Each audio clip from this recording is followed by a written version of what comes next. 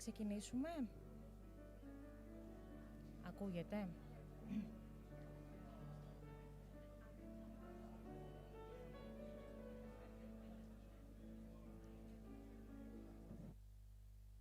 Καλή σας μέρα.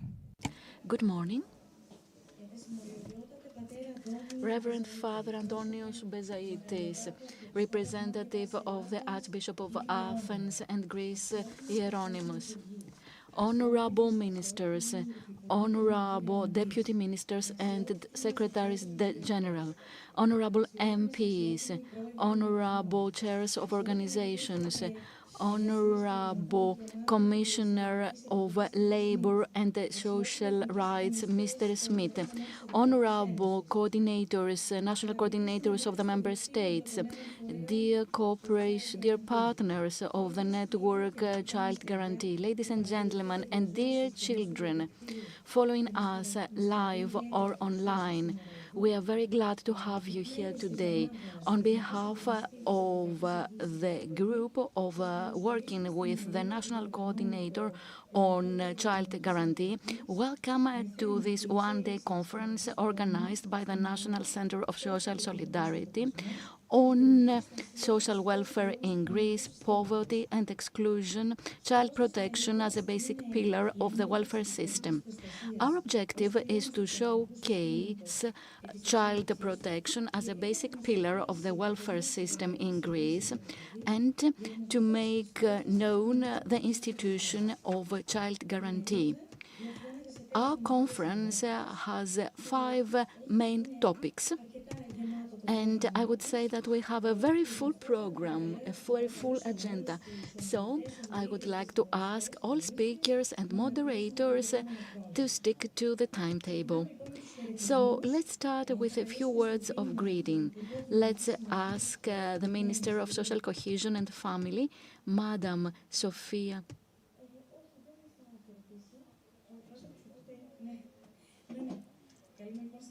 So we would like to ask the Minister of Social Cohesion and Family, Madam Sofia Zacharaki, for a few words of greeting.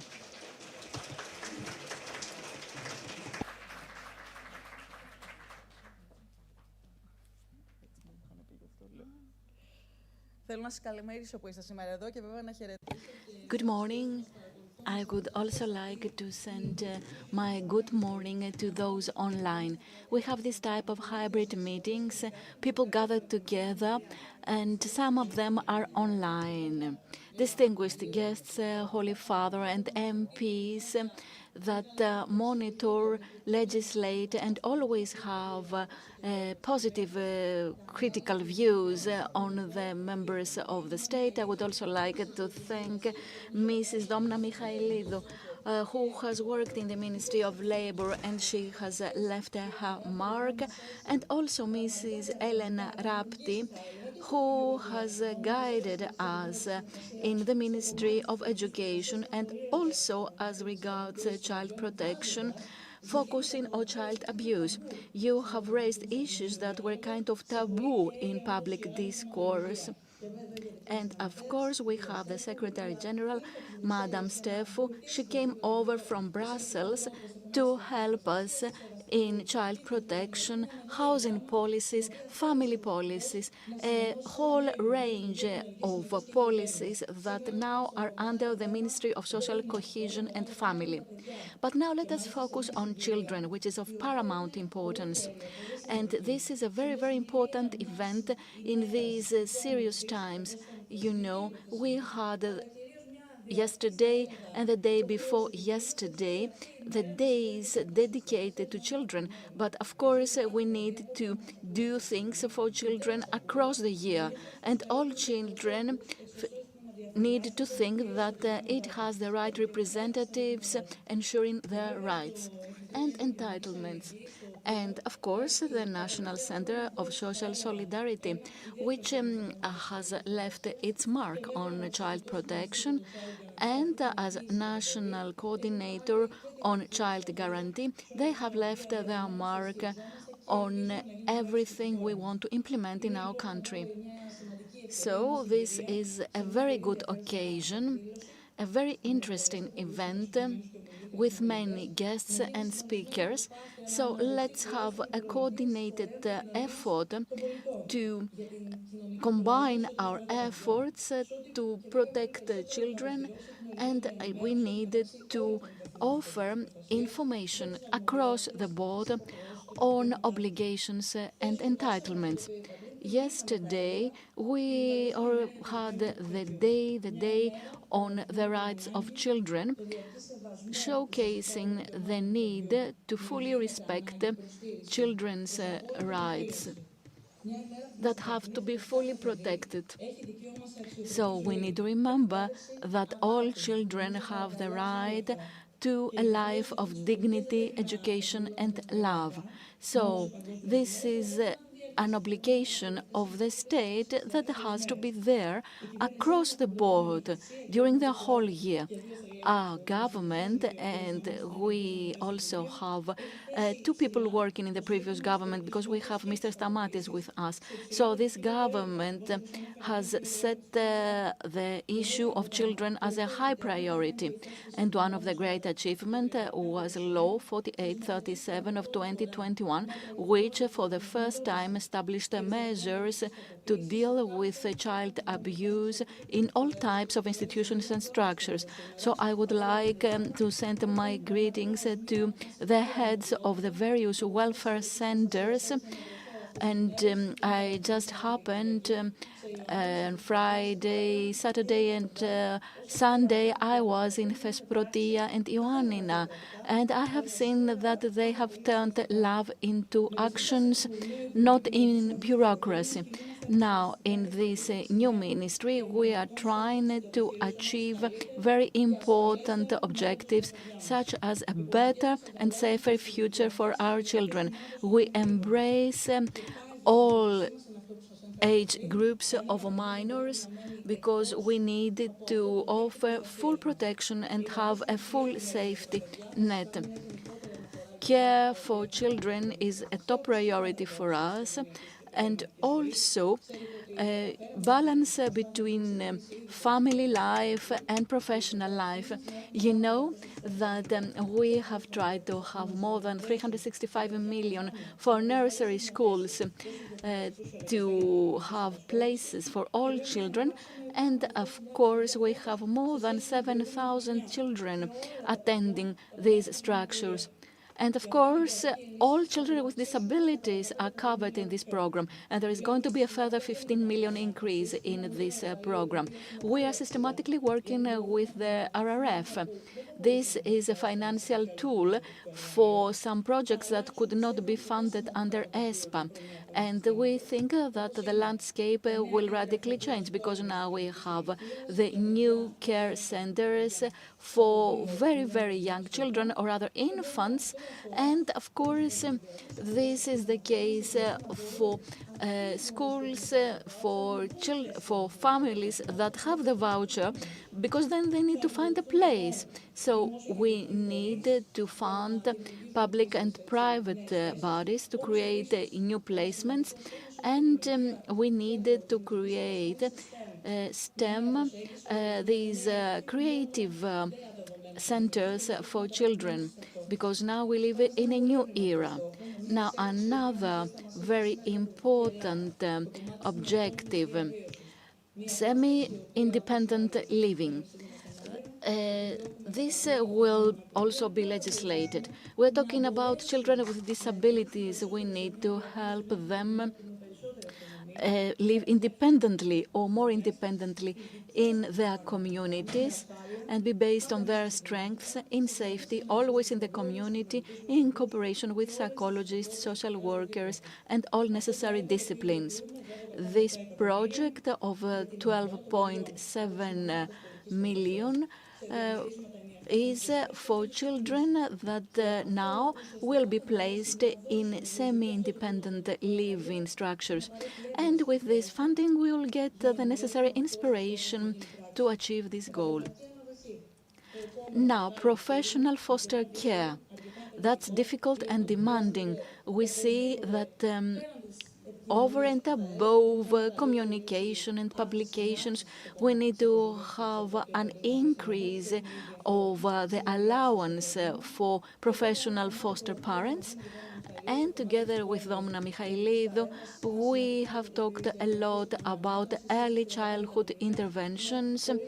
This is another 35 million, and this is a very important fund for children. Kapodin, the deputy administrator, the deputy governor rather of EK.K.A, because we have to say that child support comes from EK.K.A, which is the responsible organization for family and other benefits and allowances. Let us not forget that in this December, our Prime Minister said there are going to be some extra measures. And you know that always these measures focus on children and families. More than 800,000 beneficiaries will get 1.5 allowances. And of course, school lunches will have an increase by 5 million in the next school year. And we are here because Mrs. Deduli and E.K.K.A, the National Center of Social Solidarity, have invited us because they are very much interested in child protection. They develop networks in order to contribute to quality, innovative and specialized actions to enhance social solidarity.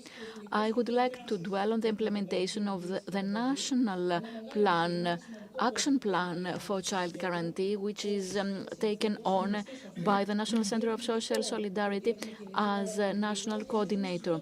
We have moved very fast and we're among the first countries to submit the action plan to the European Commission.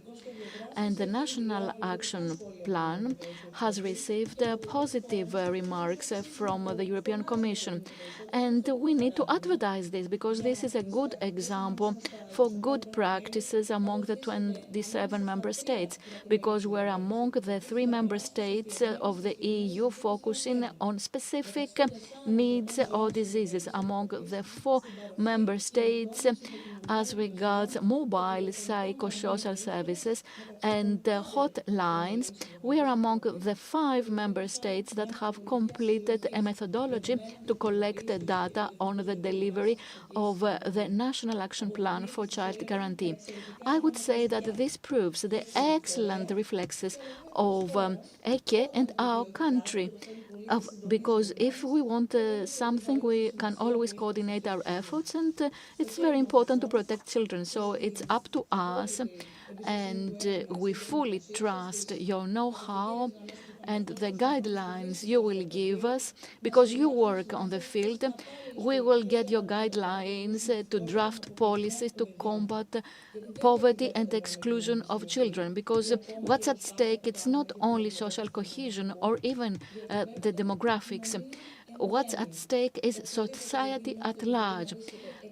Any child that feels that is outside this field of protection is yet another challenge for us that has to be dealt with. And I will finish with what I started with.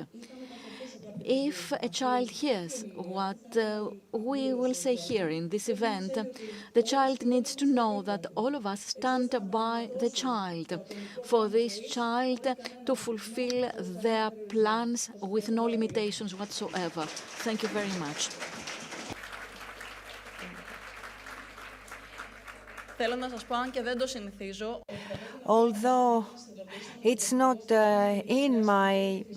it's not my want, I will have to leave you because the Prime Minister asked us to go to see him, and he required physical presence on our behalf. Otherwise, it's on my want to be leaving immediately after the start of an event. Thank you, Mrs. Zacharaki, for short address by Deputy Minister of Education, Religion and Sports, Mrs. Domna Michailidou. Actually, it was when she was working for the ministry, when she was at the Ministry of Health, that this institution was established. So she has the floor. Hello to everyone. Great emotion that I feel for being here among you, among friends, people that I have worked with very closely, sometimes under pressure, tension, but always with the same aim at heart. We all share the same objective. I'm together with friends, presidents, governors, public servants who actually stretch themselves and their time. And what for, if not for the children? I know firsthand that this is heavy work, complex, and always in quest for money. There are problems, but problems can be dealt with. And I am very moved by the fact that we have managed to forge a strong team of people that do care about our children, children that have problems themselves in the centers of health, social provision, social welfare. As a team, we wanted to mitigate as much as possible the problems of childhood and to reinforce the children themselves. I am very glad that a new minister has taken over this task, and we understand more and more, we realize more fully that child protection is a theme in itself, a task in itself, and it concerns us a lot more than we used to think it did. So thank God, a young person has taken over. She's very dynamic. She's full of will to do things. She has understood the complexity of the issue, and she has the will and the determination to work in this direction that we saw with Mr. Stamatis some years ago.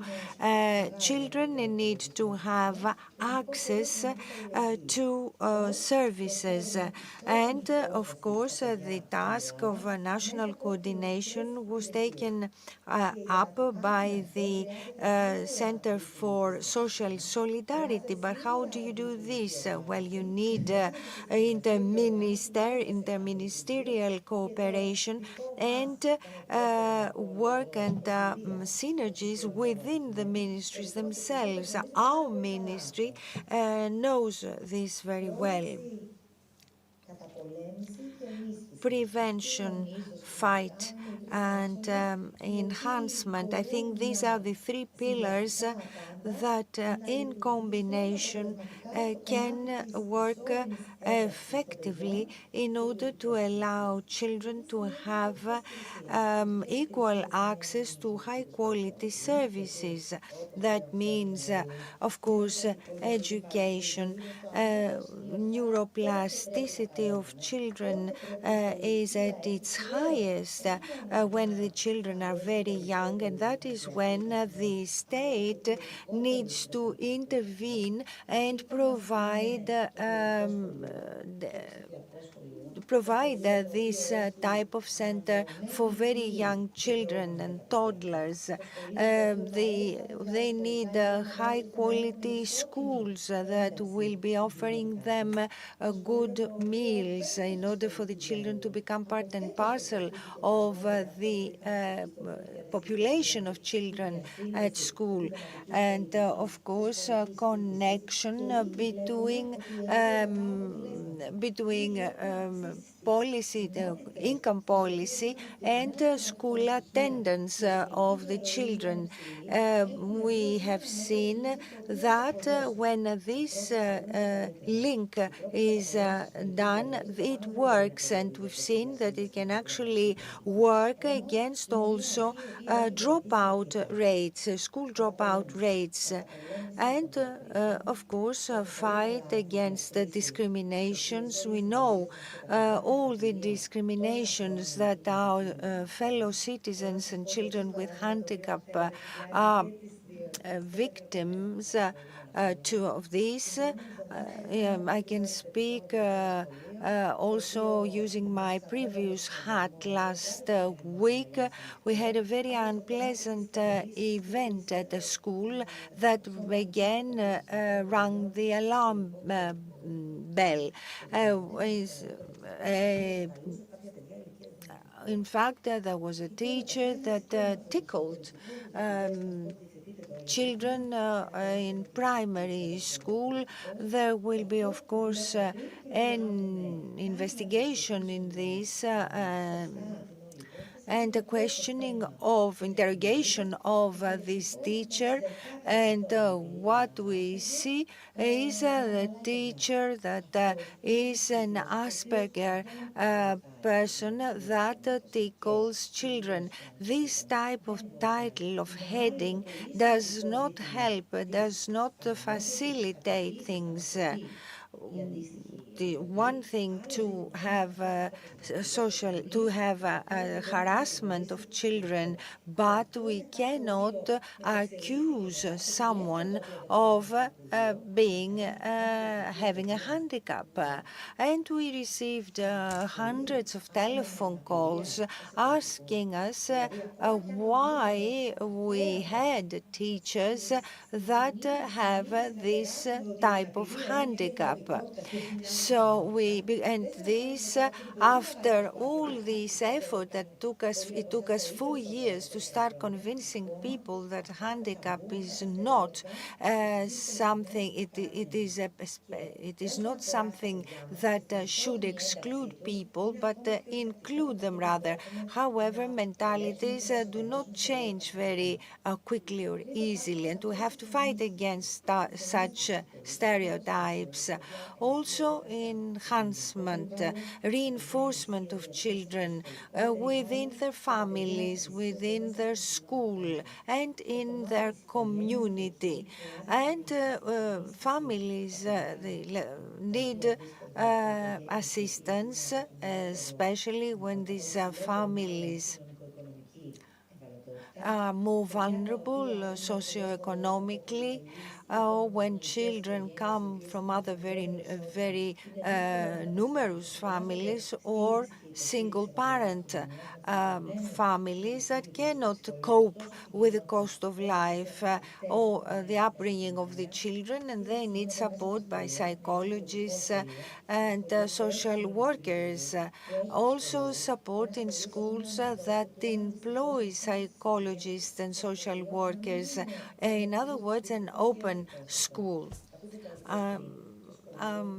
Of course, some decades ago, the school was the only mechanism for the fight against discrimination, against violence, against negative experiences that a child may have. Decades later, as children have many extracurricular activities, children can have access to other stimuli much quicker nowadays, and therefore school has ceased to be the only mechanism. It is a buffer mechanism, it mitigating what the child receives from its environment. So prevention, fight, and reinforcement of the family, school environment, and the community for children that we know who they are, Mrs. Dedouli. We know what kind of services they require. And here I want to thank E.K.K.A, UNICEF, Mr. Matsaganis, and others for their work. We have a timetable and we have a prioritization as to how to work on all these parts. As I said, I'm highly moved, but we are making headway. Thank you very much. Ευχαριστούμε πολύ την κυρία Μιχαηλίδου. Thank you, Mrs. Michailidou. Thank you. Now, I would like to ask the Deputy Ministry of Tourism and the National Coordination responsible for prevention and dealing with sexual abuse and minors exploitation, Mrs. Elena Rapti. You have the floor. Καλημέρα σε όλες και όλους. Σας ευχαριστώ πάρα πολύ. Good morning. Thank you very much. I would like to thank E.K.K.A for the kind invitation. I'm here not as a Deputy Ministry of Tourism, but as a National Coordination for Prevention and Combating Sexual Abuse of Minors. I would like to congratulate E.K.K.A for this wonderful event. I think that it is very important to constantly think about the vulnerability of children. And I'm afraid that through time, this is not the case. Sometimes or often we forget to measure the impact of policies on children. A case in point is sexual abuse and exploitation of children. And against this, we have the November Day as a World and European Day against this crime. This crime has to be dealt with. 1 in 5 children in Europe are abuse victims. It's 16% in Greece, according to the National Institute. 9 out of 10 perpetrators are members of the family or well-known persons, and the parents have trust in these persons, and this is why it's very difficult for these children to talk about it. And only 2 out of 100 go to the police or to courts. The rest experience abuse in silence. So we only see the tip of the iceberg. So we have a special 5-year national plan, which has been an initiative of the Prime Minister, and it's implemented by the Presidency of the Government Office, following the obligations of our country to the Council of Europe, the European Commission, and of course the UN. The national plan takes into consideration that the children have a higher risk of being abused if they live in institutions or if there is no family cohesion. So children, we have organized this event about, are very high in the priorities of this national plan. This national plan is implemented by 12 different ministries in order to prevent and, of course, combat and protect victims. 12 ministries contribute to creating the conditions of children protection in practice, which means necessary services, protocols, and creation of a cohesive legal framework to be implemented. The strategic objectives of this 5-year action plan is to readjust institutional functions to make them more children-friendly. We wanted to have a measurable decrease of victims, and we need more children to come out if they're victims, not just 2 out of 100. We have 11 different axes of priority. Let me focus on 2. First, creation of a national protocol to manage victims, to manage cases rather, and a national archive for monitoring. These are two central initiatives underway targeting at doing away with overlaps and malfunctions in the system, which are a second abuse for already abused children. We have full knowledge that there are many things to be improved, but of course we can celebrate the first steps in the right direction, such as the establishment of the first children's home, which is an organization supporting families and children that have fallen victims. I know very well that the objectives against this atrocious crime should not be the objectives of the ministry alone. They should be the objectives for everybody, starting from the citizens that may have a suspicion for a child abuse and they don't know what to do about it. So I'm glad today because you are an expert audience, you are the right audience. And finally, I would like to say that I'm always at your disposal. Let us unite our forces to establish real guarantees for the welfare of all children. Thank you very much for your attention. Thank you, Mrs. Rapti.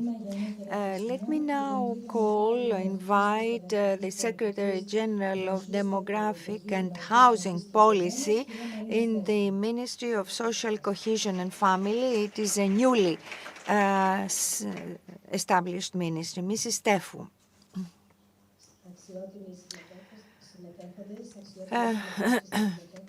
Dear participants, ladies and gentlemen, thank you very much for the invitation today. The load that our General Secretariat has to shoulder is considerable. Our Minister, Mrs. Zaharaki, explained in detail all that we need to do as General Secretariat, together with your help, of course.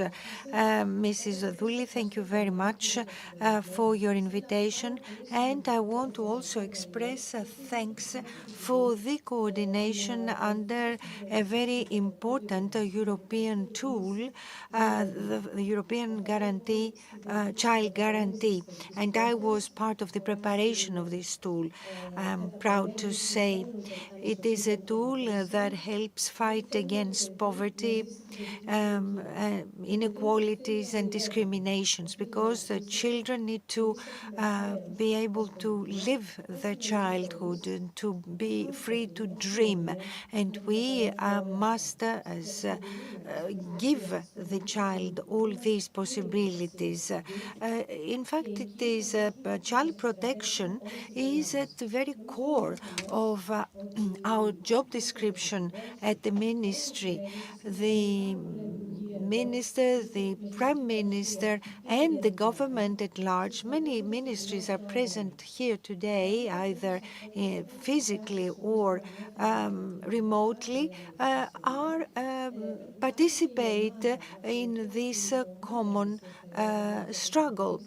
And there is this subgroup for the fight against violence and delinquency of minors, together with actions and national plans against abuse, and of course the national plan, action plan for the child.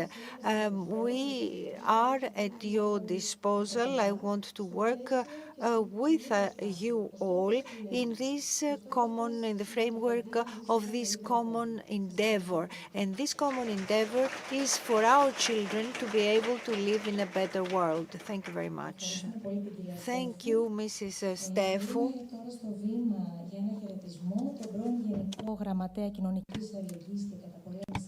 So, the former Secretary for Social Solidarity and Combating Poverty, who is now an MP and a member of the Social Affairs of the Greek Parliament and member of the Subcommittee on Children of the Council of Europe. He worked in the past a lot to support the introduction of a child guarantee to Greece. You have the floor. A couple of days ago, it was the World Day of Men. I'm the first man after so many women. And this is yet another objective of our Prime Minister, to have many women in important positions, and that's only positive. Thank you very much for the invitation. It's very honorable to be invited after you no longer hold an office. This means that you have done something well, and I'm very glad that I can see familiar faces here. So before saying what I want to say, let me tell you a few other things. We need to focus on children in Gaza these days. This has to be said. And we shouldn't forget the children in Israel, which means that children are always the victims, irrespective of who is right and who is wrong. At the same time, we shouldn't forget the children in the Ukraine, because they also suffer from war. They are deprived of their future, and we shouldn't forget the children in Nagorno-Karabakh. This is not heard that much after invasion of Azerbaijan to Armenia. I have to say so. Why? Why? Because in the Council of Europe we place emphasis on children's rights in many ways, because these children will become the citizens of our continent, and without protection there can be no new generation. And what should this new generation be? Allow me to say that even today in Greece, and this is the responsibility of the mayors, mainly, we do have an apartheid. Roma children are excluded. They have no access to water, no access to sewage, no access to electricity. The three constituents of the European civilization, if you like. Why? Because traditionally the political system didn't want to recognize that there is such a vulnerable group in our country. And it was only in 1979, under Konstantinos Karamanlis, they were given an identity card. They became Greek citizens. So we only have a 40-year period that the Greek Romas are Greek citizens. So I think that child guarantee, especially for the Roma children which are most excluded, and from the time they are born, actually, they don't have the opportunity of having the life expectancy of the other children. They have 10 to 12 years less life expectancy, which indicates that we cannot have two different groups of Greeks, and we cannot have children without offering something to parents, because policies for children start before children are born. And I think that the new political leadership will mainly invest in connecting to the local governments. The local governments in Greece have to play the role they play in the rest of EU countries. They need to have more tasks and have centers to support families and children with closing down institutions. When do institutions have to close down? Yesterday. Did we manage to do so? No, we didn't. But we did our bit. As long as there are institutions there, we won't be able to talk as a well-governed state about children's welfare state. We cannot have institutions for children in the Hellenic Republic. And I think that what we need to see is how to support families, how to connect all policies together. We don't need separate actions in our country. We need specific policies, cohesive policies with enough funding, irrespective of the government and the minister.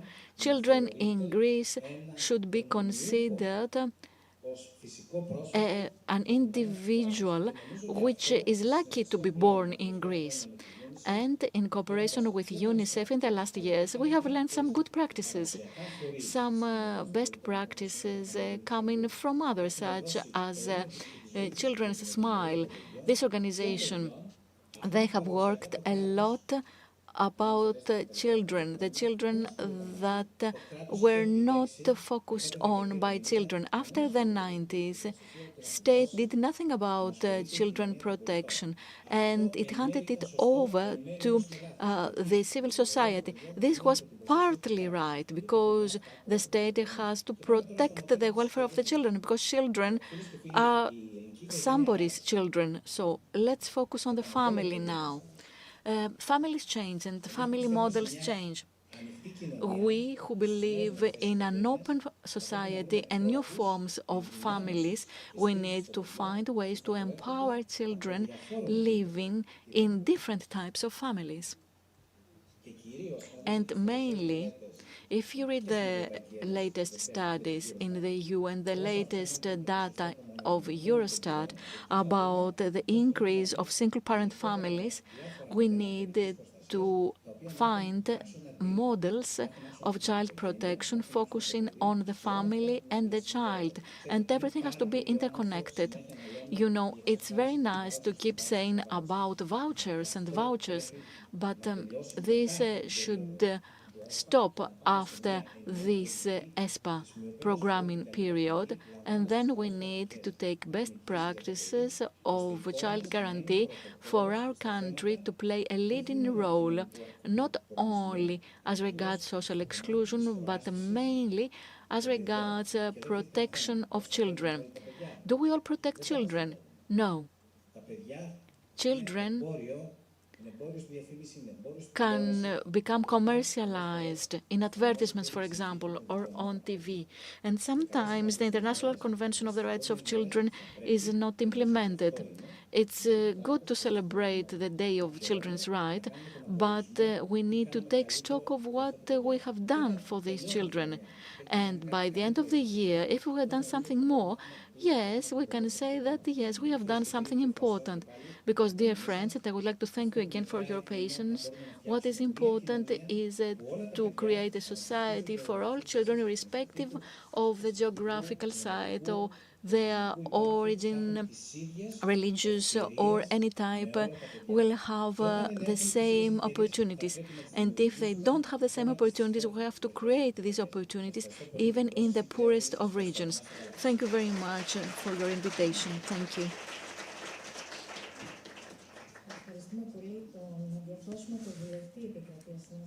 Thank you, the MP of the New Democracy Party.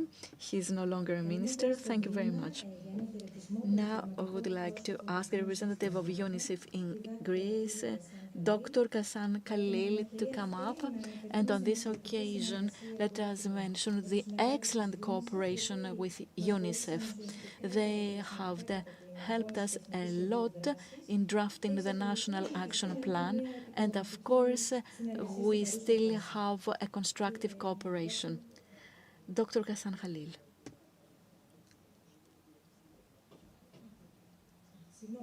Apologies.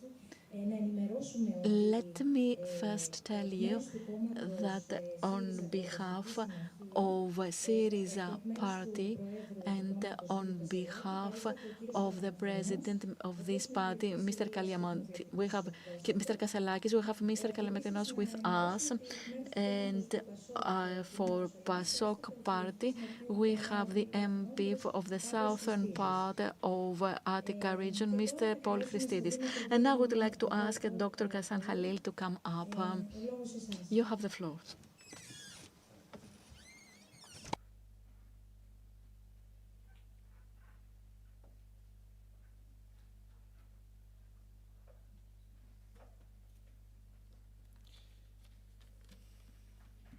Kalimera.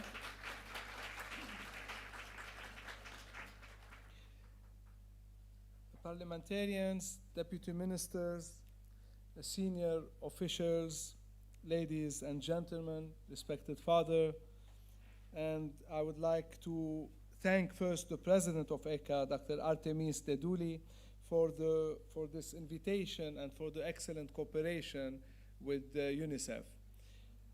I would like also to start by highlighting the importance of this week, because this is the week of children's rights.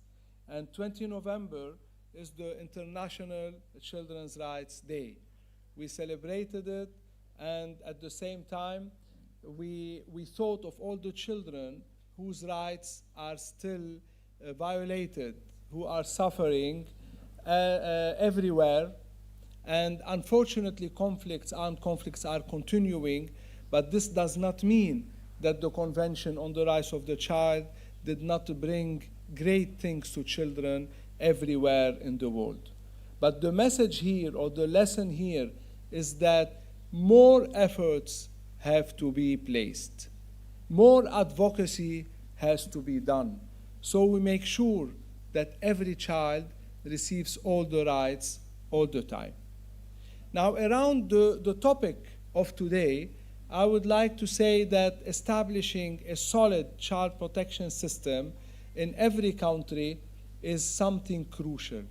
Crucial for the children themselves to be protected and to enjoy their life, to be able to be happy, but at the same time for the future of every nation.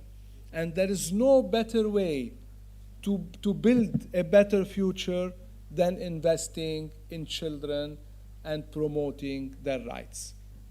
UNICEF in Greece is very fortunate to have great counterparts, to be welcomed by the government, and to have also great partners in the civil society. And together we will be looking forward to strengthening the child protection system, but also to strengthening the culture of child rights. There are still many areas where data is not fully provided. For instance, violence against children. This is an area where more data, more information is needed. At the same time, UNICEF has planned and started implementing an initiative of establishing 13 child rights centers in the 13 regions of Greece. The first center was established in the University of Patras, the second last week in the Aristotle University of Thessaloniki, and other regions will have their centers as well.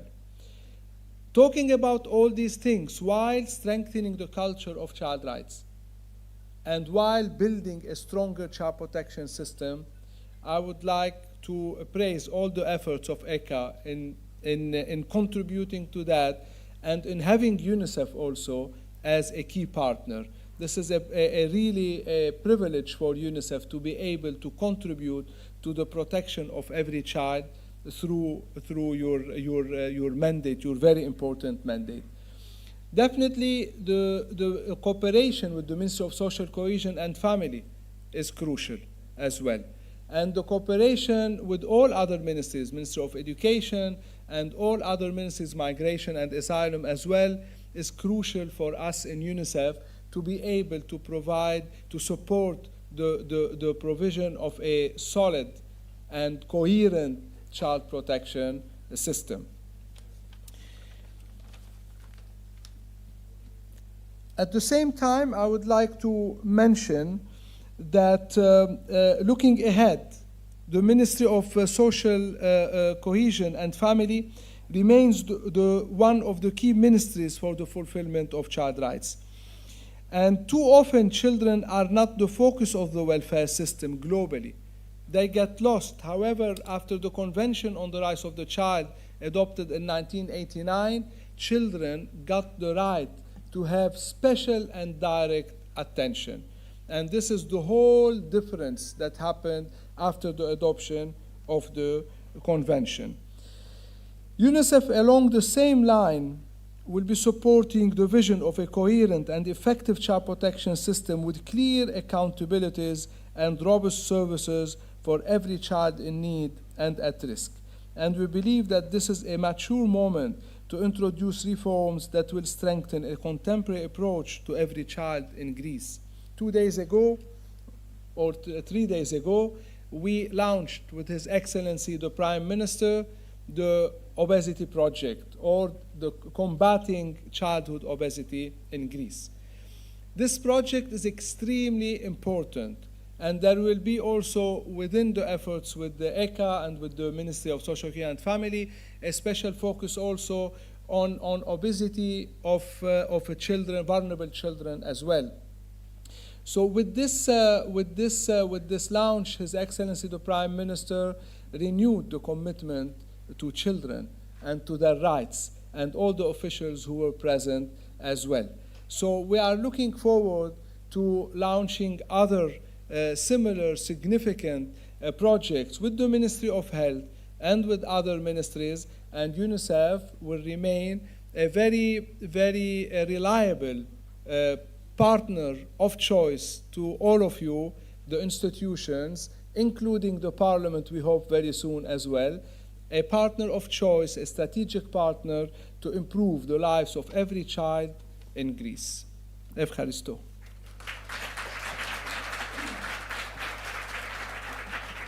Dr. Khalil, thank you very much. Ευχαριστούμε πολύ.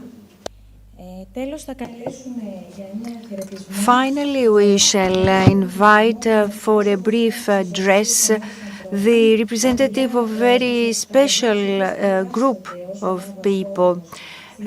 Children in this group have the priority. Mr. Yannis Moscholios, Secretary General of the National Confederation of Persons with Disability. He's going to read to us the address by the President, Mr. Vardakastanis. Dear President of E.K.K.A, ladies and gentlemen, as a member of the Executive Secretariat of the National Confederation of Persons with Disability, I would like to convey the address, convey to you the address by the President of our Confederation.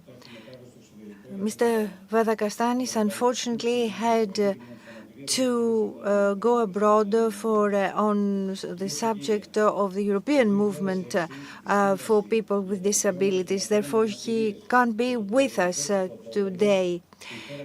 Our country ratified the protocol for people with disability in 2012, and this was a milestone for people with disabilities.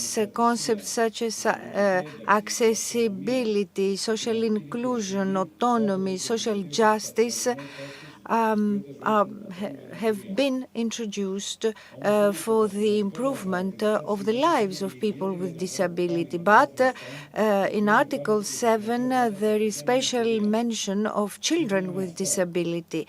In accordance to Article 7, member states take all the necessary measures in order to ensure for children with disability equality and equal treatment with other children. So Article 7 of the Convention is a convention in itself, is a convention within a convention. This is how important it is for the defense of fundamental and human rights of children with disabilities. The member states have undertaken the obligation to develop policies and take measures in order to protect children in all the sectors of their lives. So nothing for us without us. This is the motto that governs the convention.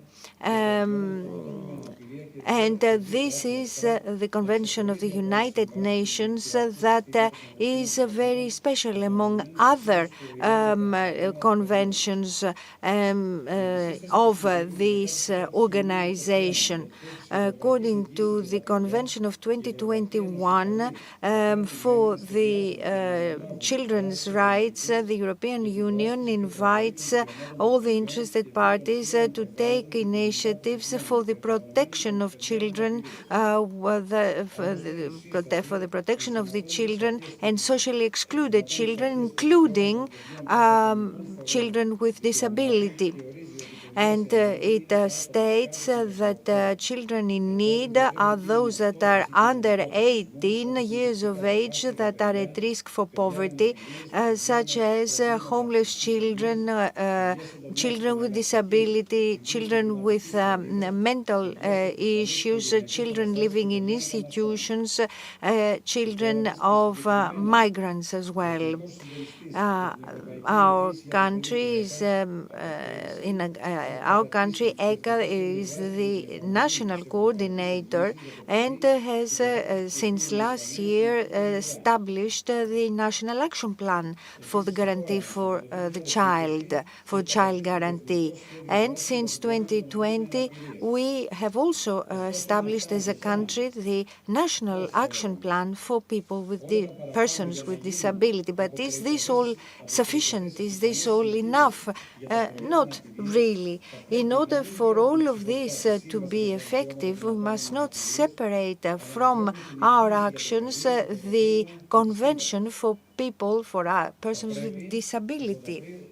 In the light of this convention, as a country, we need to take measures for the financial support of families that have children with disabilities, and to make to bring about inclusion of our children in the educational systems and promote fostering of children with disabilities, as the Minister said before, to create a deinstitutionalization program and help them be included and integrated socially.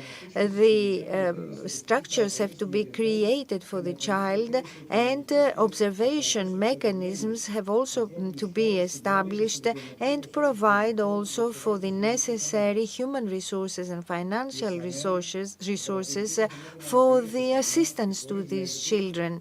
Our national confederation and all our federations, we are in favor and we do everything to support an inclusive society that will respect and protect all the rights of all its members, with or without handicap, be it adults or children. We are going to wait with impatience for your conclusions that will show the way ahead. Thank you very much. Ευχαριστούμε πολύ τον κύριο Μοσχολιό. Thank you, Mr. Moscholios. Before proceeding to our first topic, let us ask Mrs. Situ from the experts group. She is going to explain how we can have this type of polling. Hello. The experts group of the Ministry of Labour and Social Insurance has organized a live poll. There are some questions you will see during the various panels, and we would like to ask you, physically present or online, to express your views and give feedback. You can do it very easily. You just need to scan the QR code either by entering slido.com and using the code ECA, hashtag ECA, in capital and in Latin letters. You can see you can see it on the screen. Please participate, use your mobile phones and express your views. Thank you. Thank you, Mrs. Sidou. So let's start with our first topic, the development of the welfare system and the economics of welfare, poverty and social exclusion, to be moderated by Mr. Nikos Vetas, Director of EOV, and we would like to ask him to come up, and let's ask the panelists to come up too. You have the floor.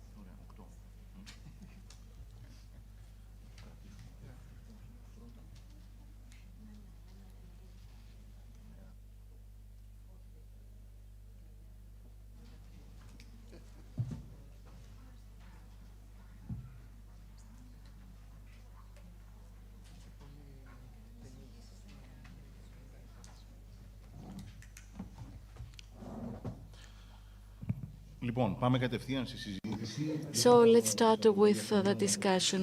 I'm not going to make an introduction because that's not necessary.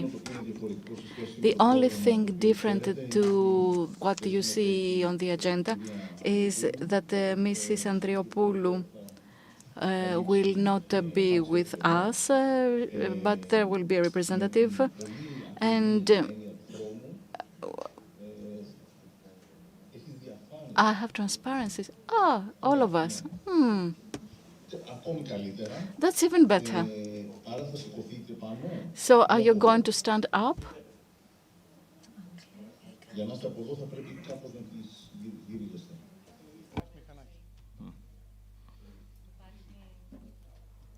Μάνο, εσύ είσαι πρώτος, νομίζω. Ό,τι σε βολεύει. Μπορείς να βλέπεις εκεί. Ωραία. Καλημέρα. Δεν ακούγεσαι. Ευχαριστώ. Ή εδώ ή εκεί.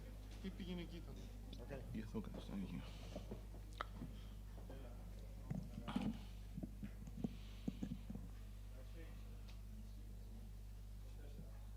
Με ακούτε σωστά? Ωραία. Μου ζητήθηκε να μιλήσω σε 10. I was asked to speak within 10 and then 8 minutes for the social state after the crisis. That's very, very difficult. That's why I'm going to speak too fast. We don't have that huge social state. You don't need a lot of time. No, that's not the case. So the social state didn't collapse during the crisis, no matter what you read. Social expenditure has been reduced in absolute terms, and this is what you see in the first diagram, about 18% in the first half of the decade of 2010. As a percentage of the GDP, social expenditure in Greece converges to the EU average. Of course, there has been a reduction, but this reduction was less to the GDP. That's important because it means that even in worse of times, the priority of social protection was there. There were difficulties, but it was there. A lot of things have been said about pensions. I think that this emphasis is wrong. I'm not saying so because we are in an event on child protection, but because this is what figures say.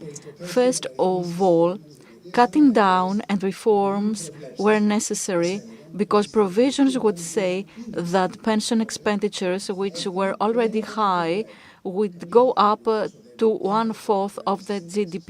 No country can pay 1/4 of the GDP in pensions. There are many other important things to do. So this projection indicated that the system was to collapse or the country will go bankrupt. And this is what happened. Many things happened, some of them in a haphazard way and in a rush, but the result was, from the viewpoint, the fiscal viewpoint, fiscal consolidation was successful. Future pension expenditure will not threaten the foundations of the economy or society. And the bill of our children, the bill to be paid by our children, will not be too high. You see, the curve of future pension protection is less frightening in comparison to 2009-2010. You might say that, okay, but what was the price paid? Increase in poverty of the old? No, that's not the case. Just have a look at the figures. And this is an answer to the first question of the poll. Seniors' poverty went on being reduced for many reasons. Why? Okay, pensioners received less pensions, but this reduction was not as big as the reduction in income. So I think that the governments, even today's government, are very, very hasty. And I think that this is wrong fiscally, socially, because they want to bring pensions back to the initial levels. And there are not enough resources for other things, such as health care.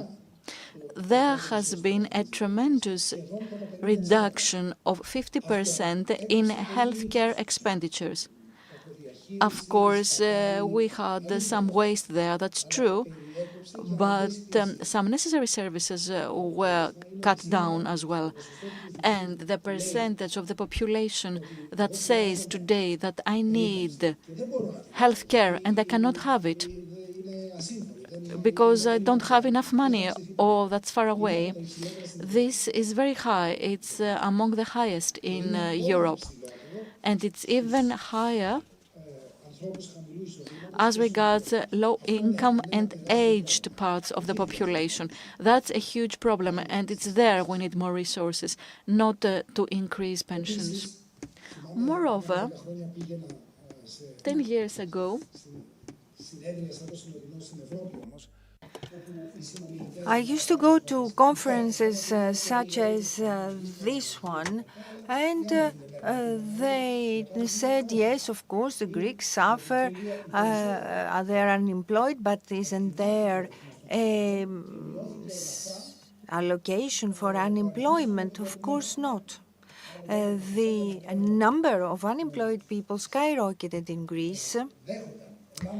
And those people among the unemployed that received any allocation or subsidy by the state dropped well beneath 10%. That's tragic for the social cohesion of a country. However, and although after the crisis, the worst of the crisis had passed, the security net became stronger. It is stronger today. This is why I say that the social state is more modern. It is leaner, but it is also more effective. The great milestones is the 2012 for money for the children and other measures that do fortify the social state of Greece. And while poverty of the third age has gone down, child poverty has gone up, has increased, and this shows clearly what the priorities ought to be for the country. And it's not only income that needs to go up, but it is also services addressed to children, like the ones E.K.K.A provides, for instance. Steps have been taken in this direction. Data are non-consolidated, but they show that children that go to daycare are very close to the European average.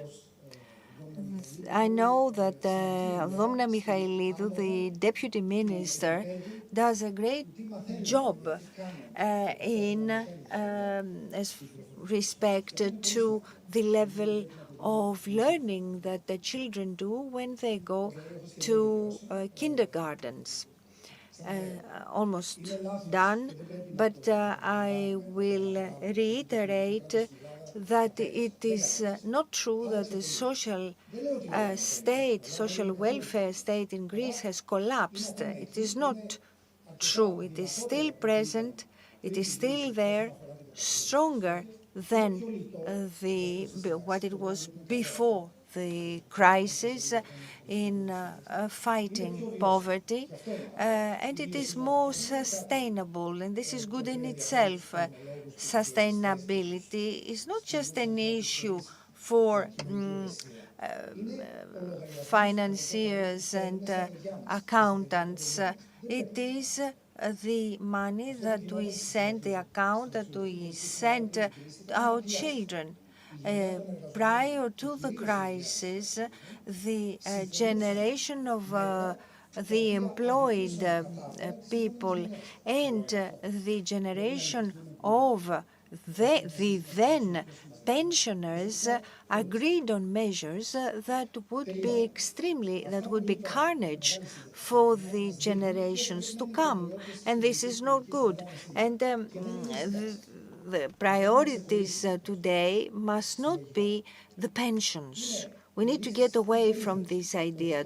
Priorities ought to be enhanced health services.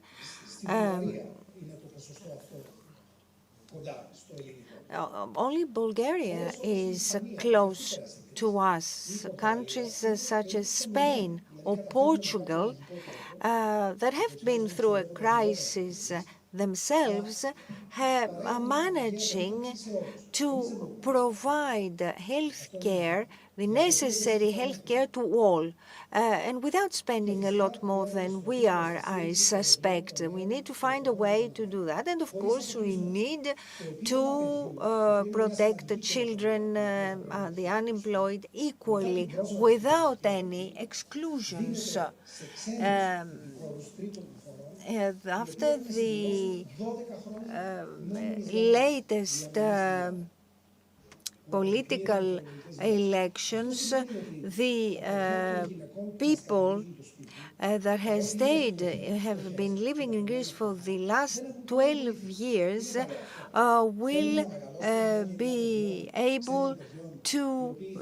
not be able to do anything for them. The children of, let's say, our cleaning women ought to be in a position to contribute to the economy and our society. Why exclude them? It is a harsh measure, and I don't know who does it. It helps. It's not even to our interest. And on this gay note, I shall stop. Thank you. Manos Matsaganis. What he said was very much to the point, to use a Greek expression, and also the role of pensions, retirement benefits in the mixture of social expenditure, but also the need for integration of people coming to Greece from other countries. Let us hear the second panelist.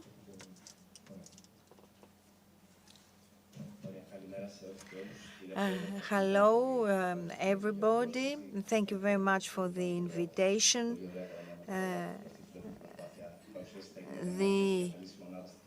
Mrs. Andriopoulou was going to be the speaker, but she was taken ill, so she won't be able to be with us.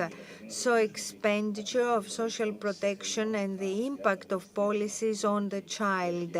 So we're going to focus on subsidies policy.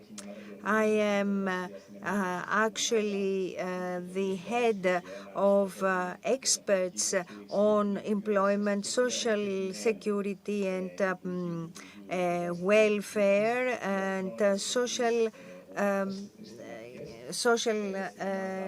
cases making. And we have, therefore, for this presentation, to start each one of these three groups showing one transparency that is on its subject. The first one is from the Social Security, and we see the population projection by age groups in Greece between 2022 and 2017. This is according to the Eurostat. So according to the projections, total population will be decreased by 25.4% by 2070, or by 2,660,000 persons. The children's population will decrease by 32%, and the working people will be reduced by 36%. The only people are those between 15 and 64 that will present a faster peak and a slower increase of 8.6% by 2070. So let's see gender participation rate by gender. Men, we see that we are in the average, European average as far as men are concerned, but women, with women gap is a lot larger. Maybe this would expect to affect the fertility rate, but so far the birth rate is a lot worse. We're a lot lower than the average European rate. And of course, there we need to harmonize more in order to have a second income in the family and provide the incentives for more children. And at risk of poverty rate by age groups, Mr. Matsaganis also mentioned it. We have data since 1995, but the situation was a lot different. After 1995, the at risk group is those over the age of 65. This was reversed just prior to the crisis, and during the crisis, the whole image totally changed. And the group that is less in danger are the pensioners, because they had a security net that was their pensions, which was not the case with the other groups of the population, and this is why we have the reversal we see here. Social protection expenditure, Mr. Matsaganis gave us an introduction. Indeed, we have similar rates in matters of GDP. We have 26.8% in Greece, and in the EU average is 28.7%. The difference, however, lies in the distribution of expenditure. We see in the dotted line the expenditure for pensions were higher than the EU average. We spend 60% of the money that goes to pensions. Pensions are the main category, and also including here widow expenditure. And we spend 50% for the welfare, social protection, and that is less than the EU average. And here we see where we want to focus. We see the EU average rates. The solid columns show the Greek participation, and we see that the country lags behind by 3% in comparison to the EU average. Child poverty. It is this diagram that you saw before, but there is a difference here. The base year is 2007. Why? In order to show that they may have this trend, the lowest percentage age is that of those over 65. This is maintained, but the families with children are at bigger danger when compared to those over 65. There doesn't seem to be any conversion between the groups. Στο χρόνο το 2013 και το 2021.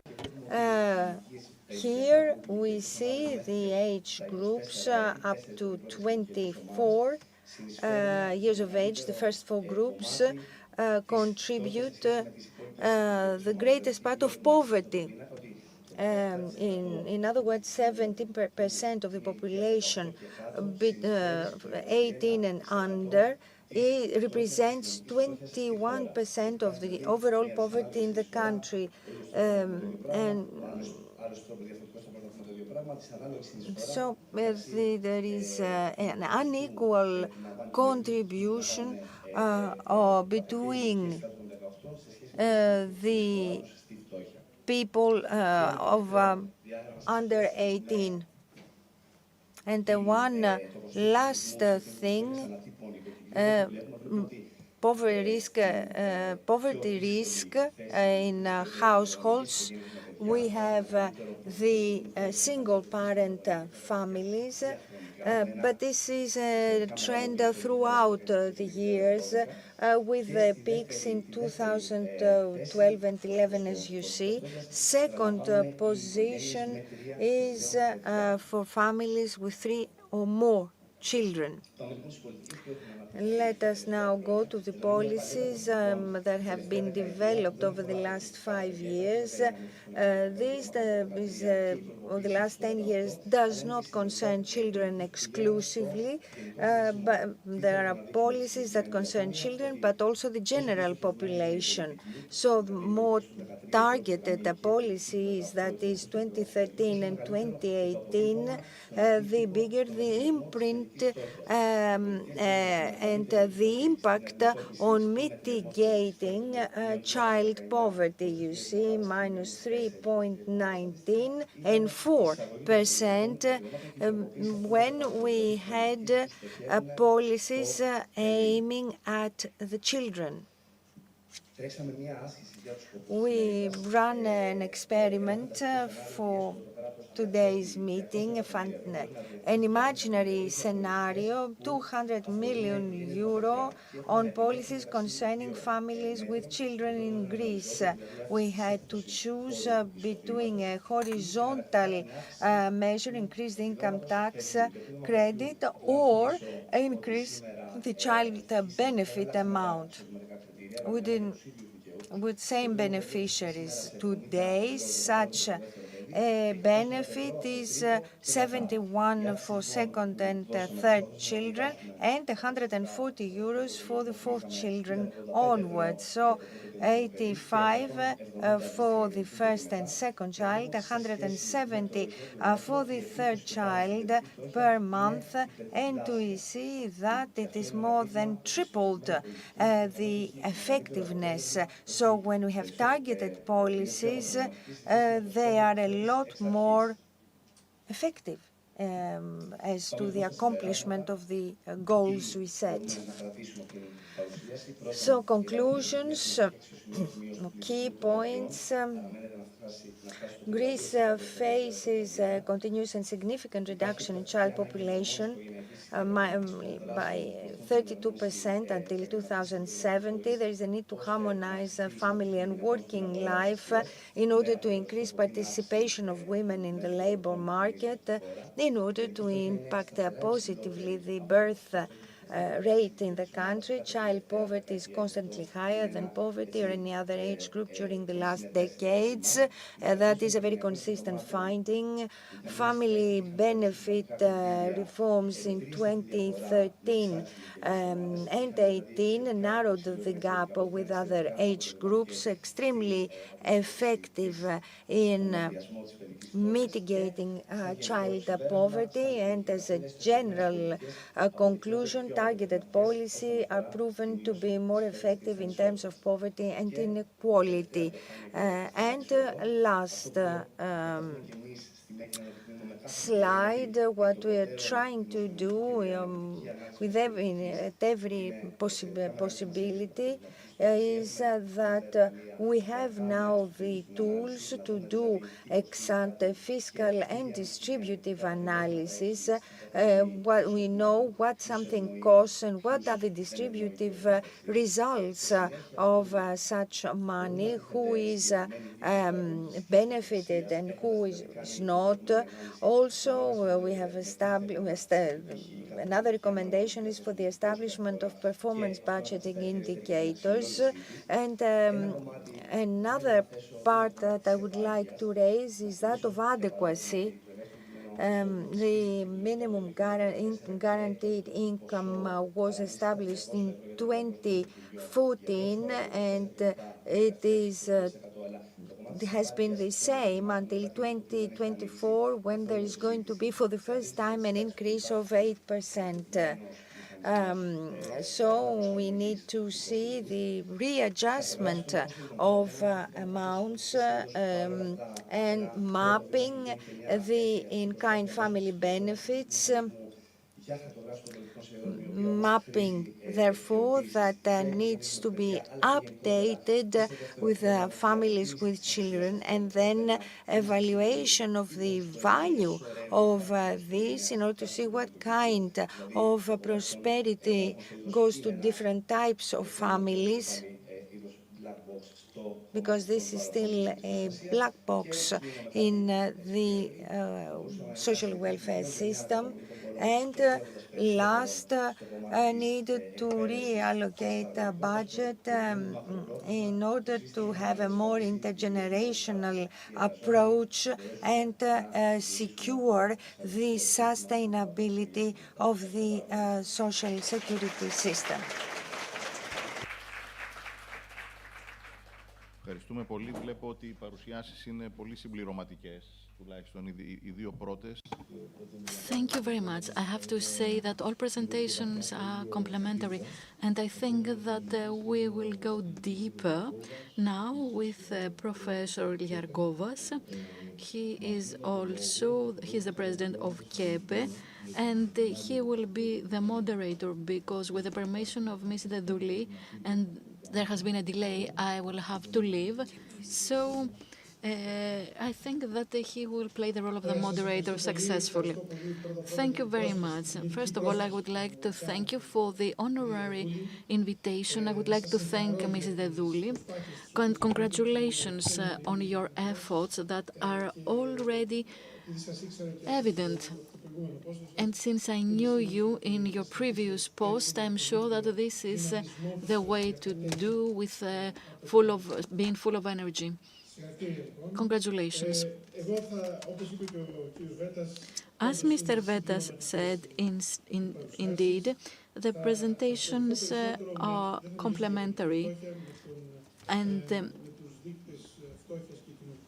I'm going to talk about poverty indicators and the social exclusion in our country, and I will try to place our country in the framework of the Eurozone. And let us first ask ourselves whether we measure poverty and social exclusion correctly, generally, and in our country. On this, I have to say that there are some established indicators of poverty and social exclusion which we use in our country, and the poverty indicator is an indicator coming from multiple measurements according to Eurostat. It's the number of people that are at risk of poverty or live in conditions of material deprivation. To be more specific, to monitor and assess the objectives of the European strategy, Europe 2030, there are indicators on the percentage of people with serious social and financial deprivation, and one of the main objectives is a reduction by 15 million people, and 5 million out of these 15 million should be children less than 16 years old. That's the objective. However, poverty risk is defined as the percentage of the population which has more than 60% of the median income in the country. On the other hand, the percentage of people that live in serious deprivation is to be calculated through a list of 13, a catalog, a list of goods and services. If the population says that they are deprived of at least 17 of these 13 goods or services, they are defined as a population in deprivation. As regards households, for example, let's say that they cannot pay their bills, they cannot have a week of vacations, they cannot have enough food, eating meat, fish or vegetables every second day.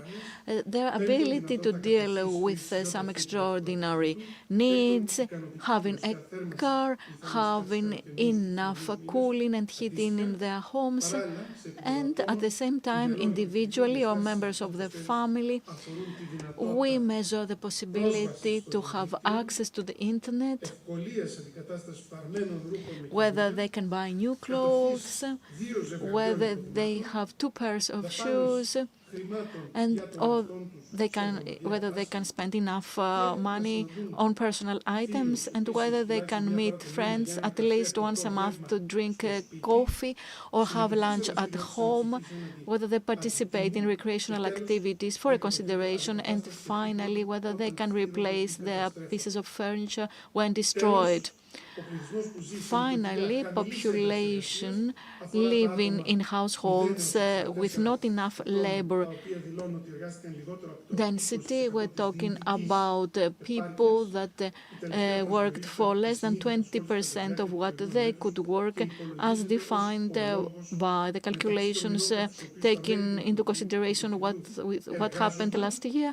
And we are measuring the days they worked last year and the days they could have worked in the same period of time. Now, on the basis of these indicators, I needed to explain the indicators measuring poverty. So this is the diagram, and you see figures for the 27 member states of the EU. These are the latest figures of 2021, incomes of 2020. Greece is third, after Romania and Bulgaria. Greece, Spain, Latvia and Italy, they are quite close, and only 3 countries are below 15, Finland, Slovenia and the Czech Republic. As to the agenda Europe 2030, we can say that in the period 15-18, the percentage was 11.35 million. In the next 2 years, 18-20, research indicates an increase by 3.36 million people. According to the European Commission, this was to be expected because of the pandemic and the stopping of all economic activities. Now, let's have a look at the risk indicator. That's not very clear, but I will explain what is there on the table. We have the risk of poverty or social exclusion depending on the employment status. So we see in our sample whether these people work or not. And in its case, we have some subcategories. And the percentage has to do with the number of people in risk of poverty or social exclusion vis-à-vis the population of the subcategory. And all comparisons should be made among countries. 8 countries have a percentage that is higher than 8% as regards salaried employment. Countries are different to each other, and in Greece, 12.2% of salaried staff are in risk of poverty or social exclusion. That's position 5, together with Italy. The same phenomenon is more intense as regards non-salaried employees. Our country is in position 6. It was 5th for salaried employees, now it's 6th. Very close to Latvia, which is 26.8%. And in this category, Romania is very, very high, 77%. Non-active population, unemployed, pensioners, and others. For the unemployed, we see that in many countries there are percentages over 60%. Greece is closer to Belgium and Spain, whereas Denmark is also quite high, 64%. In comparison to other subcategories, the unemployed in all countries, with the exception of Romania, are regarded as more vulnerable and having a higher risk of poverty or social exclusion. Pensioners. Greece is in a low position, and I think that this is similar to what previous speakers said. We see the social protection and how it affects the income. Pensions play a very important role in reducing poverty and inequalities among the population. Respectively, the percentage of pensioners at risk of poverty or social exclusion is 15.2%. Finally, as regards other non-active individuals, 42.6%. That's higher, much higher than pensioners. Now, all these figures, plus what we have heard so far, are very important because they point out the need to intervene in specific groups of the population where the rates are higher. So, along these lines, this type of analysis is an important policy tool to enhance income and reduce inequalities. So it's necessary to reverse the trend of exacerbation of our country as regards risk of poverty and social exclusion. And we have to do it because this phenomenon might become permanent. Thank you very much.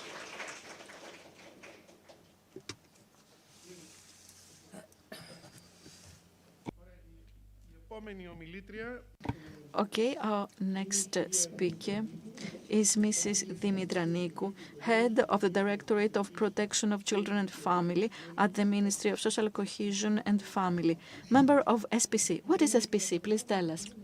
Can you all hear? So, SPC is the Social Protection Committee, is one of the 2 committees preparing the councils of the ministries. All member states are represented. So, hello. I would like to congratulate all colleagues at E.K.K.A. That's impressive, and I would like to thank you. I would like to thank Mrs. Dedouli for the organization and the invitation. I will talk about the policies of the Ministry of Social Cohesion and Family as regards child protection. Now, let's have a look at the international and national legal framework. Let's see the national objectives. A couple of figures about the social conditions of children, challenges, and some of the next steps. The international and European frameworks are all international conventions on human rights signed by Greece. Of course, we need to take special care about the ICRC. Then we have some obligations as a member state of the EU coming from the treaty and some other specific obligations like the enabling conditions of the programming period. On the national level, the protection of children is established in Article 21 of our Constitution and many other provisions. We also have some quantity objectives. This is very important because we now have certain figures indicating the obligation of the policies to be effective. So we need to say that our country, as regards child protection, has 5 targets until 2030, and they are reflected in the national plan for the child guarantee. These are the targets you see on the table. I'm not going to go through them, but I would just like to say that for better monitoring for each of these indicators mentioned by Mr. Iakovas, it's not just the risk and the Roma population. We have an intermediate target for 2025. This was very well received by the European Commission. Now, Mr. Liagovas mentioned poverty and social exclusion of the population at large. Let's see some figures here reflecting the situation of children. As you have heard before, and you're going to hear it many times, children are at higher risk of poverty and social exclusion than adults. You see the situation in the EU for 2022, higher risk as regards the average and 18 member states. Another important element, poverty and social exclusion risk for children was increased in 2021 in comparison to 2021 and as an average, but not in Greece. In Greece, we have seen a reduction. You see here, Greece is in bold. Poverty risk and social exclusion of children, a decrease after 2021. Nevertheless, we are in position 4 after Romania, Bulgaria, and Spain.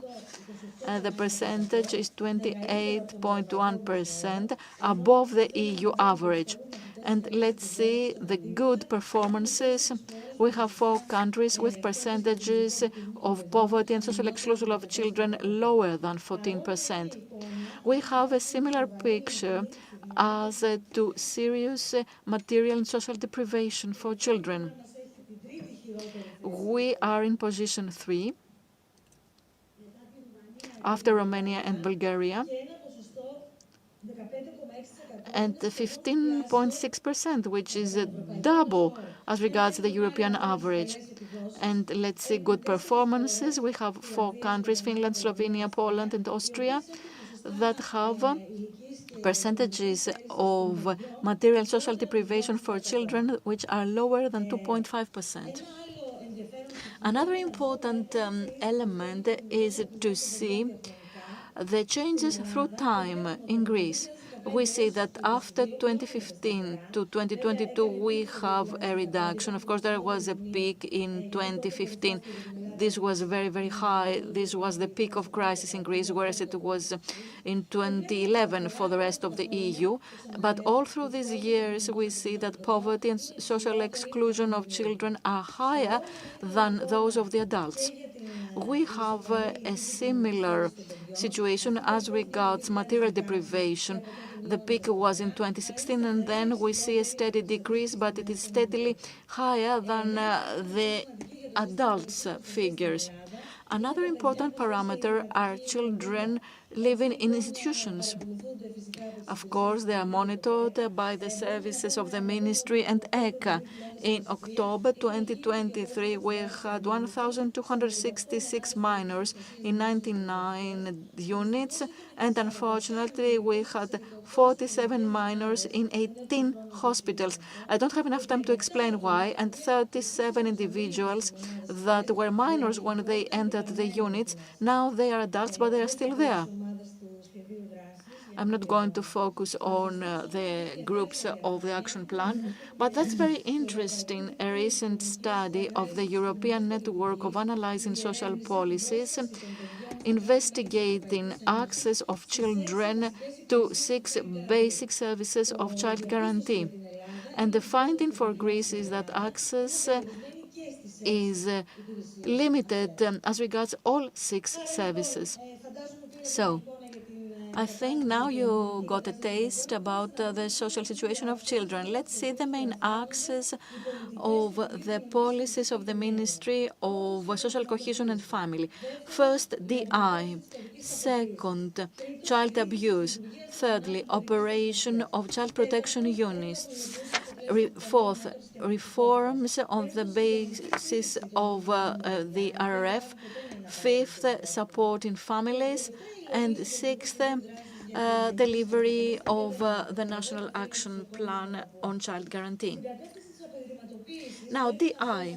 We need to say that there has been a great reform lately, Law 4538 of 2018, which has been modified 6 times so far.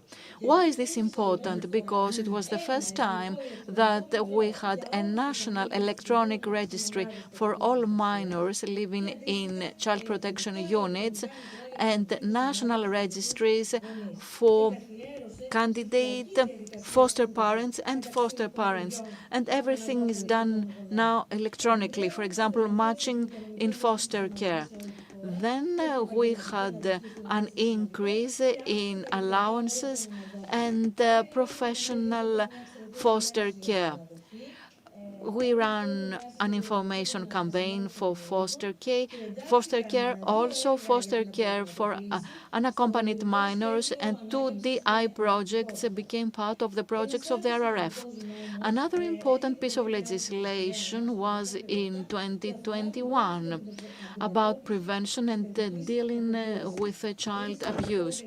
It is a very important piece of regulation, this Law 4837, because now we have legal definitions and also we have new measures for the members of staff and licensing of units, and there has been a national system monitoring these cases. It will operate within E.K.K.A. Moreover, there are specific obligations of the various bodies. For example, they have to appoint a minor protection officer in all units. In all units have to do with children, whatever. There is the obligation to appoint a minor protection office. We work with E.K.K.A. on this. Moreover, important steps were taken for the conditions of establishing, licensing and monitoring units. There was the relevant ministerial decision, and we have a further enhancing of the role of the social advisor of the regions. The minister mentioned the recovery fund.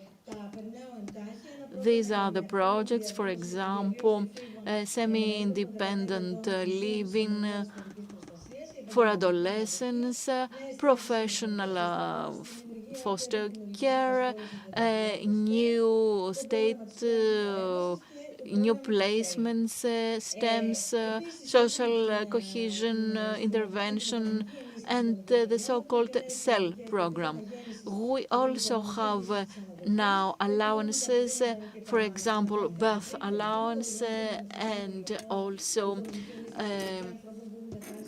allowances for foster parents and various other allowances for mountainous areas, for example.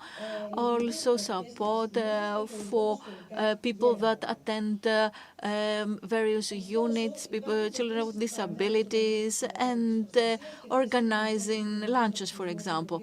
Of course, we see that percentages are higher than the EU average.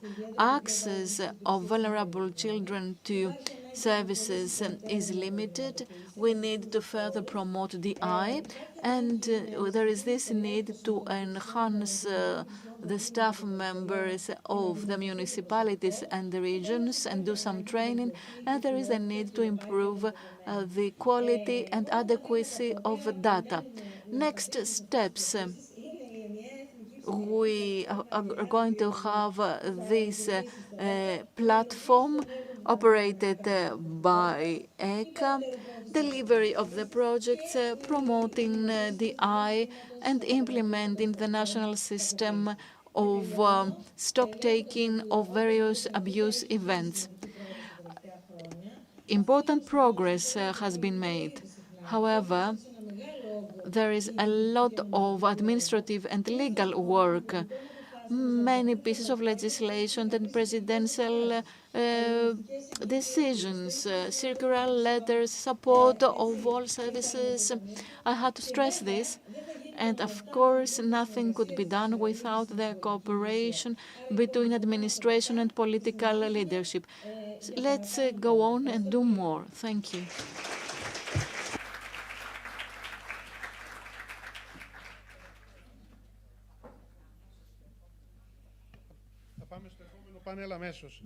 We shall have to go to the next panel without any break or discussion, but we shall be able to have a discussion Q&A at the end.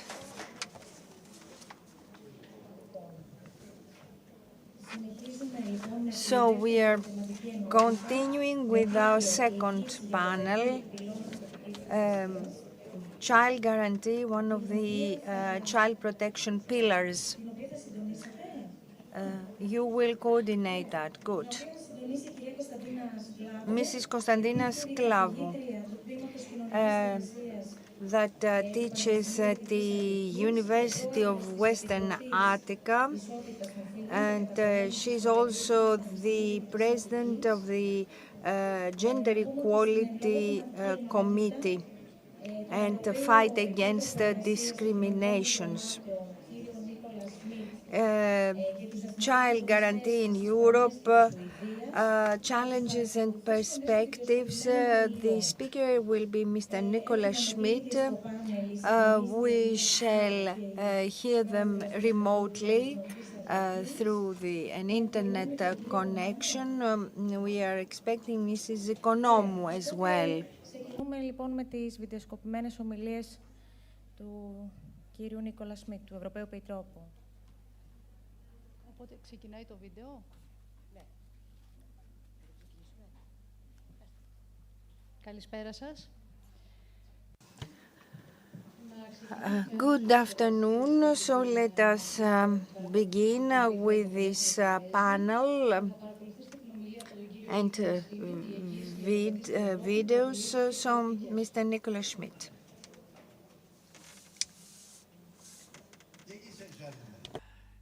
Let me start by thanking E.K.K.A for inviting me to speak to you today. Our world is going through violent times. The energy crisis, inflation hikes, and global insecurities and wars have put a strain on the efforts to reduce poverty in Europe. More than 1 in 5 people are at risk of poverty and exclusion in the EU. Child poverty rates are higher, with 1 in 4 children impacted by poverty or by the risk of poverty. Although indicators on risk of poverty and social exclusion in the EU have remained relatively stable in the past years, statistics do not always tell the whole story. We cannot neglect signs of deterioration. We must intensify our efforts.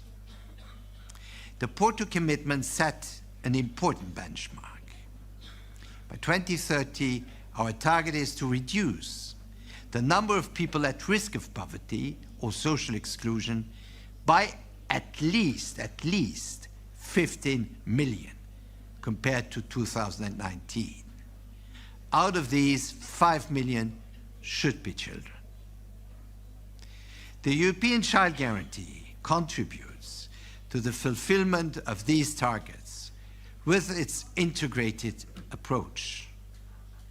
Actions need to be anchored in coordinated policies and practices across regions and sectors to have the biggest possible impact. We are also supporting national efforts with EU funding. Under the ESF Plus, member states have more than 6 billion euros at their disposal to address child poverty. The report on the future of social protection and the welfare state, produced under the chairmanship of former EU Commissioner Anna Diamantopoulou, gives a lot of interesting food for thought for policy makers, including on childhood education and care. It underlines the importance of social investments, like the implementation of the Child Guarantee. I am glad to report that national action plans are already triggering key policy reforms. This is precisely the aim of the Council recommendation. To give you a couple of examples, since last January, free meals are offered to all pupils in primary schools in Croatia. In Portugal, there has also been a gradual expansion of free childcare, which is expected to be completed next year. And I'm pleased to note that similar initiatives have also been taken by Greece. In the past few years, you have intensified your efforts to expand the provision of affordable early childhood education and care. It is very positive to see that Greece is developing an integrated approach, building on local action plans to tackle child poverty. Greece needs to now step up its efforts in the transition from institutional care of children to care at the local community level. The role of E.K.K.A as the National Child Guarantee Coordinator will be crucial for delivering on these objectives. I know we can count on you to keep pushing forward this essential work. Backing the European Child Guarantee is an investment in the next generation and a commitment to a brighter, more inclusive future. Thank you. Πολύ ωραία. Να συνεχίσουμε με την επόμενη ομιλία της κυρίας Λουσία Ντάνι Λόσοβιτς. Κυρία, so Mrs. Lucia Dani Losovic, Child Guarantee and the Spanish National Action Plan.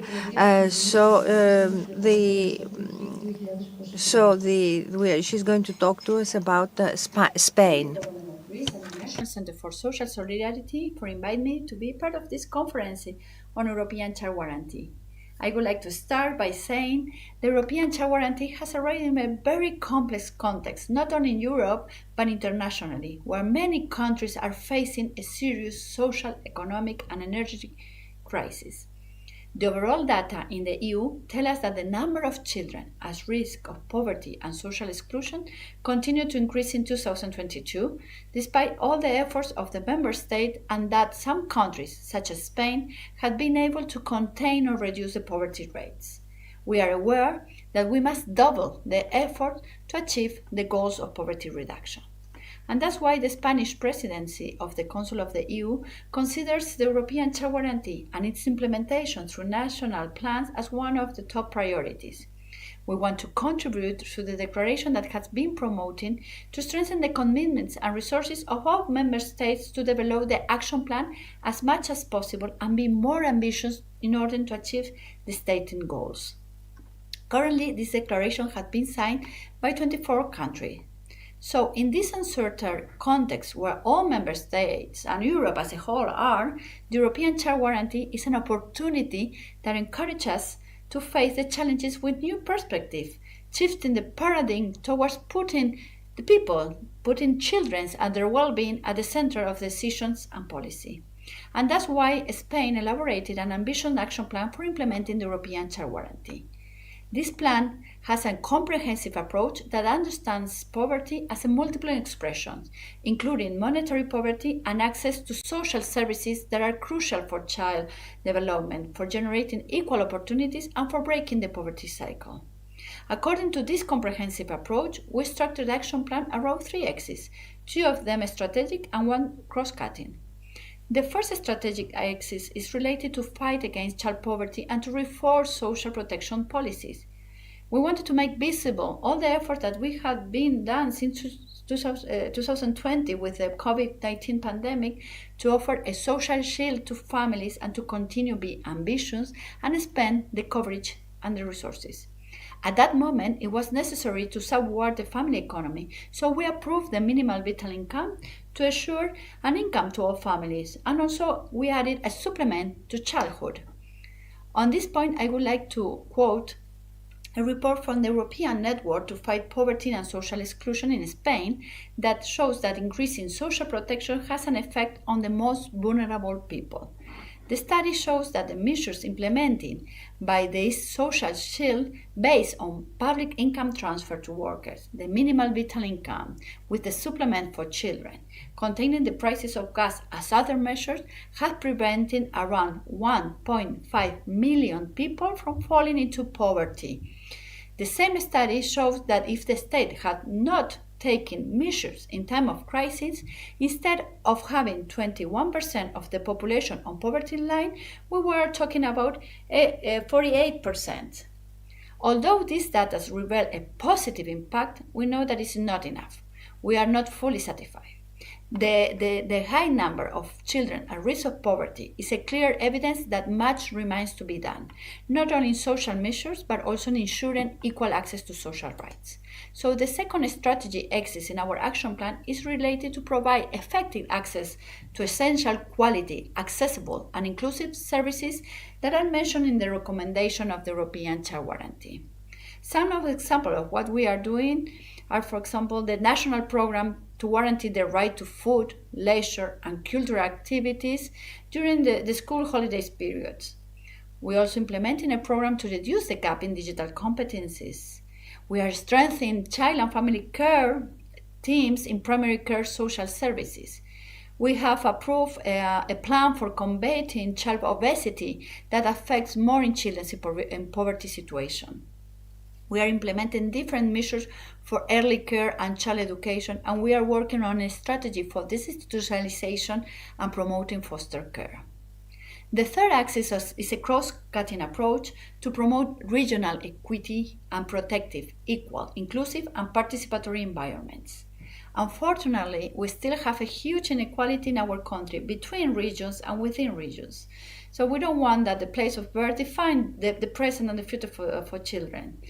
Moreover, we want to ensure that all the spaces where children are or where they are interacting become protective, participatory, and inclusive environments. These 3 axes are complementary, and working the 3 of them is a new way of facing child poverty and breaking the cycle of disadvantages, because we are offering an integral solution that includes material deprivation situation, offering social protection, access to essential services, and ensuring equality of opportunity in protective and inclusive environments. Lastly, I would like to mention 2 important pillars for implementing the action plan. The first one is the budget. We have double the investment of the European Social Plus Fund, which is around 11.3%. The required by the European Commission was the 5%. And the second point I want to share is the importance of having enabled frameworks that create legal protection measures and mechanisms to generate a resilient system that ensure the protection of children's rights all time without any distinction. In this sense, I'm not only talking about monetary transfer that are very important, such as the minimal vital income, but also law as housing law that we have already approved, and other law as family law or social services law that we hope to be approved by the next government. I would like to end saying that fighting against child poverty is a political decision that affects the kind of society that we want to build. When we talk about child poverty, we are not talking about a statistic, but rather about present and future life that can be broken if the European institution and the member state do not allocate the necessary resources and efforts to end to this social problem. There is no doubt that the social policies work and have a positive impact on people's well-being and the fight against inequality. But what we have done is not enough. We have to be more ambitious and redouble our efforts to fight against child poverty. So thank you for your attention. Greeting from Madrid. Πολύ ωραία. Συνεχίζουμε στην τρίτη μας ομιλία. We shall continue with the model of the welfare system and the role of child protection in welfare system of Sweden. Mrs. Parthena Hanzaridou, National Coordinator of Sweden for Child Guarantee. Ladies and gentlemen. Thank you for the invitation and for giving me the opportunity to speak about child protection within the Swedish welfare system. I will also say a few words about the work we have done in bringing forward the Swedish National Action Plan for implementing the European Child Guarantee.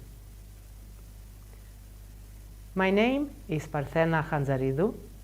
I am a Deputy Director at the Ministry of Health and Social Affairs in Sweden, and I'm also Sweden's appointed National Coordinator for the European Child Guarantee. I will start by saying that efforts and long-term strategies for improving the situation for families at risk of poverty, and hence for children being or in the risk of being socially excluded, needs to have a coordinated approach. For Sweden, efforts and strategies could therefore be found in different policy areas, as the economic family policy, in labor market and education policy. One more aspect I would like to mention in these circumstances, since it is guiding for our work with the European Child Guarantee, is the Swedish child rights policy that lines out that all children and young people shall be respected and given the opportunity of development and security, as well as participation and influence. The objective of this policy is to protect the child's rights and interests in society. Sweden has a universal welfare system, which means that, as a general principle, everyone that works and lives in Sweden should have access to basic services and an income security. And when speaking about policies in Sweden targeting children, we could say that they roughly could be categorized into three parts.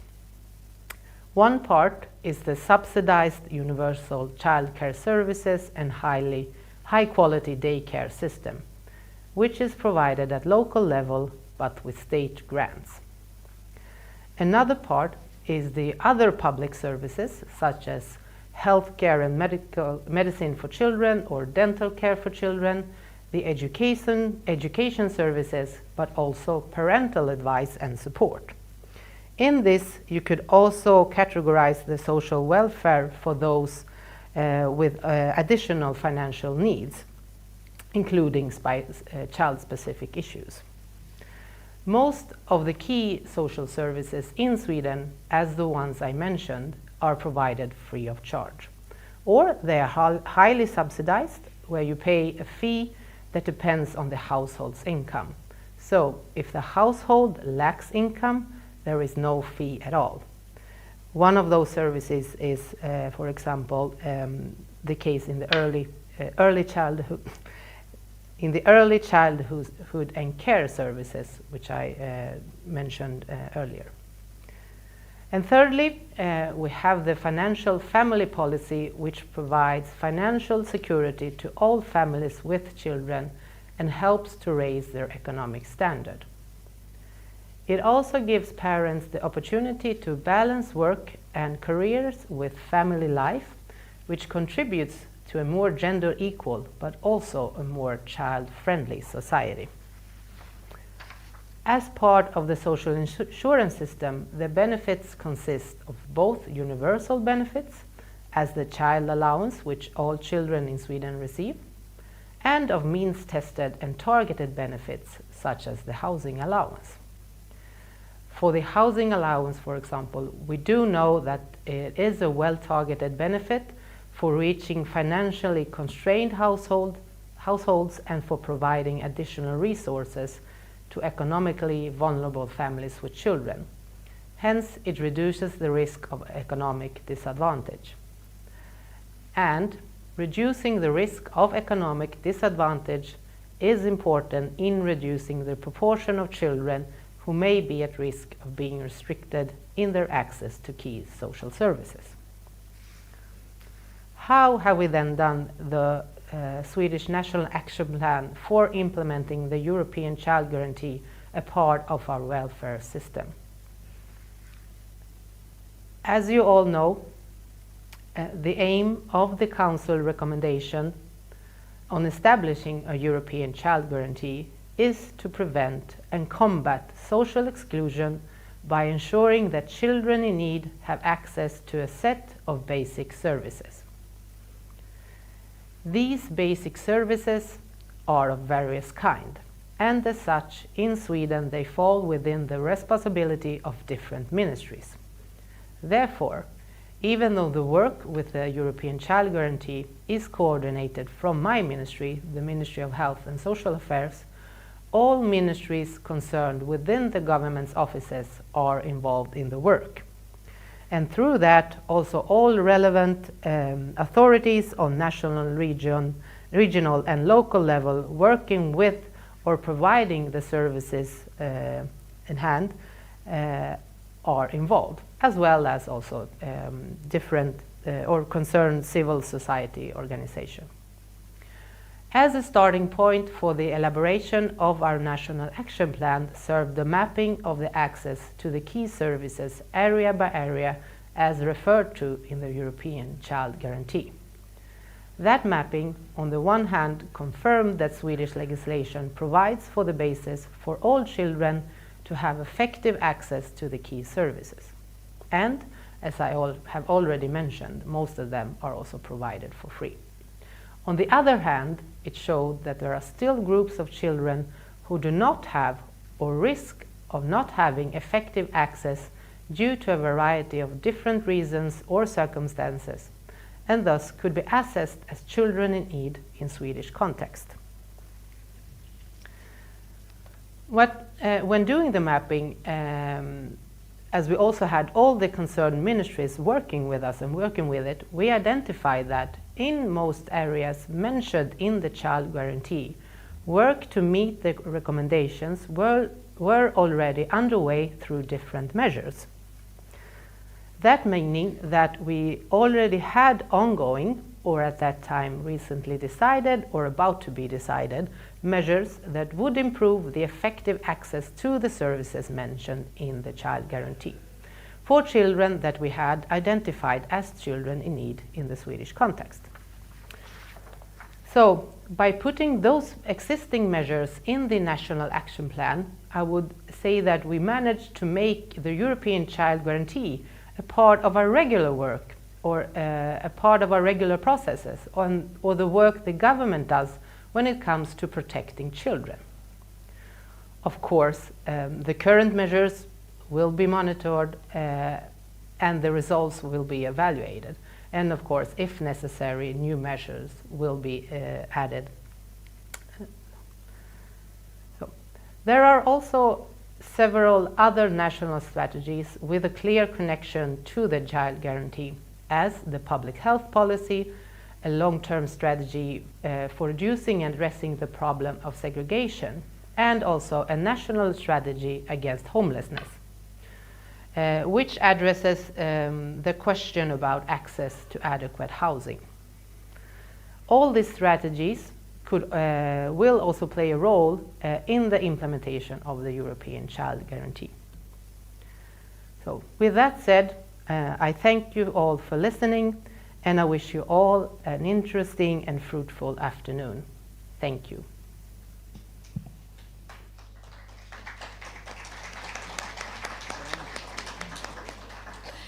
Πολύ ωραία και με πολύ μεγάλο ενδιαφέρον τώρα περνάμε στην κυρία. Very nice. And now, with great interest, let's hear what Dr. Anagnostou Dedouli Artemis has to say. She is the head of the National Center of Social Solidarity. We started rather abruptly. I didn't have enough time to thank you for the invitation, congratulate for the wonderful work you have been doing, you and your colleagues. So, we're all ears. Thank you very much. I think everybody is in a hurry. We're lagging behind time-wise. So after me there is lunch and we'll have enough time to discuss and have our lunch. So, ladies and gentlemen, dear colleagues, welcome to today's event organized by the National Center of Social Solidarity, and as chairperson of this organization, National Coordination, on behalf of the board, I would like to warmly thank you for being with us today. I would like to thank those that are here online, as well as the national coordinators of the member states from Europe. This event is organized within the framework of the European recommendation and guidelines given to the member states to make efforts to make known the principles of the Child Guarantee in order to mobilize and raise awareness of everybody as regards combating child poverty. And this is a recommendation as regards targeted groups of people such as poor children, children with disabilities, children of LGBTQ families, children in institutions, refugee children, and there are also specific sectors such as health, education, school activities, early childhood education, food, housing, and so on and so forth. This commitment is reflected in Unit 5 of the National Plan. So the objective of this event is to showcase through presentations and discussions that child protection is a basic pillar of our welfare system. In my brief introduction, I'm not going to mention many details about the National Action Plan. I will just like to focus on the problems and the perspectives. So I'm not going to get into details as regards the recommendation, but let me point a few things out. Cultural values, culture itself, and human sensitivities of the European society as expressed in the institutions of the EU focus on the efforts of the EU to combat child poverty and social exclusion and to reduce the percentage of poverty to the percentages mentioned before by Mrs. Nikou and Mr. Liargova in details. The EU is convinced that whatever we spend for children, for their education, for their health, is future investment which comes back to society. So, based on this, the EU issued a recommendation. The Greek government introduced a bill which was voted by majority vote by the Greek parliament. So this indicates that the Greek parliament, in principle, places a lot of emphasis on combating children poverty. At the same time, we have the inclusion principle, given that everything that is different, all differences are to be accepted because all people are equal members of the society without taboos and stereotypes. And this effort starts from early childhood. The Greek parliament voted this provision, and it also introduced something else, which is quite original as regards the other member states. Drafting, coordination and monitoring of the national plan was handed over to an entity in public law, that is the National Center of Social Solidarity, which is supervised by the Ministry of Social Cohesion and Family. We think that this was the right choice, since the national coordinator is not only the planner, it actually implements. It's not taking political decisions. It takes stock, it coordinates and monitors the actions of all ministries. Planning and choosing measures belongs to the line ministries. Similar cases indicate that these are the modern trends, that is, to give the role of the national coordinator to an independent entity which is flexible enough to serve this purpose. For example, we had the announcement by the Greek government that cybersecurity is to be assumed or taken on by an independent authority. The National Action Plan has about 20 measures of 13 ministries. It is something dynamic. It evolves depending on the socio-economic needs for the benefit of children. The national plans provides for measures for children. This is chapter 8, whereas in chapter 9 we have all actions and measures of supporting policies, such as the minimum guaranteed income,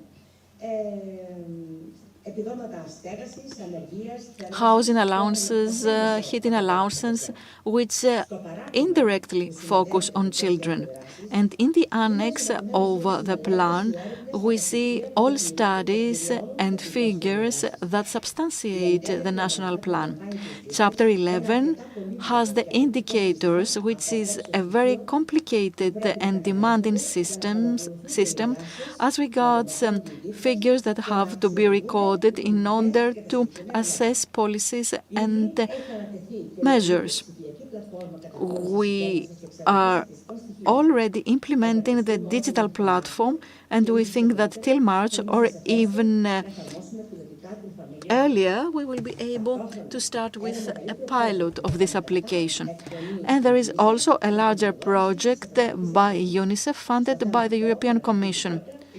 Mrs. Michailidou from UNICEF is going to tell us more about it in the next panel.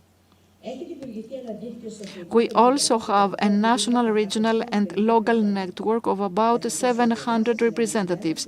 The National Action Plan is uploaded on the webpage of the European Union and the E.K.K.A.'s webpage.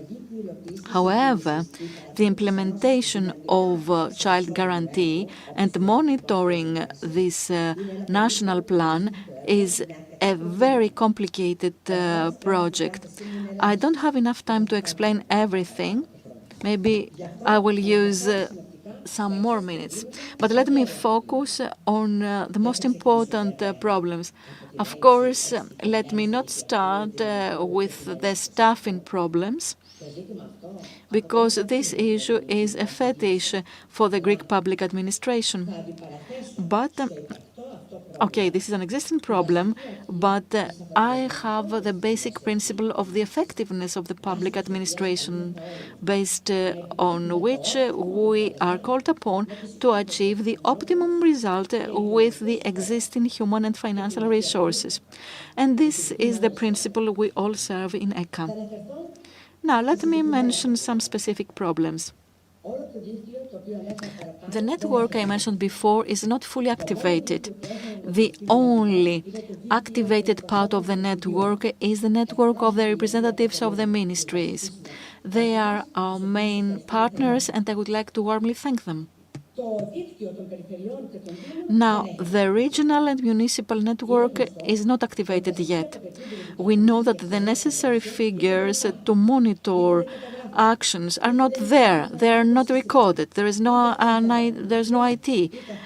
It is inactive or data are not updated.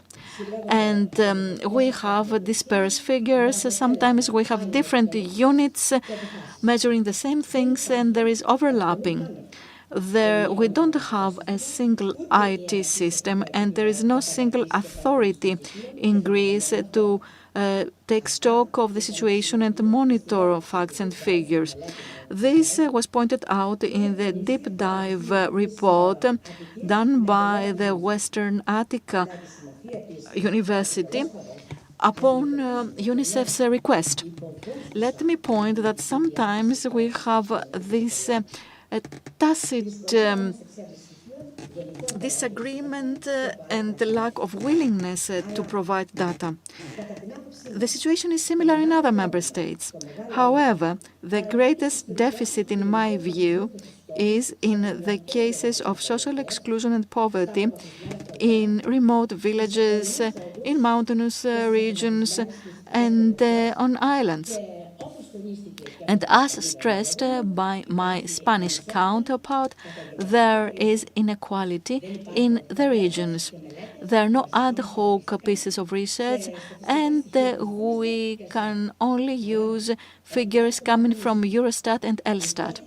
But allow me to stress that poverty and exclusion cannot be measured and assessed only on the basis of general statistics. Why? Because welfare allowances are individual for each individual and child. Poverty and exclusion do not hit all children in the same way. And I think that we all agree that we don't want the birthplace of a child to define the presence and the future of the child, as mentioned by my Spanish counterpart again. This is why we need special research, focusing on problem regions and special groups of children, and we need to map needs. Probably the national coordinator should have the possibility to ask for direct drafting of studies and ad hoc studies. Maybe the European Commission has to see to it. Of course, this whole exercise is a very good initiative, and it is a pioneering institution in our country. It is a wager that has to be won in our country and in Europe to achieve our targets for 2030. But I think that poverty is not something temporary, and we cannot deal with it in an easy way. Changes in labor relations brought by artificial intelligence, among other things, climate change and natural disasters, which mean that there will be an exacerbation of living conditions, wars and geopolitical procedures have an impact on our country and the other European countries. So these issues put at risk the very achievement of the objectives. This program has to continue. Our effort to create and guarantee a better tomorrow for our children without prejudice should be enhanced. And all procedural, administrative and other problems have to be resolved with our political leadership, with our partners, with the national coordinators, and the representatives of all ministries, because this is an interministerial issue. Of course, as to the EU countries, we have to mention that not all countries start from the same level, and there are many differences in finances and administrative capacity and the organization as regards available data. Finally, well, I haven't mentioned what is even more important, the voice of the children. The EU has repeatedly stressed that we need to hear the voices of the children. Initially, I had my reservations. What can children tell us about drafting a very technocratical text such as the national plan? Dear friends, however, yes, children can tell us a lot. They have problems, they have a vision, they have hopes and expectations. They are mature enough, coming from their difficulties and from the fact that society does not hear them. And you will see this in the next video. Their voice, the voice of the children. In my view, this is a very tough video, but also sweet, I would say. Children believe in this society, and they have many things to tell us. Finally, I have to address children using the words of Theocritus. You need to be courageous. Maybe tomorrow things will be better. Courage. Courage. Have courage. We will try to turn this maybe into a certainty. Thank you very much. I would like to warmly thank you all.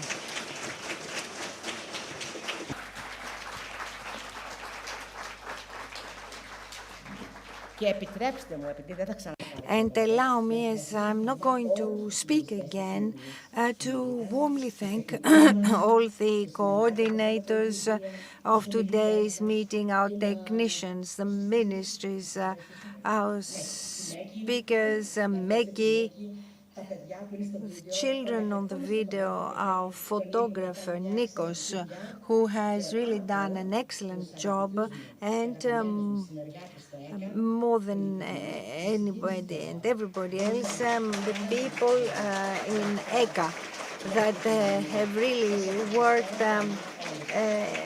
without sparing themselves for this meeting. Thank you and congratulations. We shall hear Mrs. Rania Economou, ESF Actions Coordinator and Monitoring Authority. That is Mrs. Economou. She comes from the Ministry of National Economy and Finance. I shall not use the podium. I prefer to stay here because I can have a better view of you from here.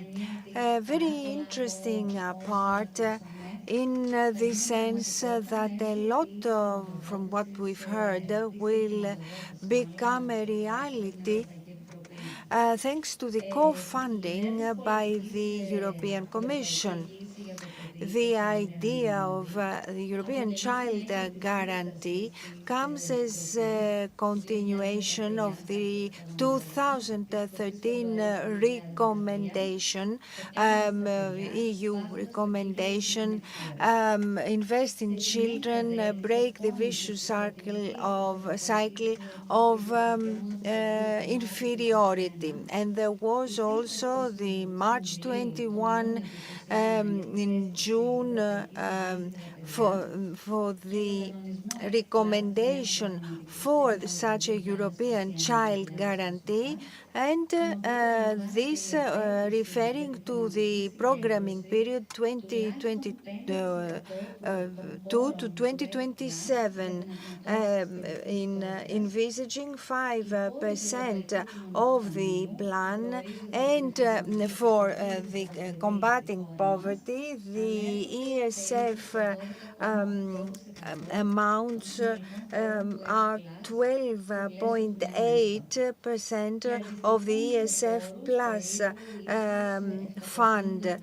This is translated into 700 million euro to be distributed between 6 objectives of Policy 4 for social cohesion, and they concern education, active integration and inclusion of minors from migrant families, Roma children, and child poverty. These objectives include actions that will be implemented on a regional level, 13 regions, and on a national, local plan as well. I shall mention some emblematic actions which are important also for the groups that they are addressed to.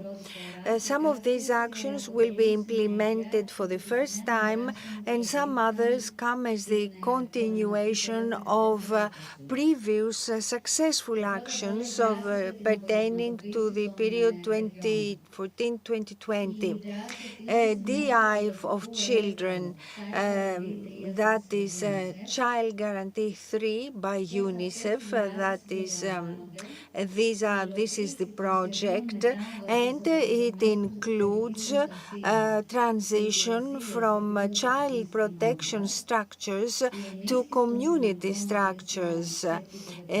Also, social services at a community level, foster care, including professional foster care for children with disability, also autonomous life structures for adolescents, and also children that will be taken over by foster care.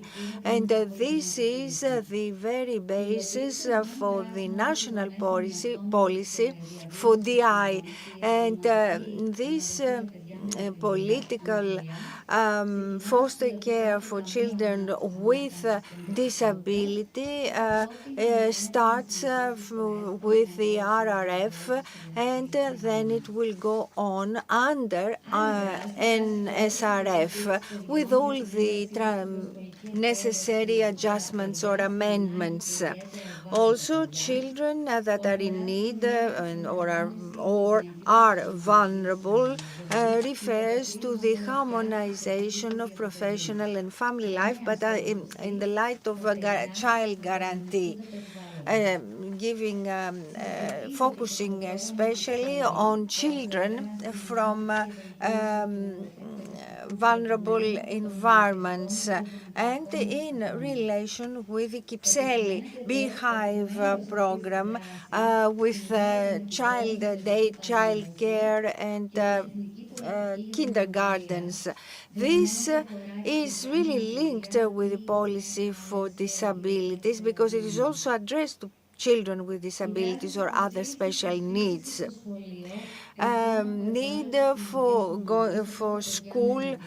schooling of children that are Romas or children of migrants, refugees, or children with disabilities. They're the continuation of the previous programming period, 2014-2020. And one of the actions concerns inclusive education of students with handicap, with disability, providing special support to these students. There is parallel support, as we all know it in Greece, in order for them to be able to be included in general schools of first primary and secondary education. Also, there are centers of interdisciplinary evaluation and support and diagnostic evaluation in order to assess the needs of students, boys and girls. The centers science, technology, engineering, and mathematics addressed to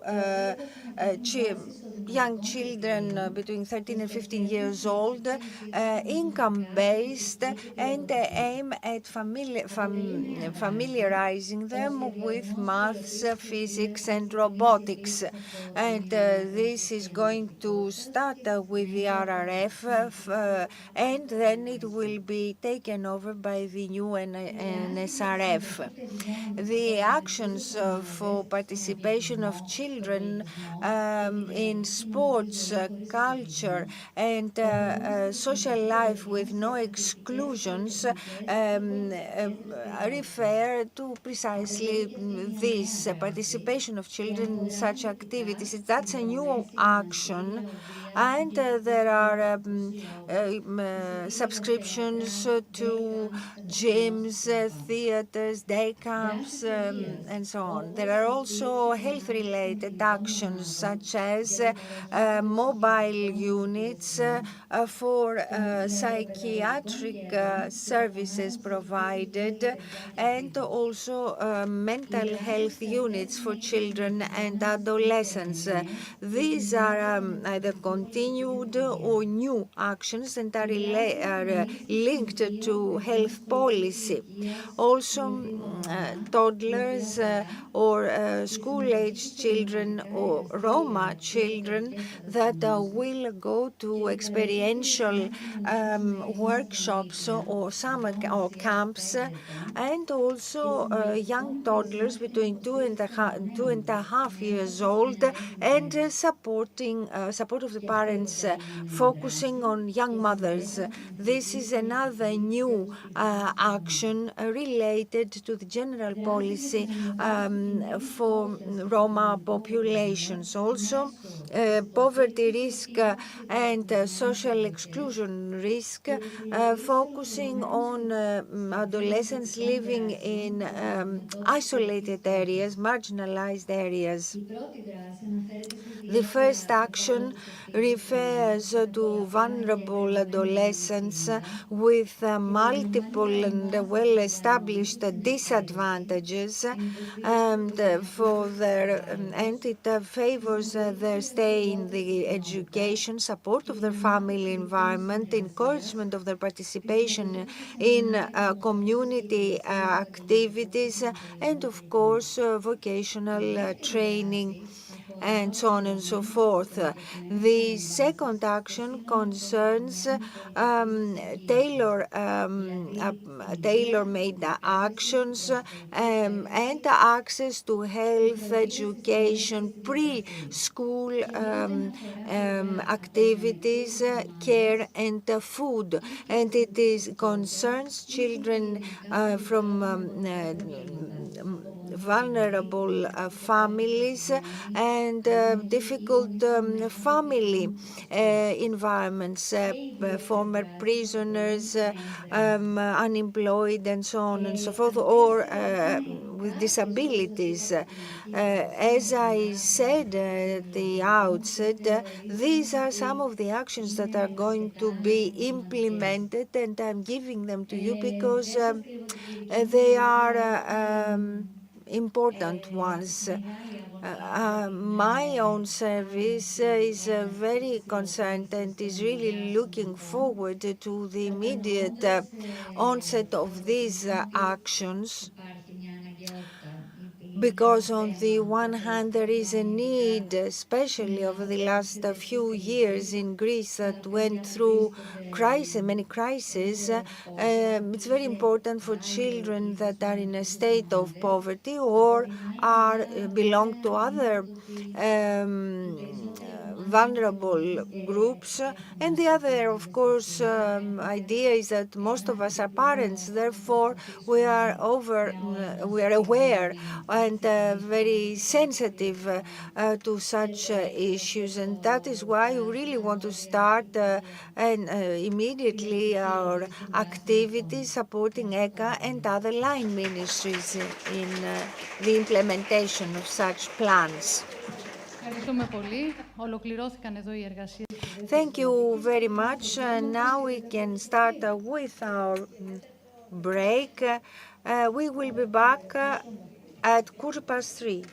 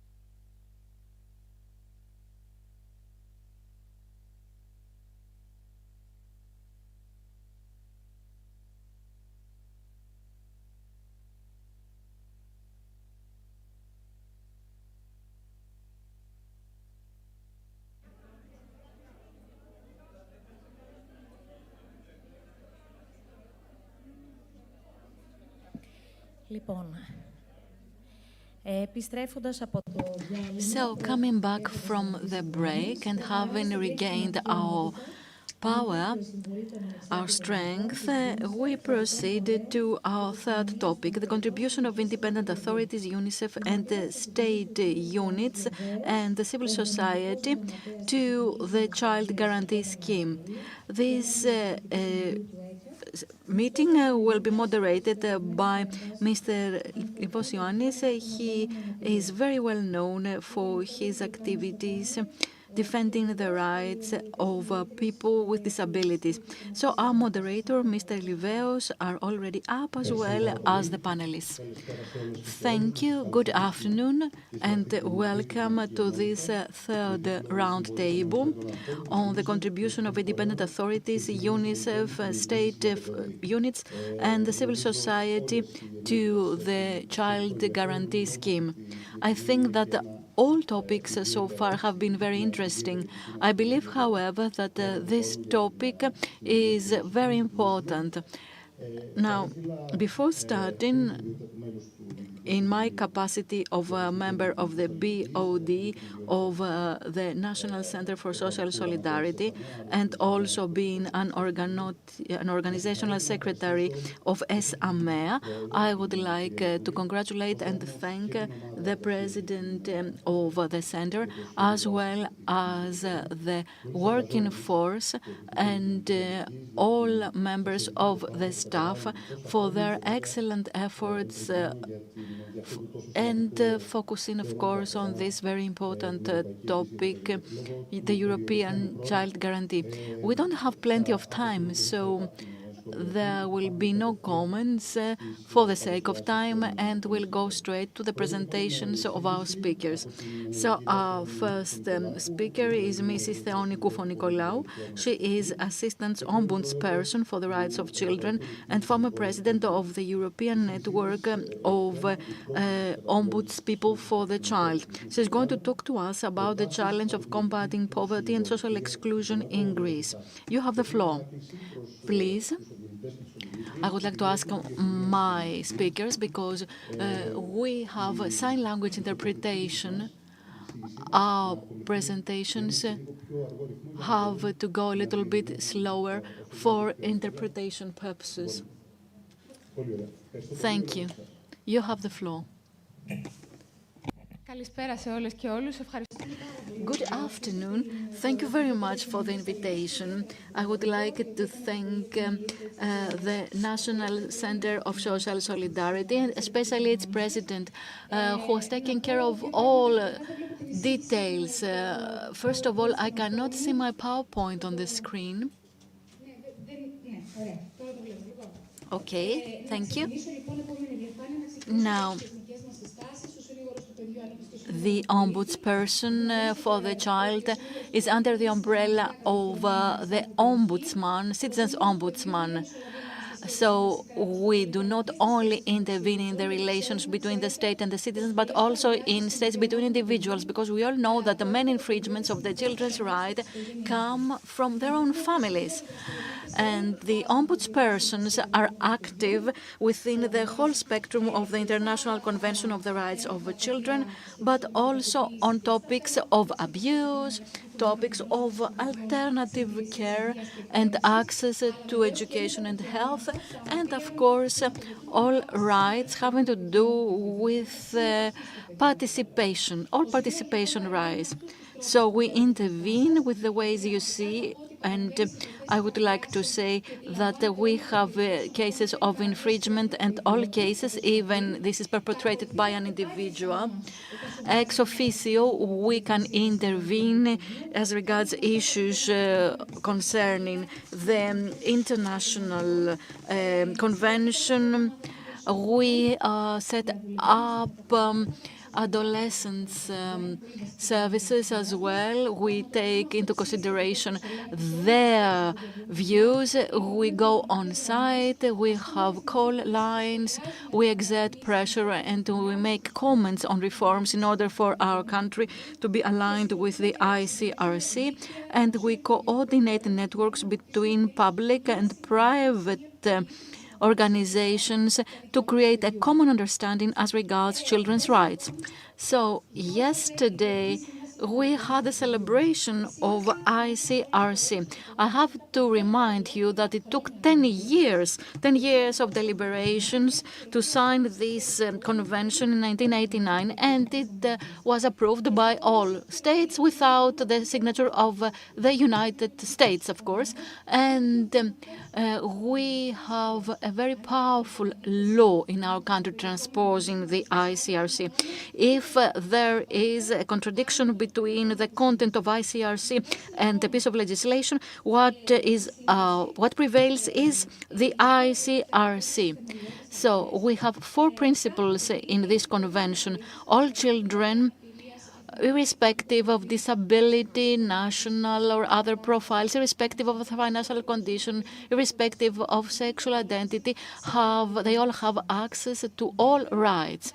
Secondly, all children have rights to the assessment of the best interest of the child for all decisions concerning them. And I have to say that this provision is an essential right. It is a rule of all procedures having to do with children, and it should guide our interpretation as to all legislation on children.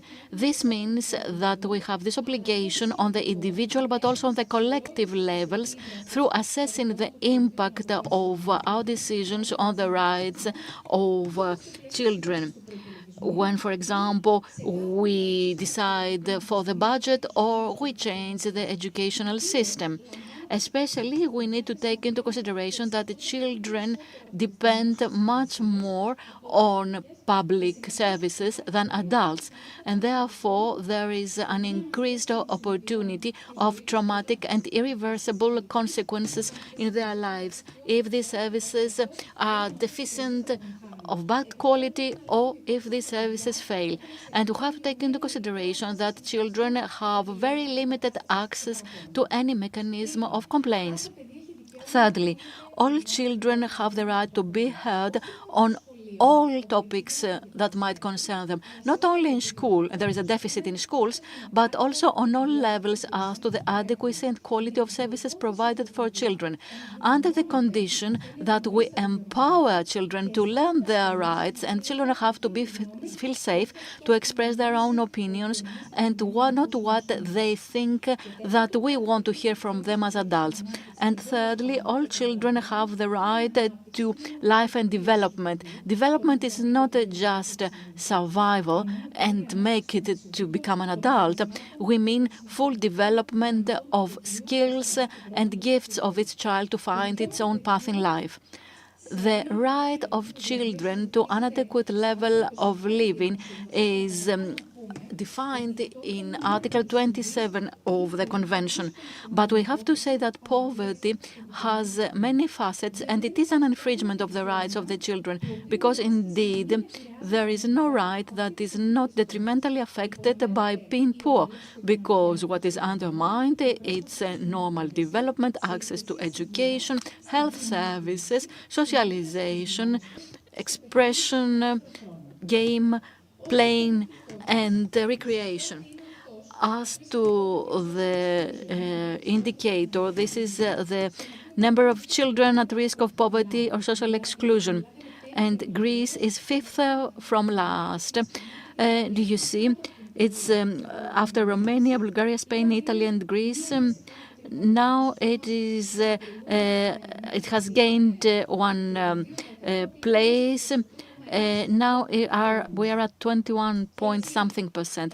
So, having these difficult and painful results in mind as regards combating poverty, the European Child Guarantee says that every child that is at risk of poverty should have access to the most basic services, such as healthcare and education.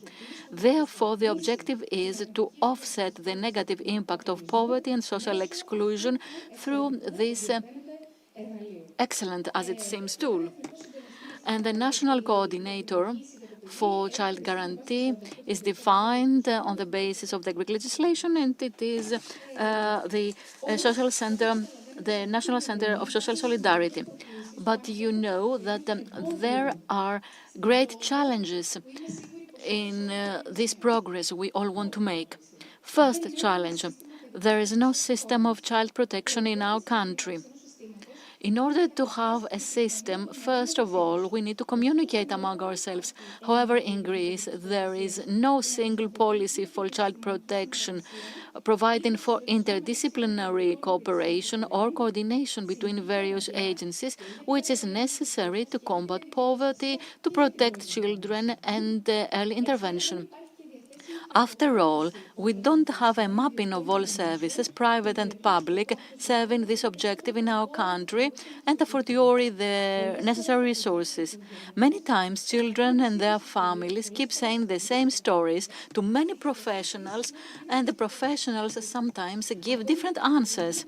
Even abused children have to experience a lot of examinations that only exacerbate their trauma because there is no single way of management of these cases. Groups and social services in the local government protecting children do not even have a job description, and I keep saying so. There is no job description in these services. Local government organizations and municipalities make use of their organizational independence, and they approach each social service in their own ways. And though that there is a recommendation to the society, or rather to the Committee of Social Services, to send them guidelines for single protocols, the Central Union of Municipalities of Greece has not responded yet. So we need to do something about this problem. We need a long-term solution. Secondly, the system in Greece is based on institutions. So most probably, if a de facto vulnerable child is removed from the family, it will have to go to a hospital for many months and then to an institution. And we keep saying, as we said in our 2020 report, there are no good institutions for children, because if there is no reference person for them, they have many problems in their cognitive development, emotional relations, or even their physical development. They miss a month for every 5 months they stay in an institution. Then sustainability, that's a very major issue. Quite often, we try to regulate some needs on the field with precarious resources, be it the RRF or ESPA, EU funds, or some, because these funds are there only for a specific period of time. However, child protection is not a project. It is not a project. It's not an action. It is not a program. It's something timeless and imperative, and relations of trust with children and parents cannot be built upon term contracts, because in this way we only create this lack of trust, and children and families are only express reservations against us. So we need to invest in stability, continuity, sustainability in order to ensure that there is continuity of knowledge and know-how and specific reference points for vulnerable families. We understand that there are some fiscal restrictions and it cannot happen overnight, but we haven't even started.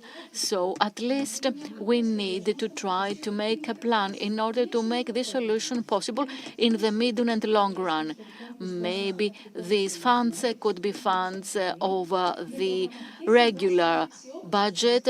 We need to have good contracts with the civil society, and we have very nice representatives here among us, and we need to deal with the rights of the child as an absolute national priority.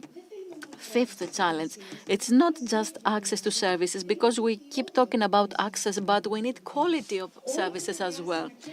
So, because of the European Child Guarantee, we focus on access. However, at some point in time, we have to turn our eyes to some other aspects, such as quality. It's not enough for the child to go to a program in a service or whenever. We need to have a registry created to know whether this service is accredited, whether the agency is accredited, whether the scientific tools used are trustworthy, whether there is continuity, whether there is a self-evaluation system as to the services provided, and so on and so forth. So we need to hear carefully children themselves and their families, of course, and of course they have a lot to say. We all know the damage that could be done from approaches that are not child-centered and do not serve the real purpose. So we need to have a culture of accreditation and certification of services. And in training, the quality of services, which has to do with a participatory and inclusive environment, is the only thing that can keep vulnerable students at school. We all agree on this, I think. Having said this, let's also say that issues of dropping out should be studied very carefully as exceptionally critical to deal with poverty and this intergeneration transfer of poverty. And in the recent years, we don't have enough figures on dropping out in Greece. Sixth and final, public prosecutor the other day was trying to take care of all needs. And she said, you know, this understaffing in child services protection is inhuman. It is inhuman. This is what she said. So we need to see this truth. It's not just understaffing, it's adequacy across Greece as well. And we cannot just say, well, they're public servants, they're not going to work anyway. So this will not help us to solve this problem in the mid and long run, because all professionals have a huge burden, they are frustrated, they have no tools, and usually they leave these services, they leave running, in fact. And in order to take care of children, first we have to take care of the adults working with children, be it families or professionals. In the research of the ombudsperson, we read that, well, it's in the 14 greatest municipalities in Greece, and we have seen that there are many public prosecutors' order, and social workers even said that 70 to 100 families need to be monitored through time after public prosecutor's order, not just because we have identified vulnerability. The services cannot even monitor more than 20 families. And on the other hand, it's very difficult to talk about access to services universally, given that there are some areas in Greece that have no psychiatric services, no child doctor, there is no support for the families, but still this mapping, I hear that E.K.K.A says that they don't want it. Yes, that's nice, but this mapping is not complete.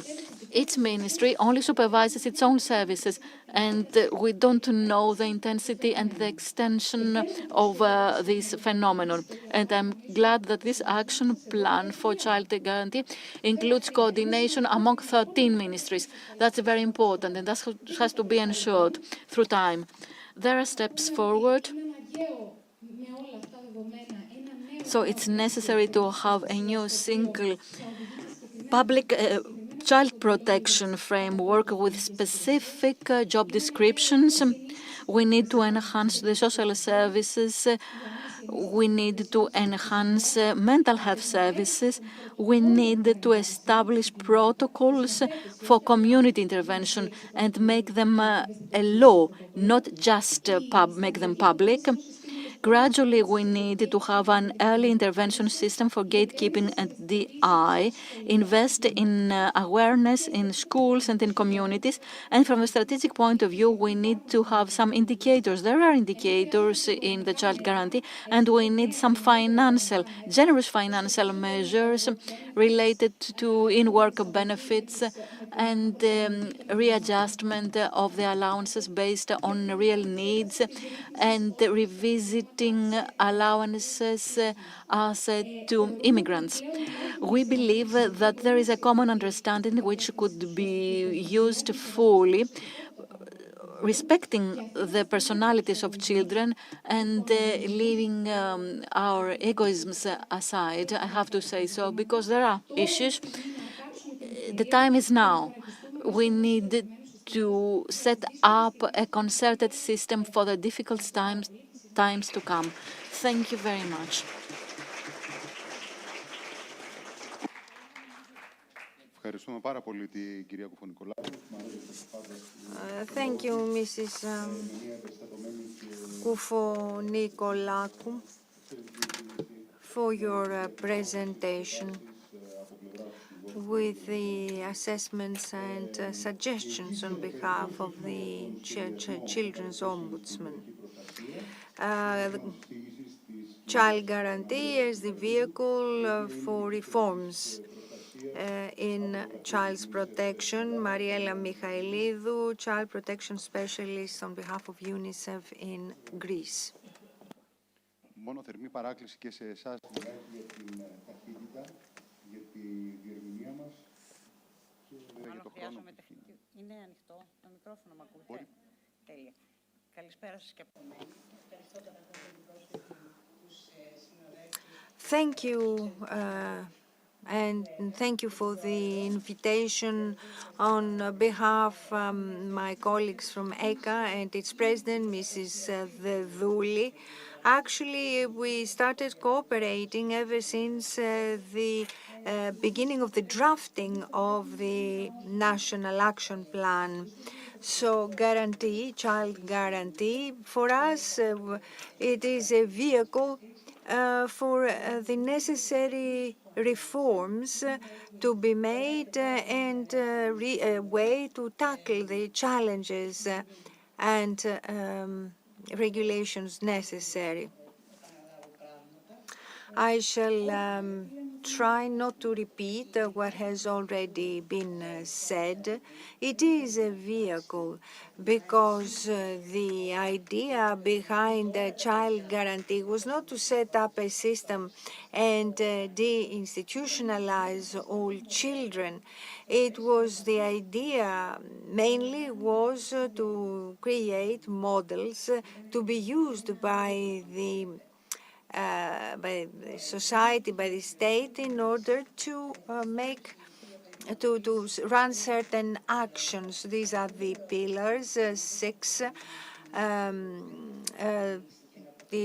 You heard Commissioner Schmidt that urged Greece to step up its action from deinstitutionalizing to community-level actions. With this as a target, we knew that we had to start with prevention, using community services.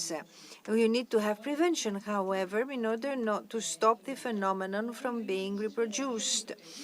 And the other one is, okay, let's say that the child goes to foster care. Where is the inclusive school where the child will attend that will allow it to enter smoothly its new reality? So I need to look at foster care, semi-autonomous living for slightly older children. Employability. Children, by law, have the right to work after they are 15. But what labor market is there that it will receive children or adolescents? And there was a part pertaining to research and current situation analysis that it would enable the drafting of action plans. The pilot one started in June 2020 in 7 member states.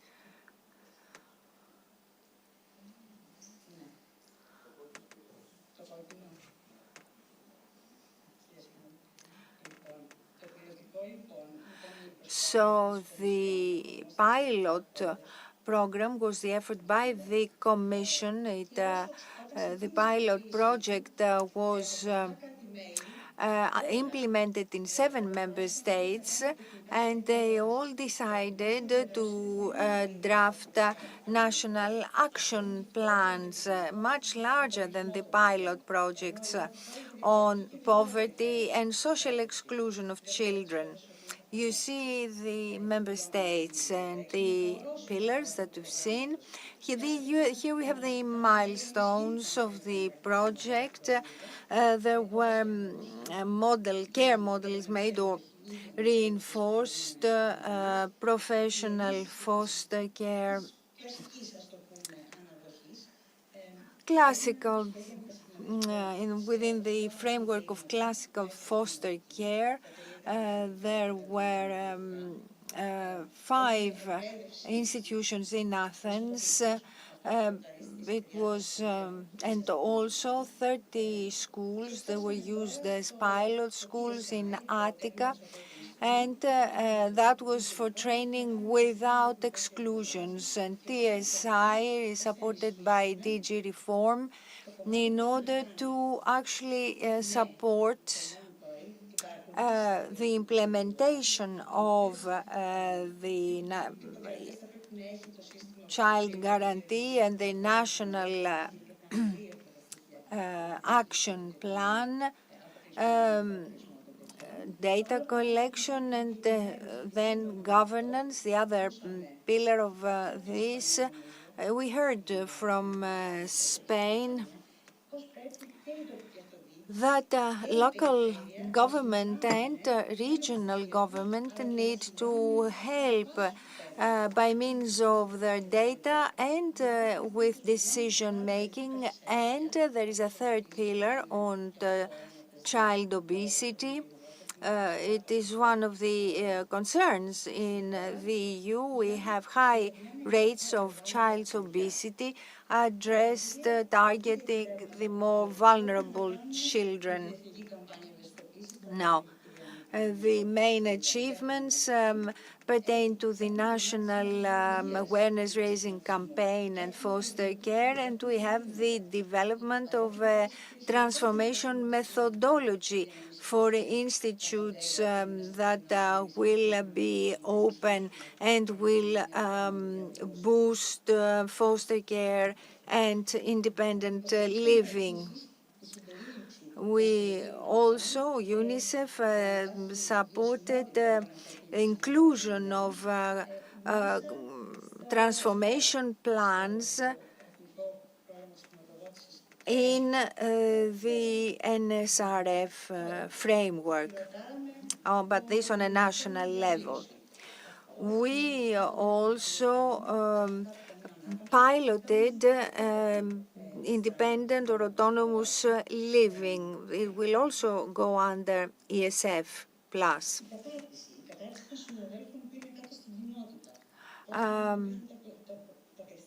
Training of colleagues in the community, how they manage cases and preventive action, not allowing children to reach a high level of risk, obliging them to remove them from their families.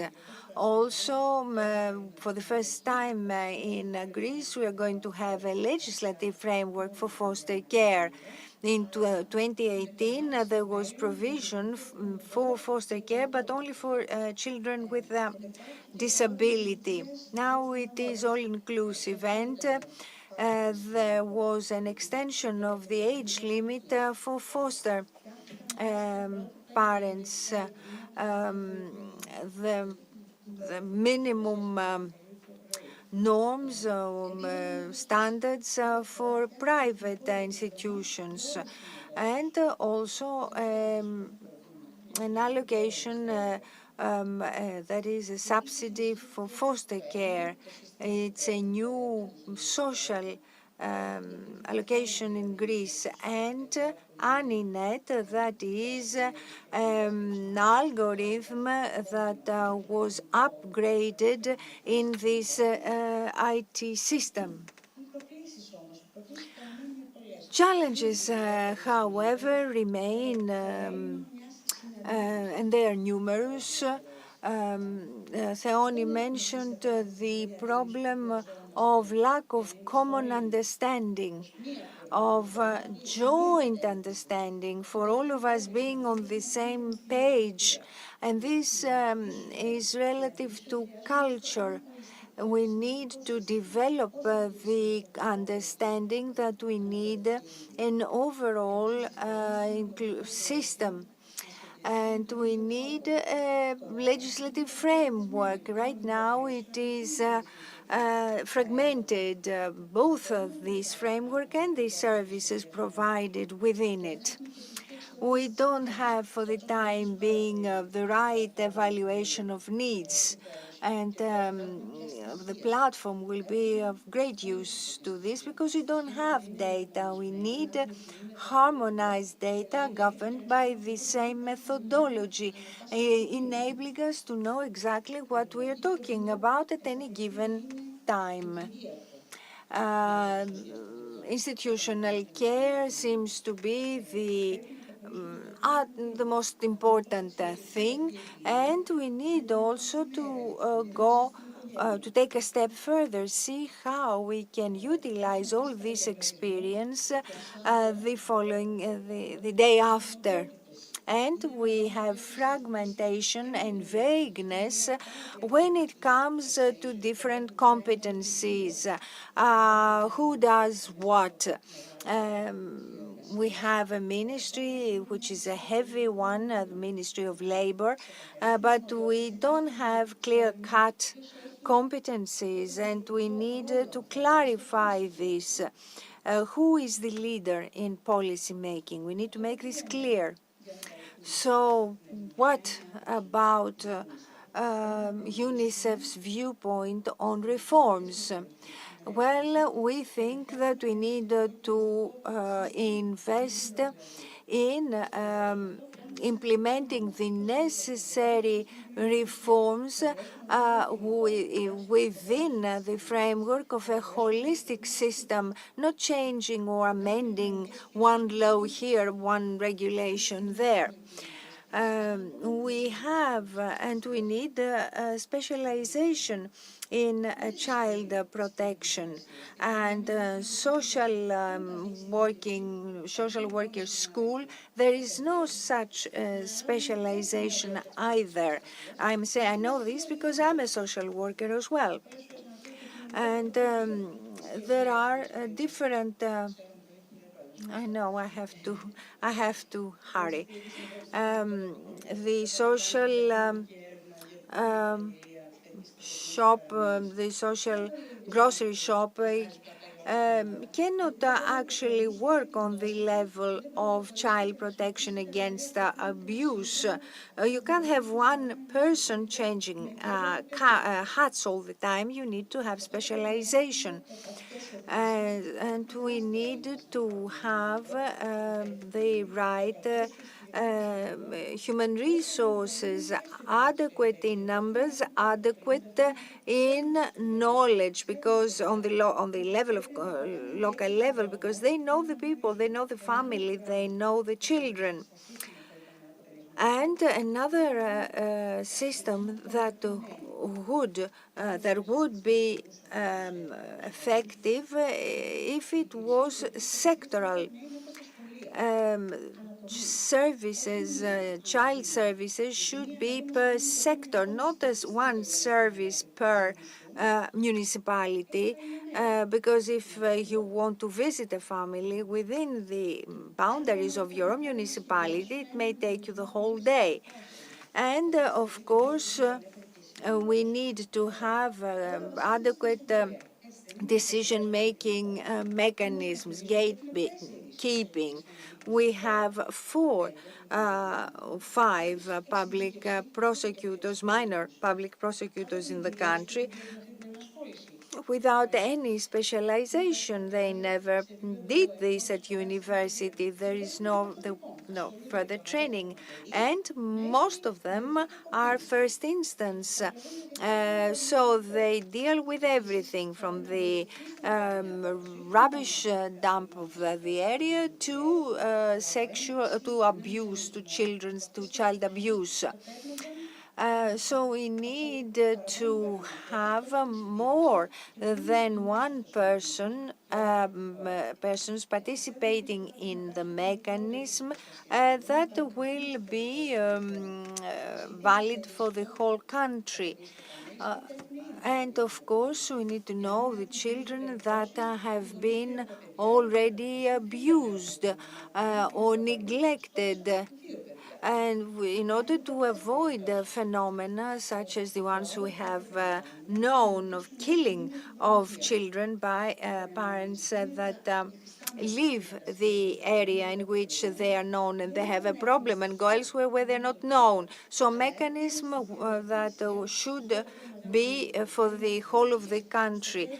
Also, development of a common methodology and harmonization of the already existing systems, and a system that will enable us to take social policy decisions. And last but not least, professional supervision. We cannot have people paying for supervision from their pockets. That ought to be part and parcel of the work in order for people to advance professionally. That's all from me. Thank you. Thank you.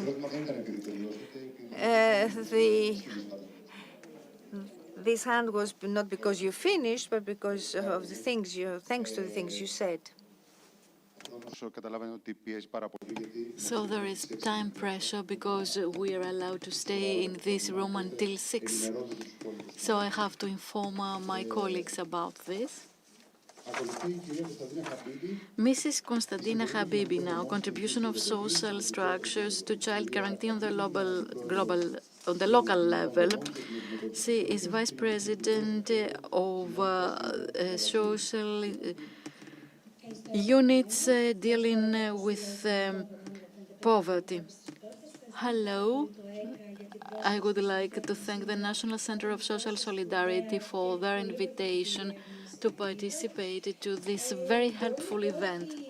I could say that before the break, there was great cohesion in the various roundtables.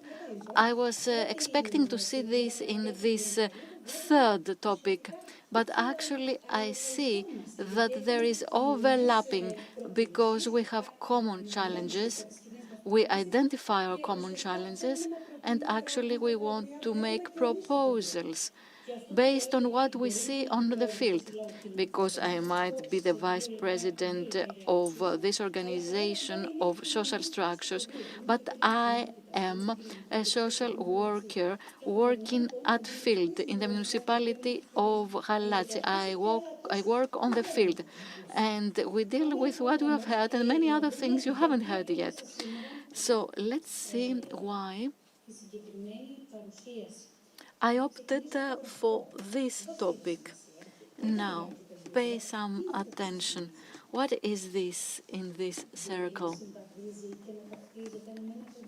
Could it be something for a child?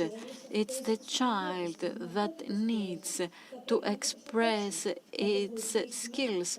We need to protect the child. We have all these factors around the child, external factors that shouldn't become an impediment for the child. So we need to assist in this effort, and I really mean this.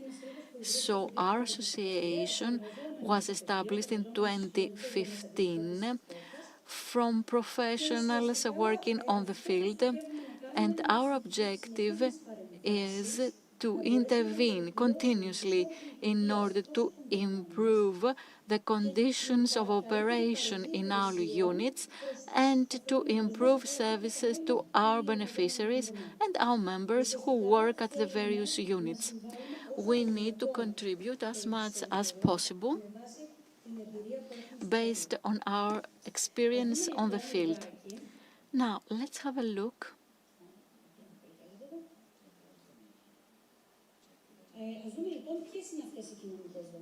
Let's have a look at these various units. We're talking about the various community centers of the municipalities.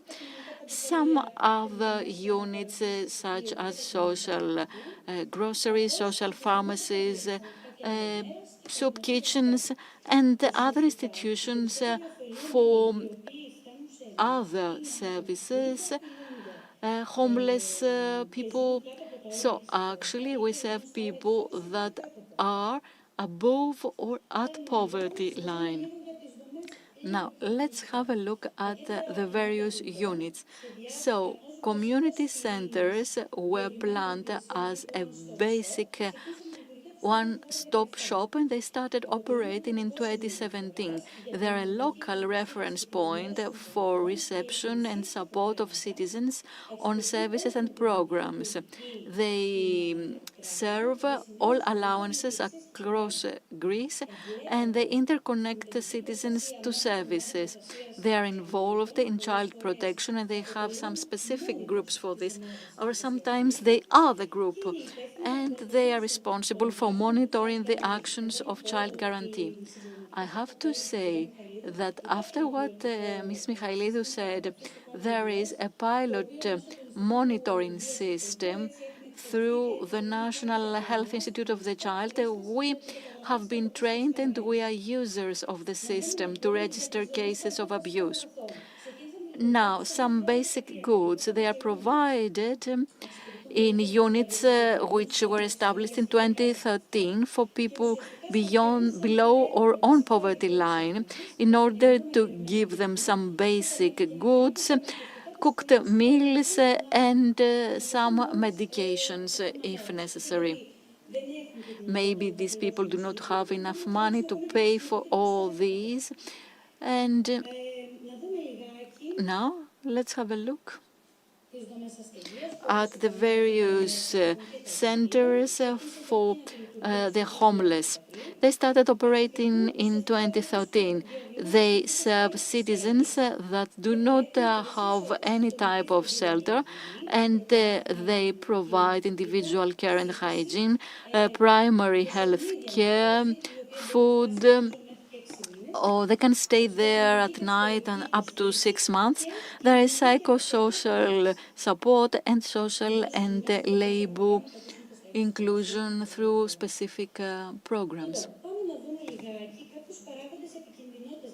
Now, let's see the risk factors now for children, at least what we have identified on the field. So these children mainly belong to single-parent families. They are children with disabilities, children of drug-dependent parents, or parents with mental issues, children with a different cultural background, and children in poverty. Let's have a look at the role of the various social structures. Actually, they are the first point of contact with the citizen. And these units and structures are there. Psychologists are there, social workers are there, but there are other people like cooks, cleaning staff, nurses, guards, administrative staff, economists. So we have many specialists. So even these people that are not specialized on child protection, indeed, sometimes they can become our eyes and ears in the cases that would never come to us. And they have helped us a lot, many times, to identify vulnerabilities in a group or in a family, because maybe it's easier for them to talk to somebody else and not to you. So actually, in the social services, we try to offer a comprehensive grid of services aiming at combating poverty, social exclusion, and all forms of discrimination. Of course, promotion to the labor market and improvement of the general standard of living of the family contributes greatly to a positive change for the children. So these services are important for gaining information for children at risk. And we can say that these social services are the sensors of the municipality, the local sensors.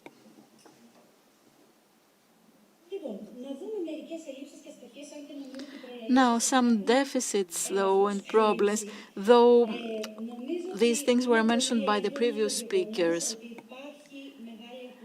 There is lack of targeted structures which could ensure the protection of children and family. There is fragmentation of services involved in issues of child protection, a little bit here, a little bit there. It's not one service dedicated to this. And I think that the colleagues on the field can say that this is mainly the greatest problem for us, a point of concern. And this leads to a difficulty in the coordination of professionals. So if we want to have society open to all children without discriminations, what we should do is to make proposals. And we need to try through our proposals to improve things, to do things. So actually, we want specialization in training in all professionals, not just the child protection professionals, because as we said, there are some other people that are our ears and eyes. Then we need a GIS system in order to draw data for further interventions in each community. We need to establish targeted programs focused on social inclusion. And what we keep saying in these last two have to be placed on the table, if you like. We need permanent social structures with permanent staff, not contract staff, for a specialized professional to be able to support parents and children. Because if you know that you'll only stay on the job for 2 or 3 months or 1 year, how can you intervene and how can you set long-term targets with a specific family? Finally, we need specialized staff dedicated exclusively to child protection. This is very, very basic for us. Not only for us, and I'm glad that there are other people agreeing on this. Finally, I would like to end with a wonderful poem by Ritsos. Children need job, they need bread, they need medication. You have to work. No, just laugh, cry, and keep saying, the child, life, nothing else, life. Thank you very much, Mrs. Habibi.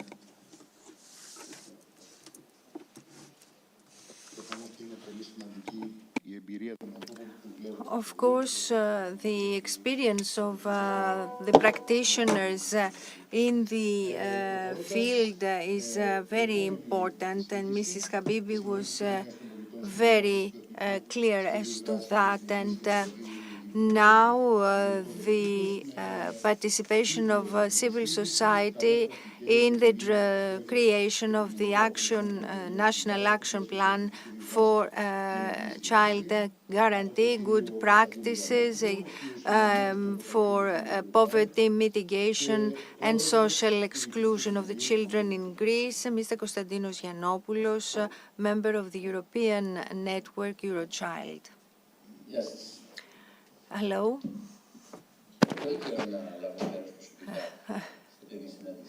It has been a very long time since the last time I participated in such a meeting. I'm very, very pleased to be here today because I wanted to bring forth the people that on an individual level have really made a difference, and E.K.K.A was one of these institutions. We served it, all of us who cared for children and for the human being. In those days, we saw it as an umbrella under which all organizations like ours were in it.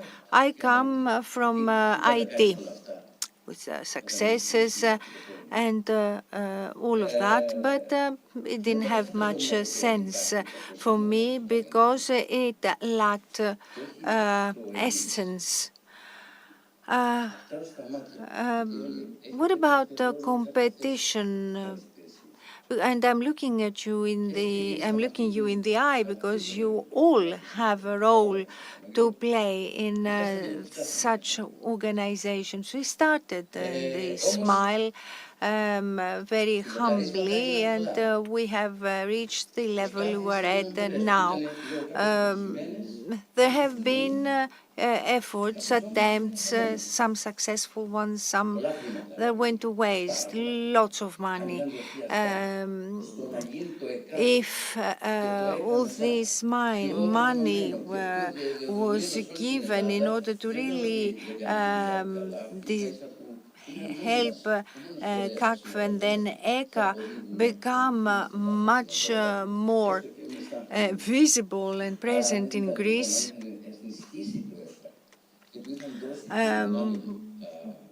if E.K.K.A, in other words, had been given the power that it could have, we wouldn't need to do any pilot projects.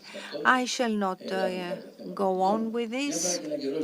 So once upon a time, there was a child that put me in this game called participation, social protection. We use words in order to avoid terms such as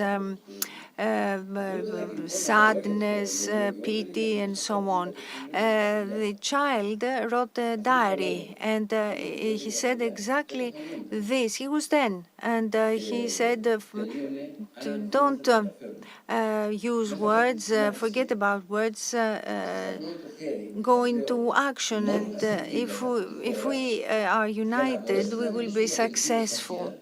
In this country, the only thing to do, if you want to speak about protection, child's protection, is not to leave anyone out. Things are desperate, and by pilot projects and closed subsidy circuits, nothing will change because it's always will always be the same ones that will benefit from these things. We've never been subsidized. I'm not saying it with bitterness, but it is true. And we have been certified by many different bodies internationally, and these are figures that speak. When we receive 500,000 calls, that means something. And yes, we participate in the child guarantee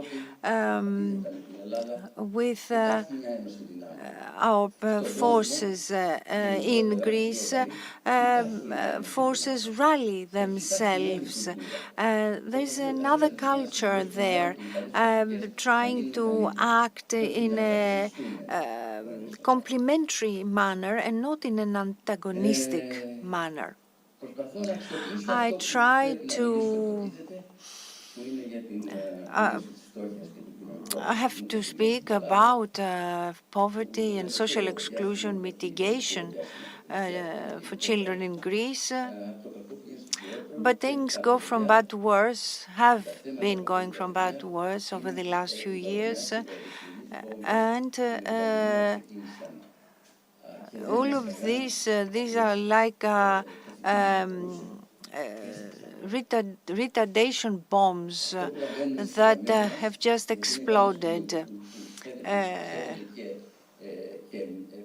The children themselves use chat 1056 and so on, and we can see every day that things are going really from bad to worse. We have established services that I want to show you. We put the accent on the family, but when there is no family, when there is no system of foster care for children, when we just keep wishing and fast tracking DI, and as public prosecutors tell me, the children may have to wait for a year before they can be received in foster care.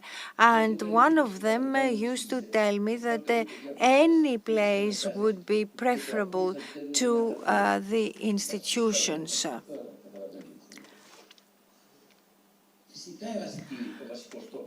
Of course, the basic goal of people who really care about children is de-institutionalizing them. But how are they going to do that?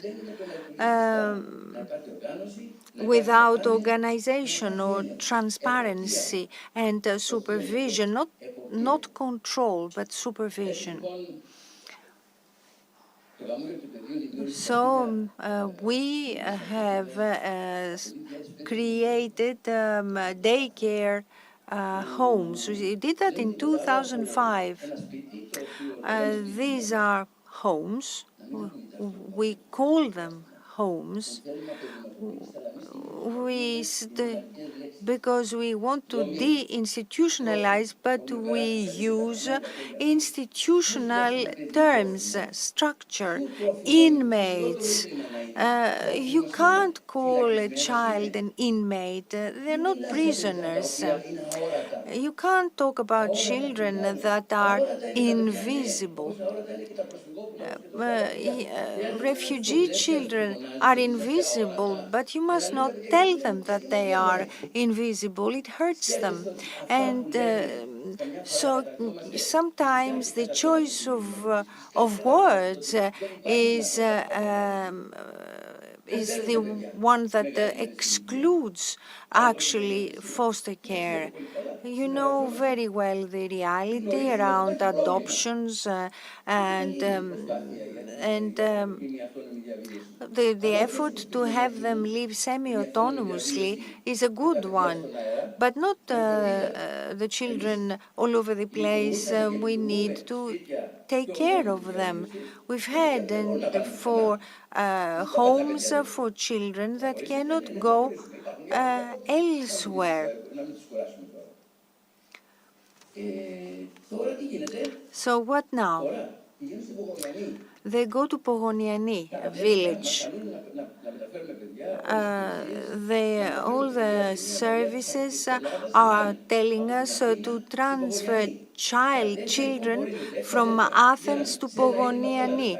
Sometimes you have 6 brothers and sisters, and you separate them, and they were separated, and they were weeping and crying because they lost each other, and they were not going to families but to institutions that did not function properly because it was not possible.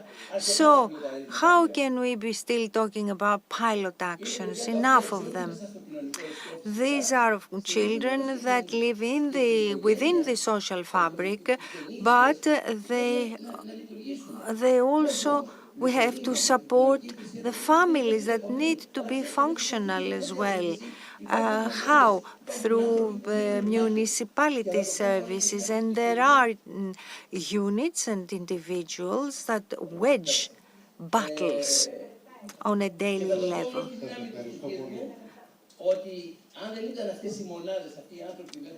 And I will never tire of repeating it, without the individuals that are there, we would not have managed what we have managed so far, but we have operational centers where average waiting time is 12 minutes, ECA says that they cannot put up this family. The Smile can do that, and they all call us.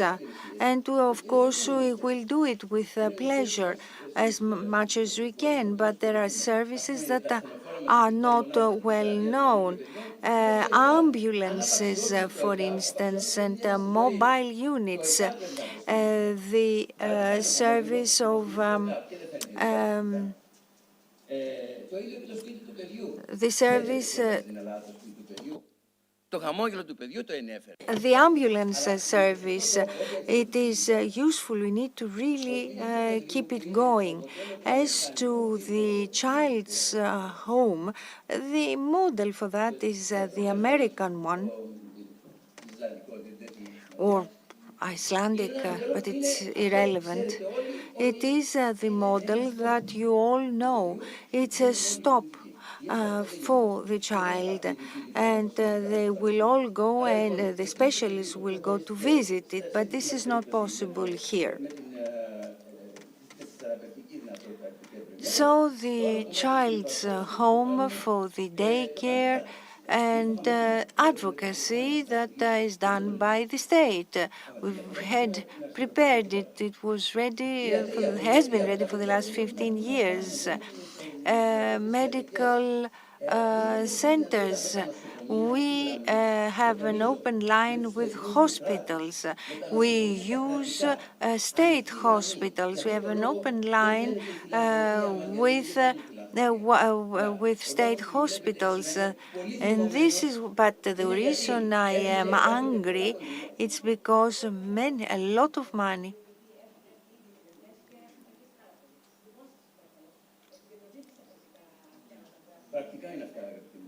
please concentrate on practical issues with all due respect. So, okay, in closing, I would like to say that there is a lot of money, but the children, nothing will change in the 10 years to come if we do not implement the theory, if we do not implement interdisciplinarity.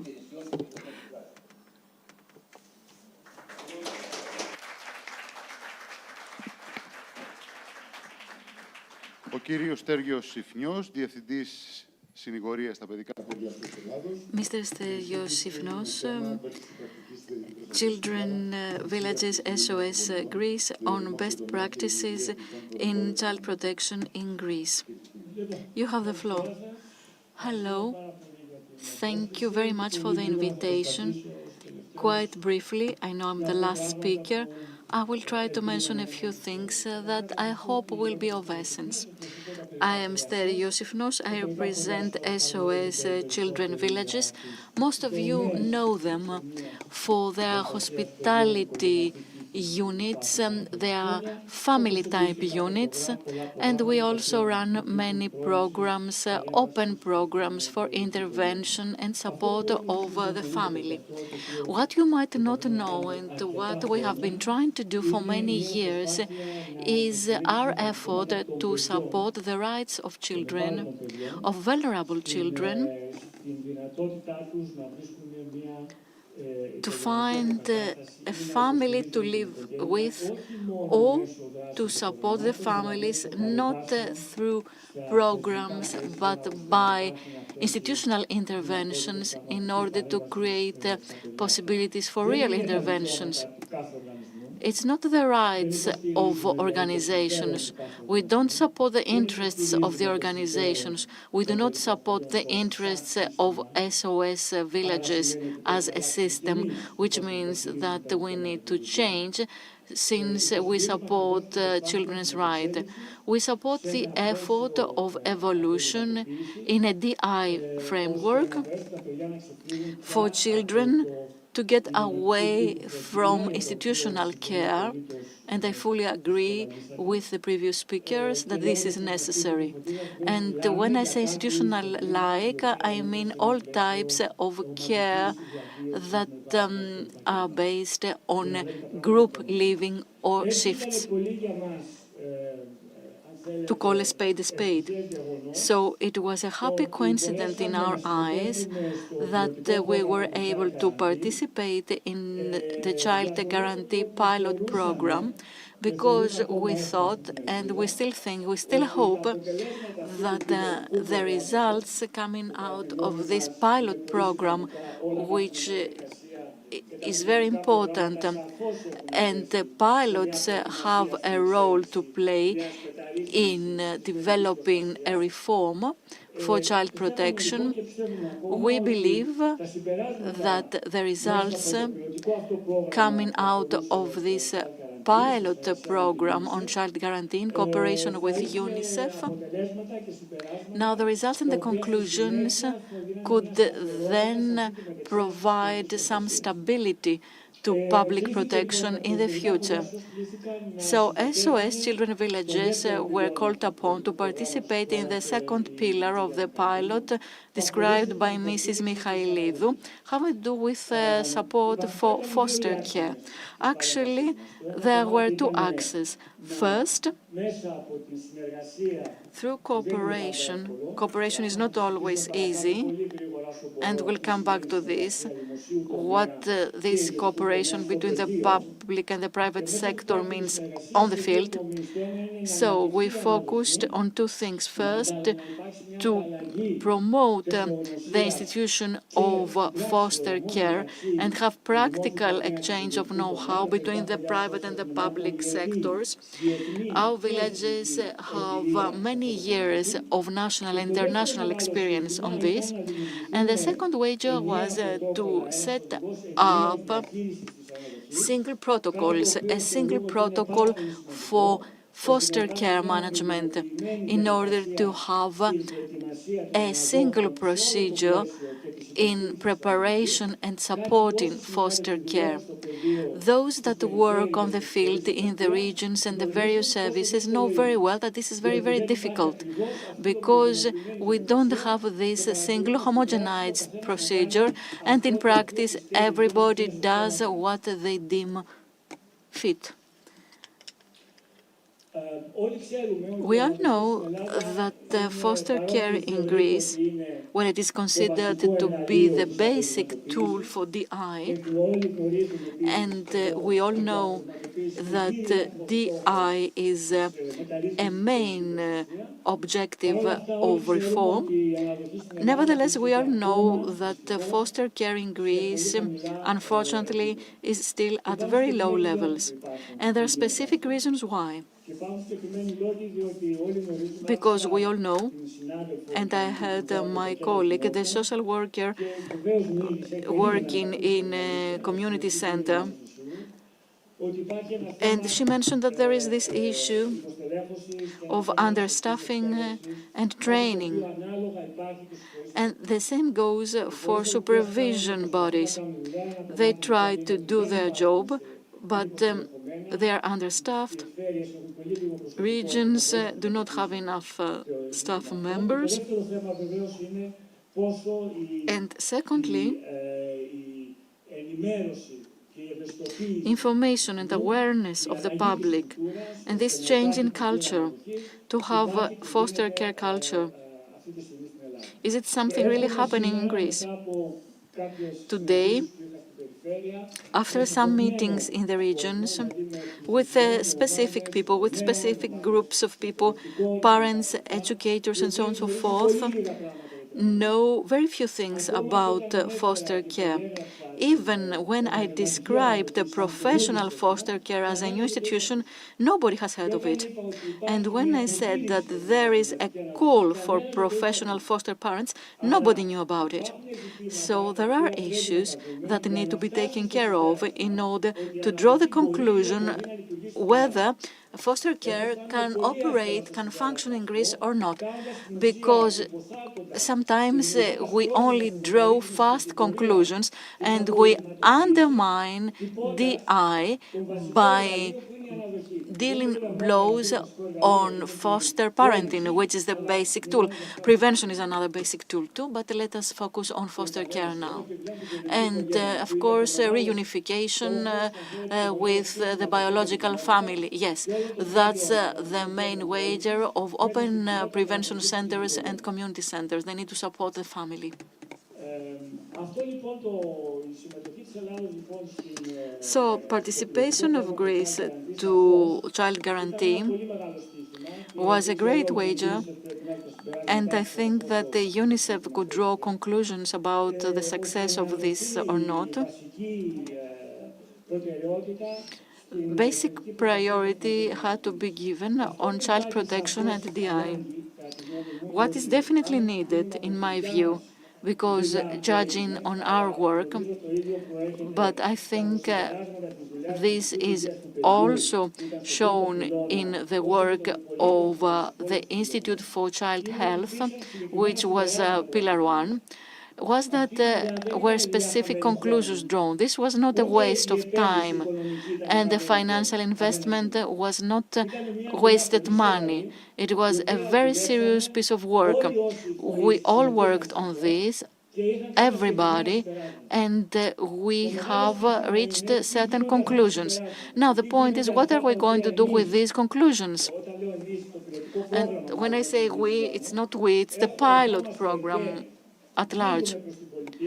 We give these conclusions to the state and the ministry, and what happens afterwards, whether they do something with them, because it's not just approving something, you have to deliver as well and give it where you have to give it to proceed with DI.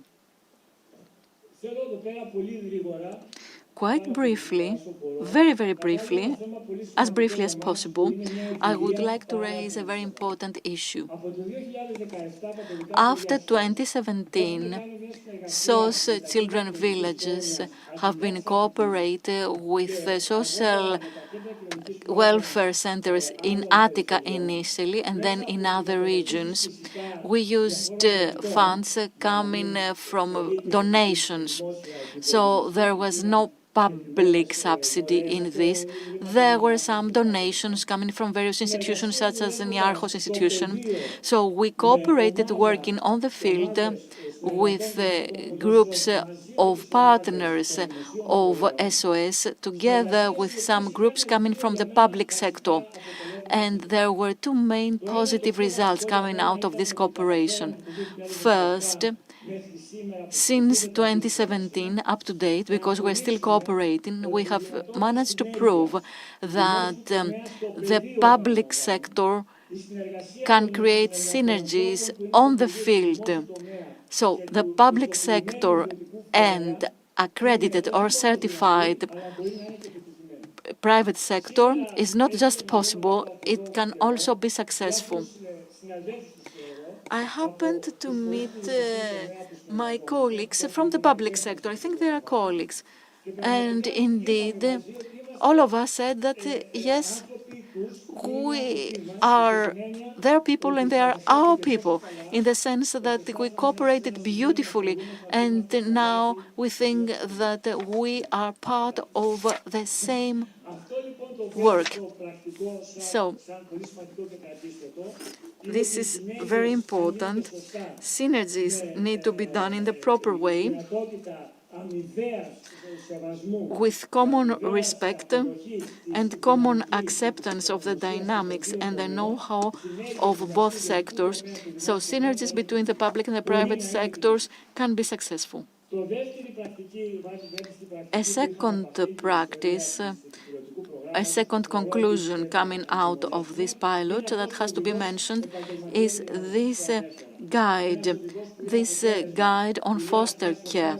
It has been the result of the work of a task force with people from SOS villages, the regional authorities, UNICEF, Institute for Child Health. and everybody involved in foster care, foster families themselves. This guide is given to the ministry, and now we want to see what's going to happen and whether we can move on and have it become an institution. We have some proposals, you can see them here. We think that, let me focus on two. Two is prevention. It is very, very important. Support the families, and the local governments have to do it. The local governments have to understand that it's their obligation to support local services and community centers to work with the families. There is know-how. We have know-how in our villages, and there is know-how elsewhere. We can cooperate. And of course, I think that cooperation is very important. We need to set up a system of child protection that would include the private sector anyway. Now we need to put order to the private sector, and let's help the state to put an order to the private sector and put an order to the public sector in order to achieve cooperation. And with this, I have to say that I just pray and hope that we will be able to set up a system for child protection away from institutionalization with the same with the objective would be the family. Thank you very much. Thank you. Thanks to all the panelists. I think that the agreement between the panelists that is between Mrs. Koufonikoulakou, Mrs. Mikhailidou, Mrs. Habibi, on the major points of the experience, and they agreed on the lack of common understanding, on the lack of clarity on competencies. They agreed, and I think that they convey two messages. First, in order to look after the children, we need to train the adults, professionals, and mainly parents of these children. And there is this coincidence of ideas makes them stronger. Thank you. And I shall leave this floor to the following panel. Thank you very much.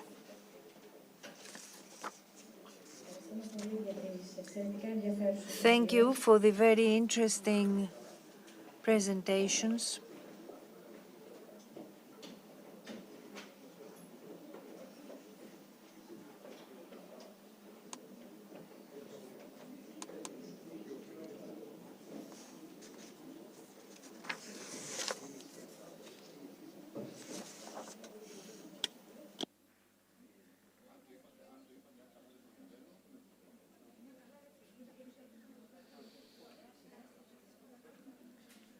Λοιπόν, να συνεχίσουμε. So let us carry on.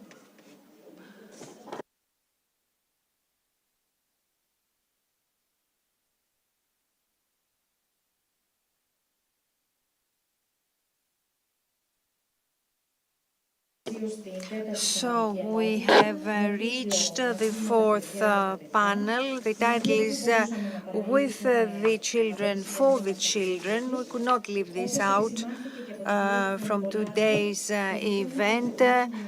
Mrs. Koufonikoulakou pointed out the right of the children to be heard, going in tandem with Article 24 of the European Union agreement, and because the hearing the voices is important.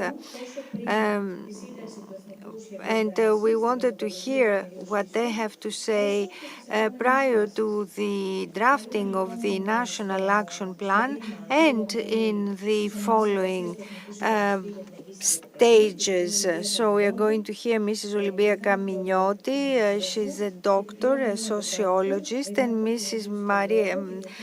Doukakou, a clinical psychologist, and in charge of the Childhood Protection Directorate of ECA.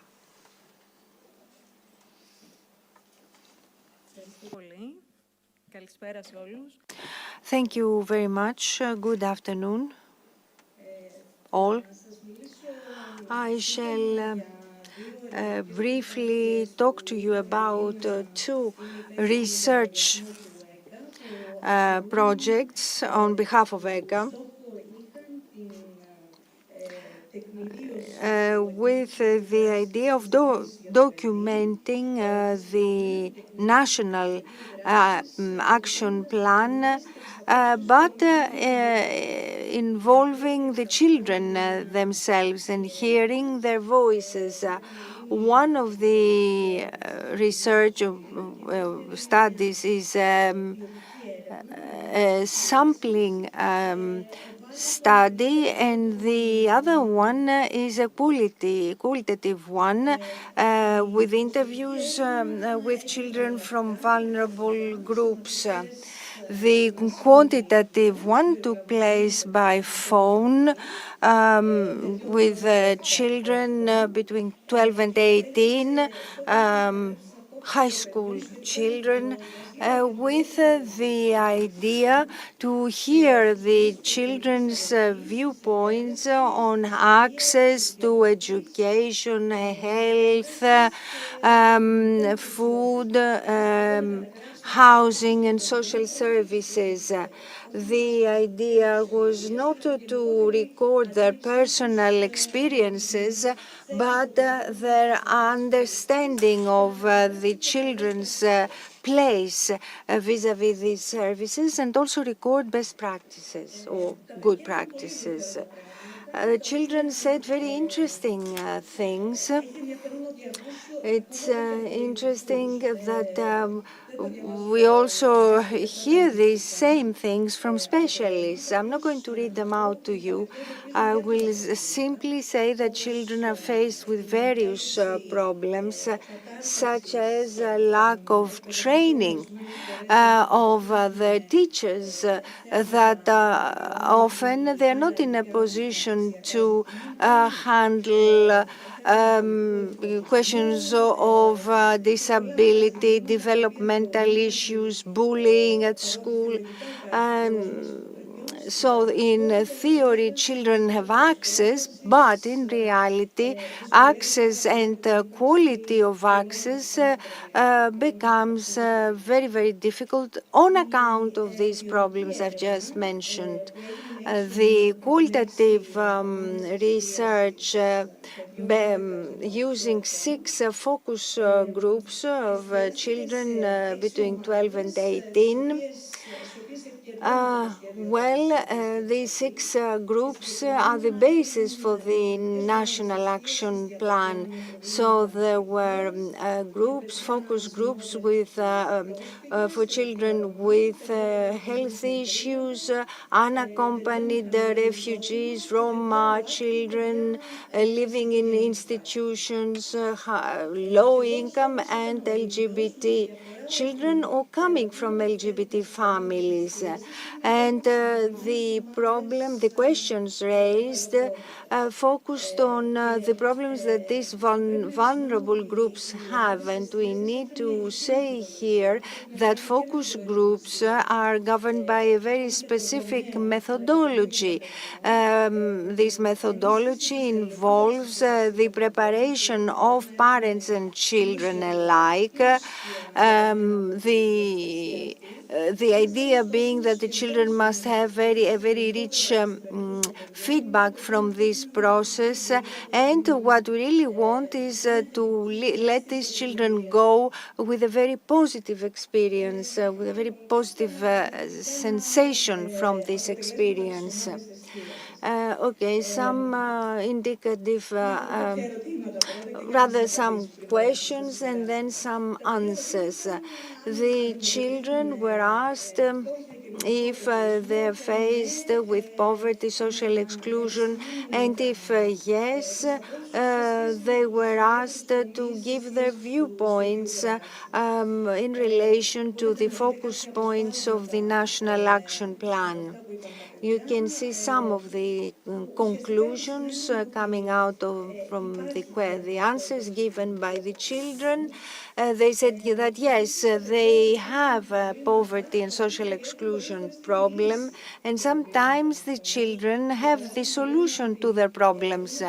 For instance, they tell us that it helps them a lot when they have social workers in structures and schools, but on the other hand, they said it is difficult when these people remain in these spaces for 8 months and then they go. The children who have got used to them and trusted them cannot be accustomed and trust a new social worker that comes to replace those who left. Unfortunately, we don't have time to focus on everything. Some conclusions from these focus groups. First of all, the children are surprised, but pleasantly surprised when their viewpoint is solicited on serious issues. And one conclusion that was pointed out by the previous panel was the importance of hearing children's voices, not because it is recommended by the EU, but because it is truly important, as we all acknowledge. From these groups and result analysis, very important data came out. There was a wealth of data in relation to what creates problems for children and good practices for solutions. Two main conclusions that one might draw is that on the one hand, we need to focus on the very specific problems that each and every focus group has, because they're not the same. And second, that we need to have a holistic answer, because one problem affects another. There is a domino effect. Poverty can affect different facets in a child's life. Some general conclusions. As it appears from all research work done to date, planning and re-planning of policies, revision of policies needs to be based in real data, scientific data, so that we need scientific documentation, including the viewpoints of the children, not vulnerable ones and the other ones. So these data need to go into the studies, and once they have been assessed, then they need to go into the planning of new policies. This will act as a multiplier of the efficacy of policies. Another conclusion is that all these data that are collected from statistics or ad hoc studies, quantitative or qualitative ones, must be recorded in some place and in a systematic manner, be analyzed scientifically, and be disseminated to all in order for everybody to be able to understand and evaluate the problems that are there, and evaluate also the choices we make on the level of policy. That will make our work more effective. Thank you very much.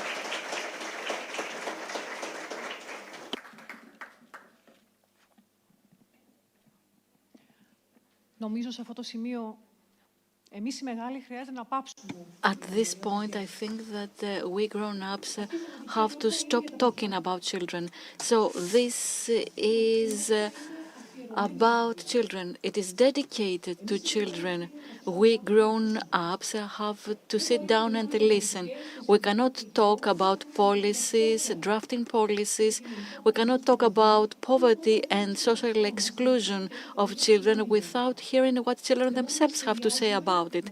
We cannot plan, intervene, say what is to be done unless we first hear children themselves, the way they experience difficulties, the way they experience poverty and social exclusion, and what they have to propose that we should do for them. We cannot plan for children unless we have children with us. So let's talk about children now. And this is dedicated to children and all grown-ups that want to bring up our ears, get ideas, plan policies, and see how we can all together deal with social exclusion. Not because the European Commission says so or because there is a European recommendation. When we talk about children, children have to play the leading role. So here, let's stand by children. We reached out to children living in remote areas, remote villages with minimum access to basic services. We reached out to Roma children. We reached out to adolescents that have children themselves.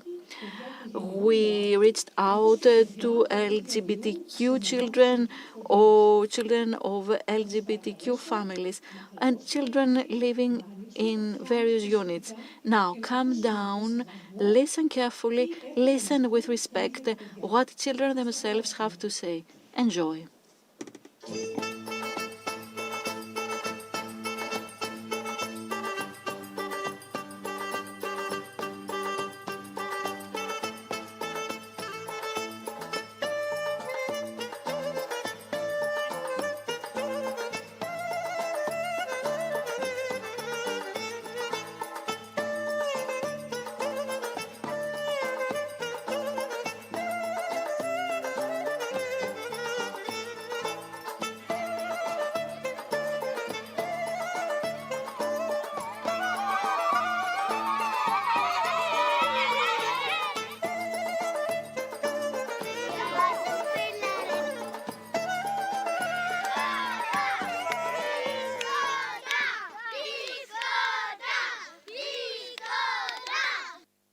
Γεννήθηκες εδώ, Μαρία? Ναι. Εδώ σε αυτό το οικισμό.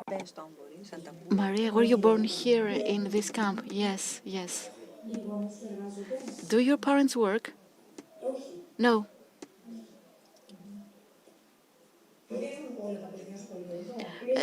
Do all children go to school? No, half of them don't. Half of them do. My sister and I, yes, we go to school. Do you like school? No, I don't like school that much because they shout at me. No, I don't like it. Οι μαθήτριες μου δεν είναι καλές. Είσαι μαθήτριες σου? Ναι. Δεν κάνουν παρέα. Είναι κακές. The other children at school don't want to be with me. I don't care about them. I have everything I have a bath, a toilet, ever I need. And they say, you live in garbage, you don't live well there. And then I feel very bad. And at some point, I say, I will have a home just like you at some point. We need to leave this place, to live at a better place, to have toilets, to have a house, to take a bath. That's what we want, nothing more. We don't go to school. No, we don't go to school. We don't have enough to eat. We have no money, no food. There is no water. We don't have toilets.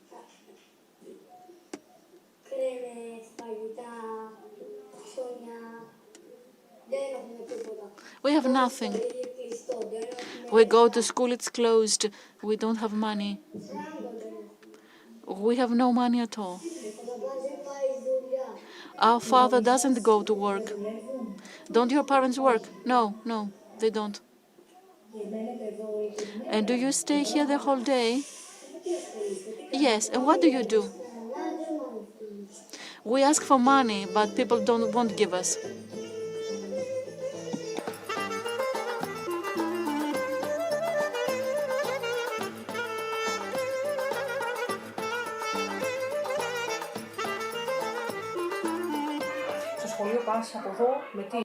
How do you get to school? I walk. So you say that the other people use the bus and you have to walk. Why? I don't know. Why don't you use the bus with the others?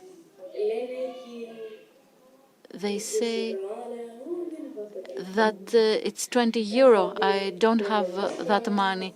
I just have 2 or 5 euro and I would rather buy food. How old are you? 16. Is this your child? Yes. How old is it? 2 years. 2 years old. Just tell us, you're 16, and how's your life here? We have no homes, and no toilets, and no food, no money. There are snakes in the camp. And how do you raise your child? Very, very difficult. We don't have milk and no diapers. And what can you do? It's very, very difficult with pasta or rice. Do you go to school? No. Did you go to school in the past? No, never. You've never been to school? No. Would you like to? Yes. How about the food? You said something? Do you cook yourself? No. Does your mother cook? Yes, my mother. I like rice, with a lot of rice. Do you like food? Rice? No. What would you like to have? I like chicken, I like potatoes, oven potatoes, pasta with minced meat.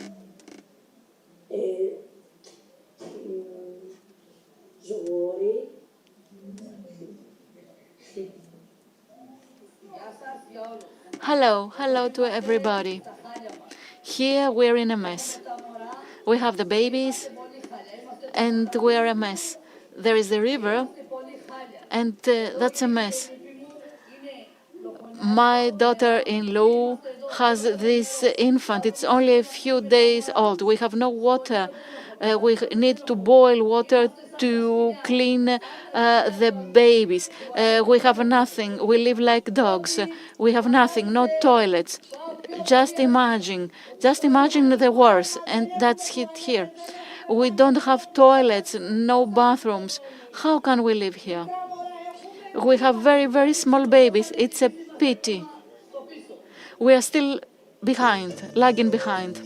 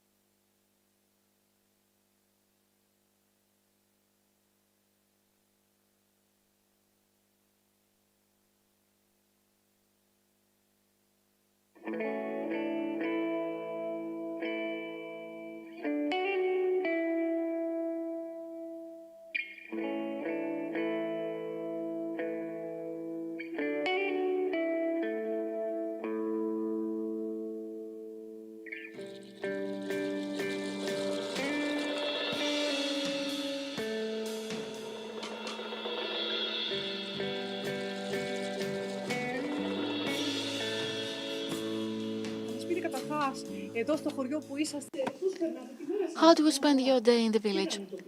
Nice, it's nice. What do you do first thing in the morning? We go to school.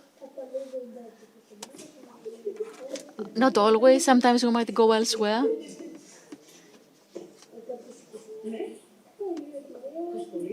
Okay, we go to school, we study, we read, we have some after-school lessons. Here in the village, yes, but I go elsewhere. I'm 15 years old. I am at the third grade of junior high school at Rouvas. This is a mountainous village called Ardines.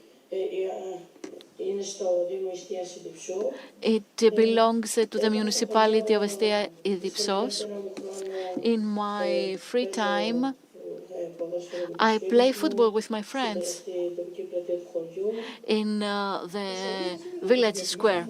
This is your school. It's nearby. This is the primary school. How about secondary school? It's away. It's 10 or 11 minutes by car. On foot, it's 30 or 40 minutes.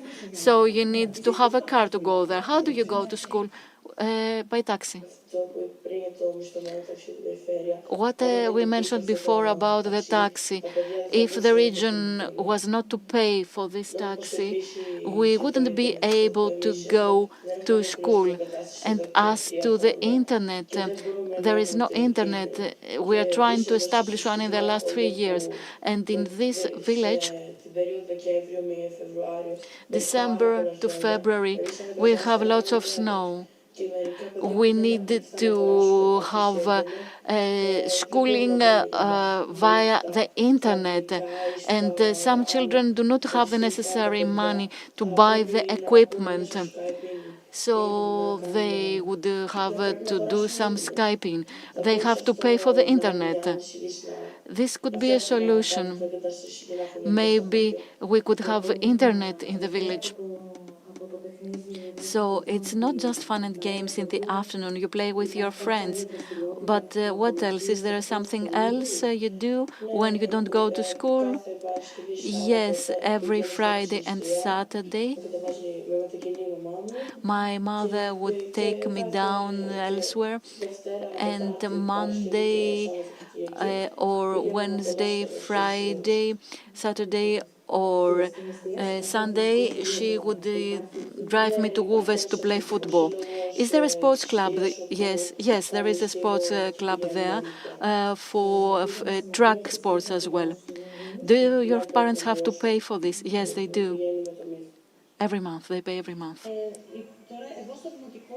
Now, this is a primary school. We go to the primary school, and another friend of ours. Do you get food here? No, not anymore. Do you know why? They would give us food for a while when we had the wildfires here. Is there lunch in your school? No. They don't give us a meal. They said nothing about it. But there is a shop there, and our parents give us money, €2. And we need to eat. And then we come back to our homes for eating. Do you think that there are children that cannot pay for the meal? Yes, there are some children. There are some children, I have seen them. They don't have enough money to buy something from the shop. And they try to save, and they just buy something once a week. How about doctors? Has anybody in your family fallen sick, or you yourself? What happens if you need a doctor? Well, in this case, we need to go to Istia, to the child doctor or the health center there. You have to wait a lot. There is only one doctor there, and in the village, and in some other villages, there are some local offices. They're in very good conditions, but doctors don't want to come here. Once upon a time, a doctor came once and then he left. Now, to the politicians, I would like to send a message. I hope that they could discuss with people and the children in the villages to solve their problems. They need to provide some goods to make our village more modern. We need to have such things as a town. We need to have a better garden and maybe a net to play and some grass for the terrain to be soft. And we need something for younger children as well, a very small field for the younger children.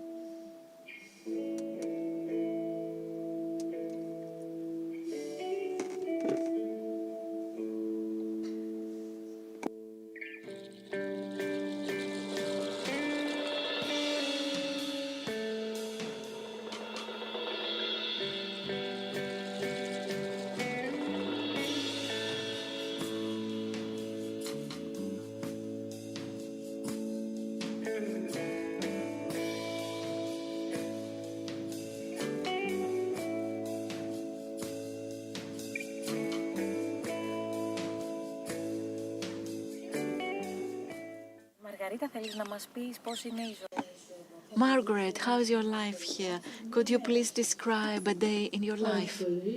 I go to school. I study there. And then there are breaks. Then we go back. So you have 5 hours of lessons at school, yes. We go back at home, we eat. I go to the pool sometimes. I study. And we have a teacher, Katerina. Other girls there? Yes, Maritina, Eraton, And what do you do? We play, we listen to music, we sing.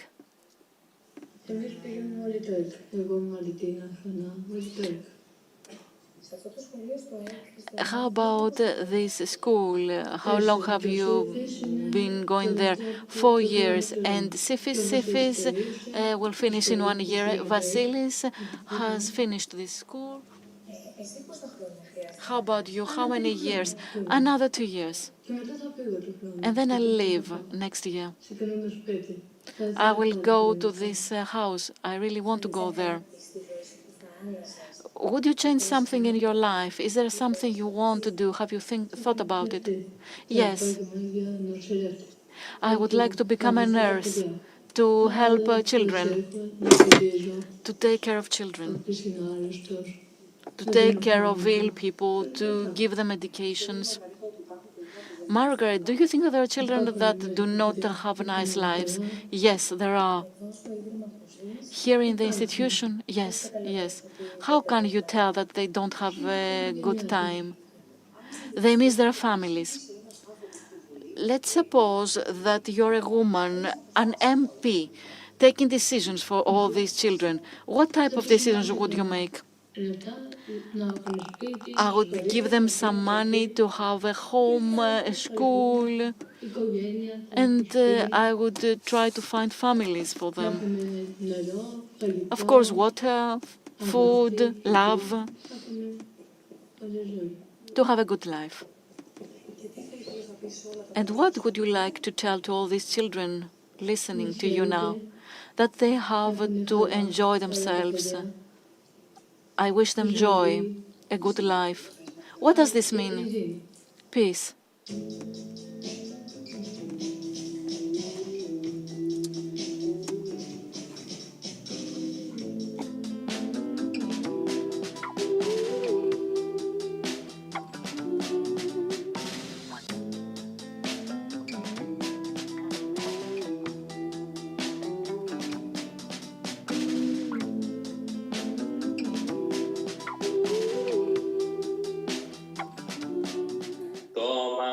Είναι Στάθης και είμαι 18 χρονών.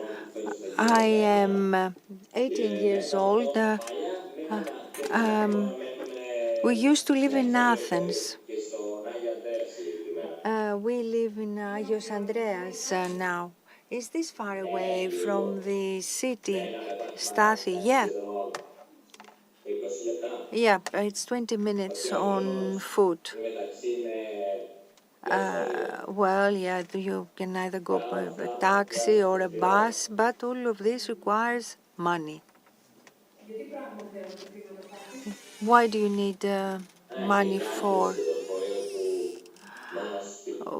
Well, in order to get the bus to the town, all these cards or coffee cards for people with disability to use the buses, or in order to buy a ticket from machines. Now I go to a special school. The children that go to the special school study there for 4 instead of 3 years. And I do work on in lessons like English, go to development for that. And there is a course that I have to go in the afternoon, and I need to take the bus for this. I have a good time in extracurricular lessons. Do you want to tell me a little more about these extracurricular lessons? Well, yeah, it's English and development. In development, you have the choice among robotics, game creation, or constructions, and I chose games. What are the lessons that you prefer and that you manage in? Well, in IT mainly. Do you like your school as it is? Ελάχιστα βρίσκω κάτι αιτιατικά No.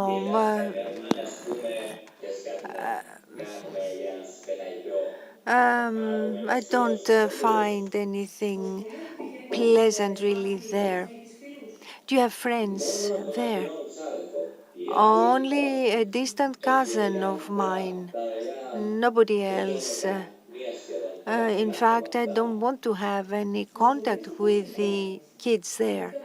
How do you go to school? How do you get there? A school bus. We have 2 school buses. One is for the town and the other for the villages around. Do you have meals in the school? We have a canteen. Do the children have to buy their food? No, we don't have to pay. And if you have a health problem and if you need follow-up by a doctor, do you have a hospital or a health center or a clinic close to where you live? Yes, a hospital. And Stathis, you consider that for some children it is difficult to go to the hospital of your area. Yeah, yes, children living in villages and children living also in the town find it difficult. Do your parents work, Stathis? My dad lives in Athens. I live with my mom here. Does she work? She is looking for work. And let's hope that God will help her. Stathis, what would you like to become when you grow up? Well, I don't know. It's too early for you to know? Yes.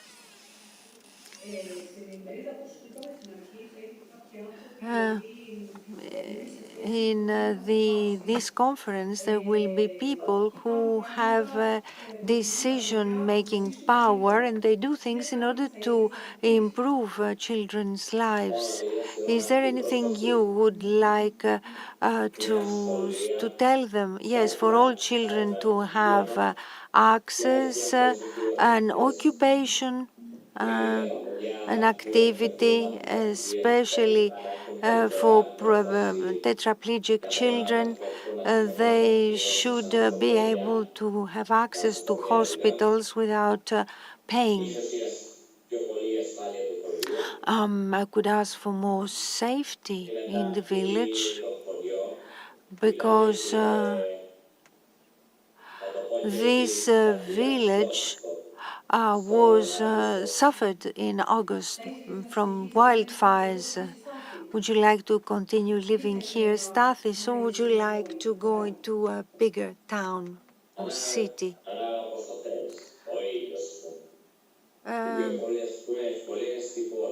Of course, here we have the sun, but everything is easier in a town. In other words, not to have, if you don't have transportation means, you can't go anywhere if you want to go to cafeterias or have fast internet, can't have antennas, aerials, doctors.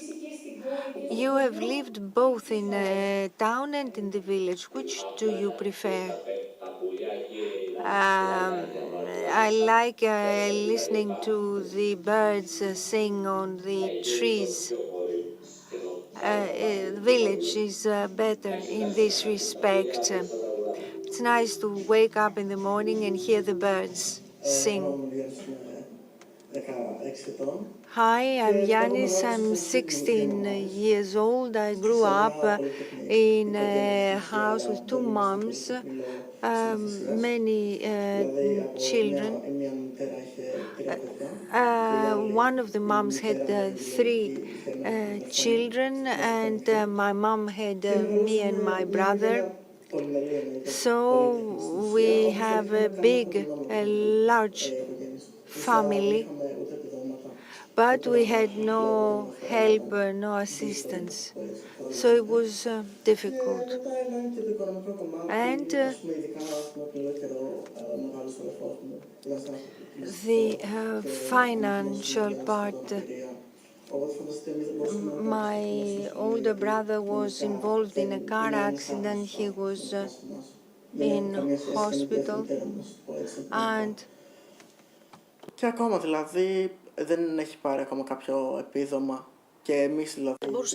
And because my two moms are not married, we could not visit my brother. It was like as if we did not know each other.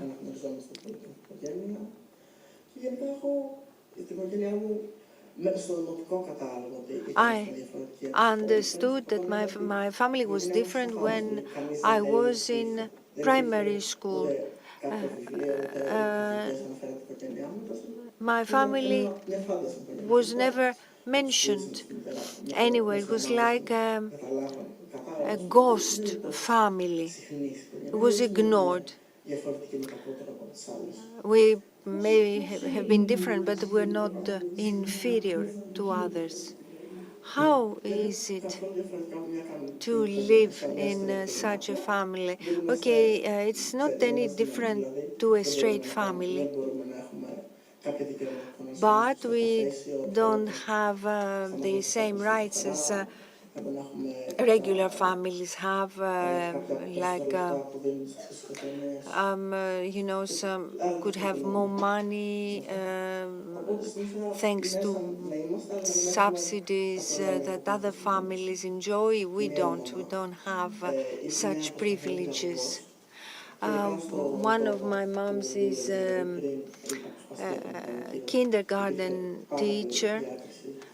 She suffered a lot under discriminations where she worked. My mom is part of the LGBT society. My second mother works as a cleaner in order to help us financially. My mother was never embarrassed for what she was, although she was discriminated against. Of course, there are people in the LGBT community that have suffered racism, homophobia, and both from their teachers and fellow students. There are many teachers that are still decades behind.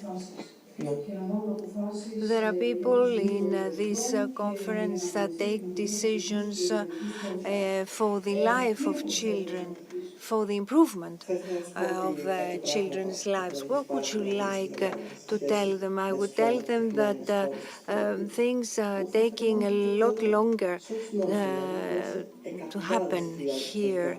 And this does not concern me only, but hundreds of thousands of children in Greece. And children do not enjoy the rights that they ought to have merely because their families are seen as different. What is the message you want to send socially excluded children and poor? That there's always a light at the end of the tunnel, so hold on. That's what I would tell them. Λένε Μύρονα, είμαι 17 χρονών. I'm 17 years old, second senior high school. I'm interested in humanities and I want to become a psychologist. I live in Korydallos, in the area of Korydallos. In my free time, I play guitar, I paint, I listen to music, guitar music. I try to read books and I spend time with my friends. I live with my mom. Yeah, my parents divorced, were separated many years ago, but they are not divorced. My father lives elsewhere alone, and I have an older sister. She's 23. She lives on Crete, and she just finished her studies in biology. People that are socially excluded, well, I know lots of them. Irrespective of the reason, but I know many of them. Some of them are my friends. Some others are simply fellow students or acquaintance, and I belong to them as well as my boyfriend. How are things in your school? I think in Korydallos, my school is one of the best that we have. I go to a public, general school. I have changed schools twice. The first one, that is last year when I was in the first senior high class, it was scary.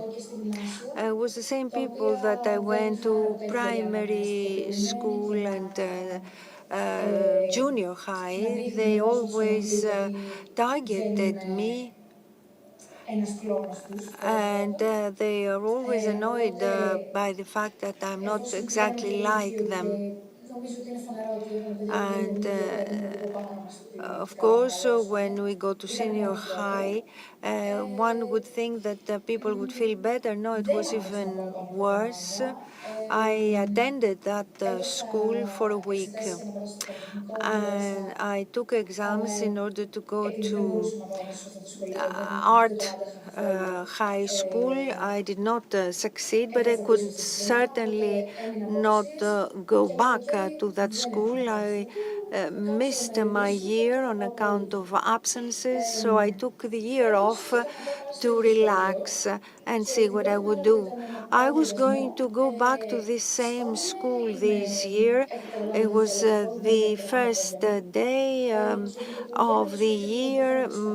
I suffered a panic attack as soon as I walked out, and I just asked to be moved, and I came to the school where I am now. Do you have access to mental health services? Well, you can have access if you have money. Of course, I know there are services free of charge, but speaking from personal experience, it's not easy to find someone very competent in the public system. You cannot find someone compatible or suited as a personality to you, which will allow you to speak and exteriorize. Except for trying to inform everything is to accept yourself and understand that you're not a human Google.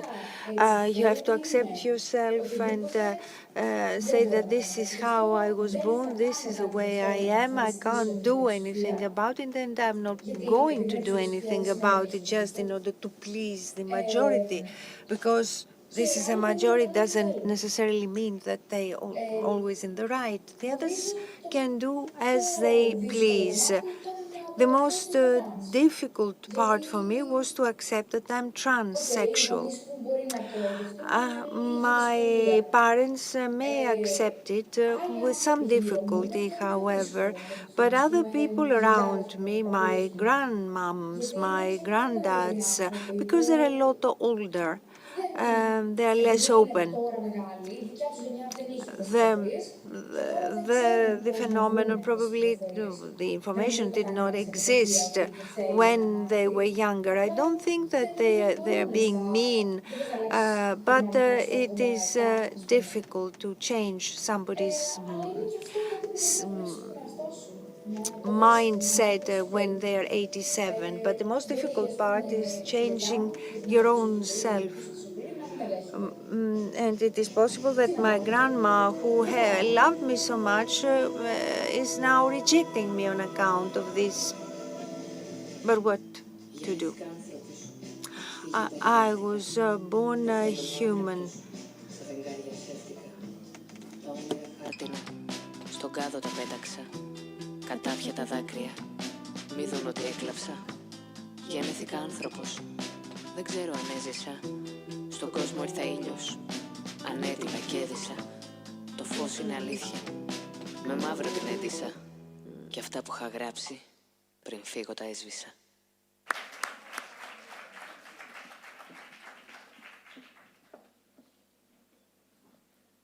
Εδώ ίσως θα χρειαζόταν μια παύση, αλλά οφείλουμε να συνεχίσουμε. So we have to go on.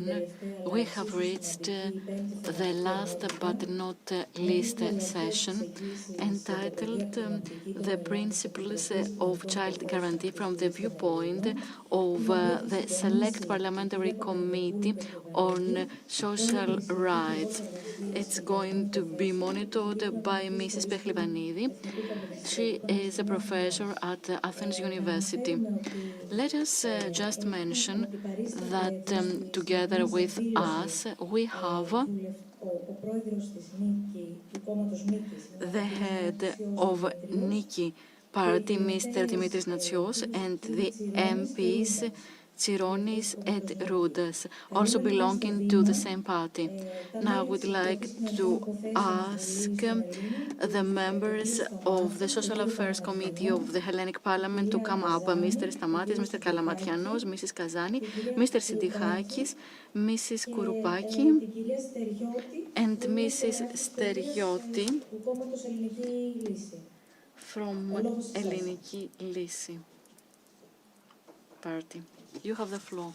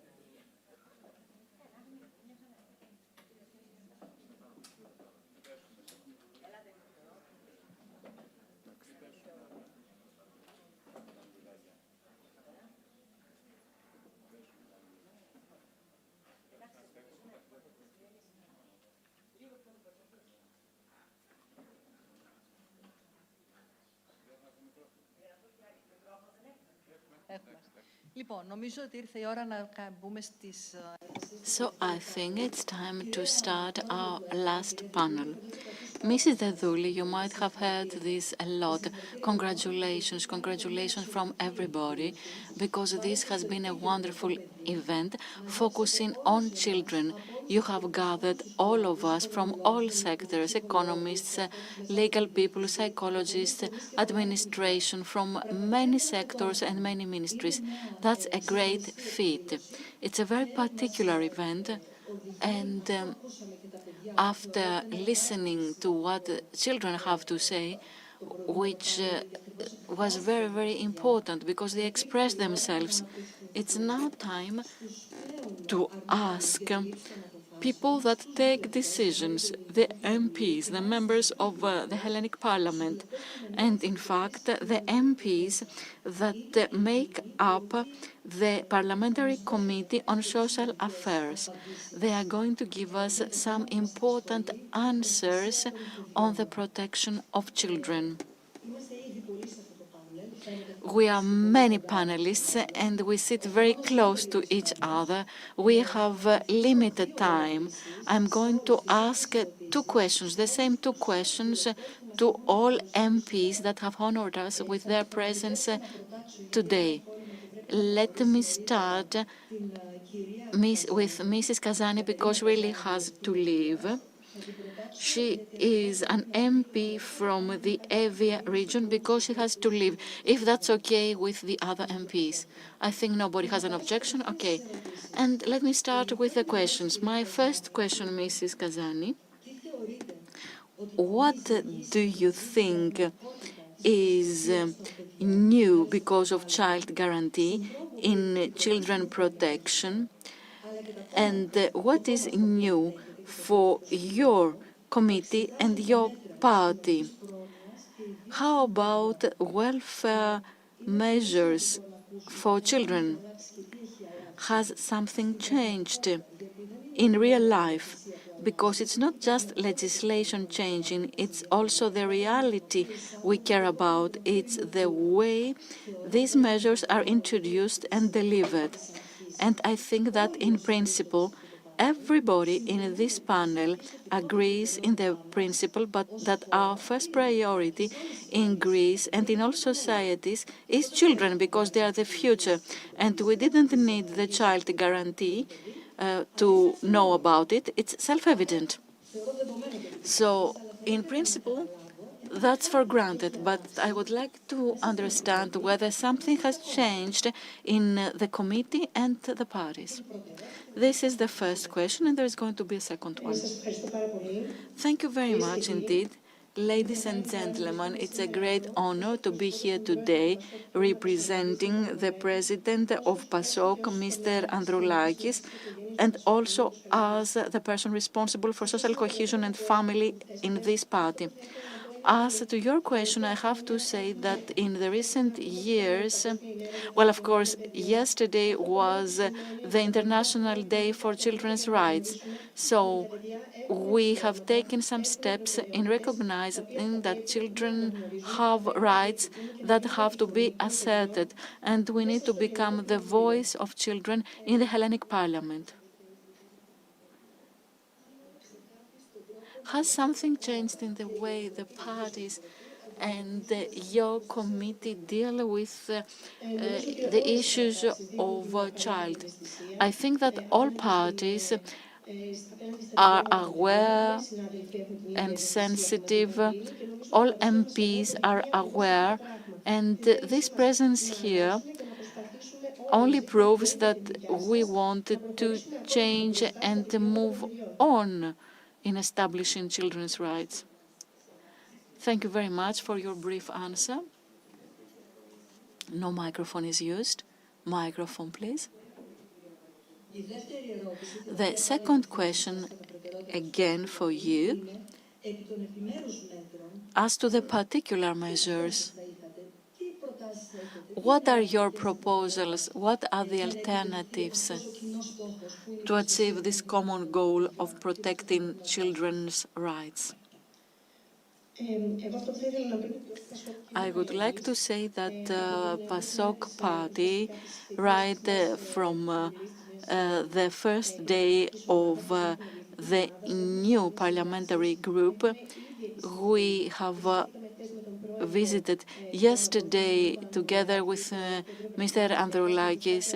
We visited Mitera, the Infants Center, in order to show that social welfare is a priority for us. We are already in contact with the Association of Sociologists and Social Workers. We have contacts with families that have adopted children or foster families, because we wanted to get as many pieces of information as possible to improve the living conditions of children. Thank you very much. Thank you. Thank you.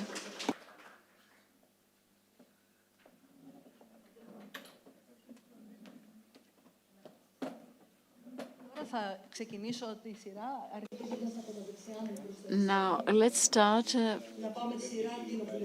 Okay, let's do it by the parliamentary order.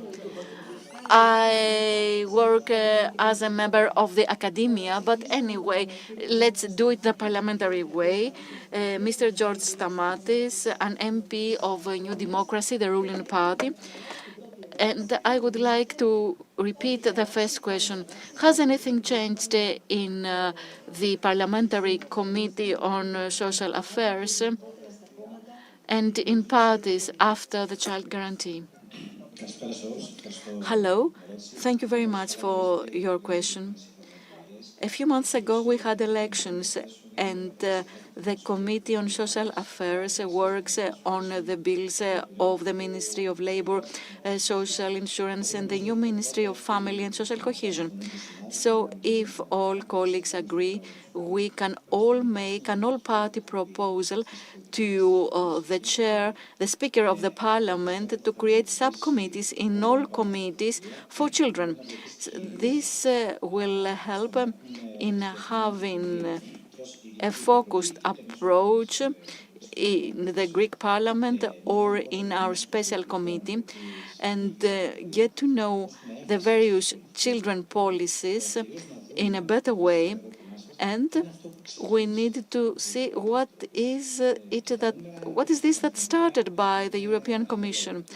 And you know, this 22.2% of children in the EU lived in poverty and social exclusion. So the European Commission had to draft a plan for children to break this vicious circle of deprivation and social exclusion by investing in education, housing, food, and social inclusion.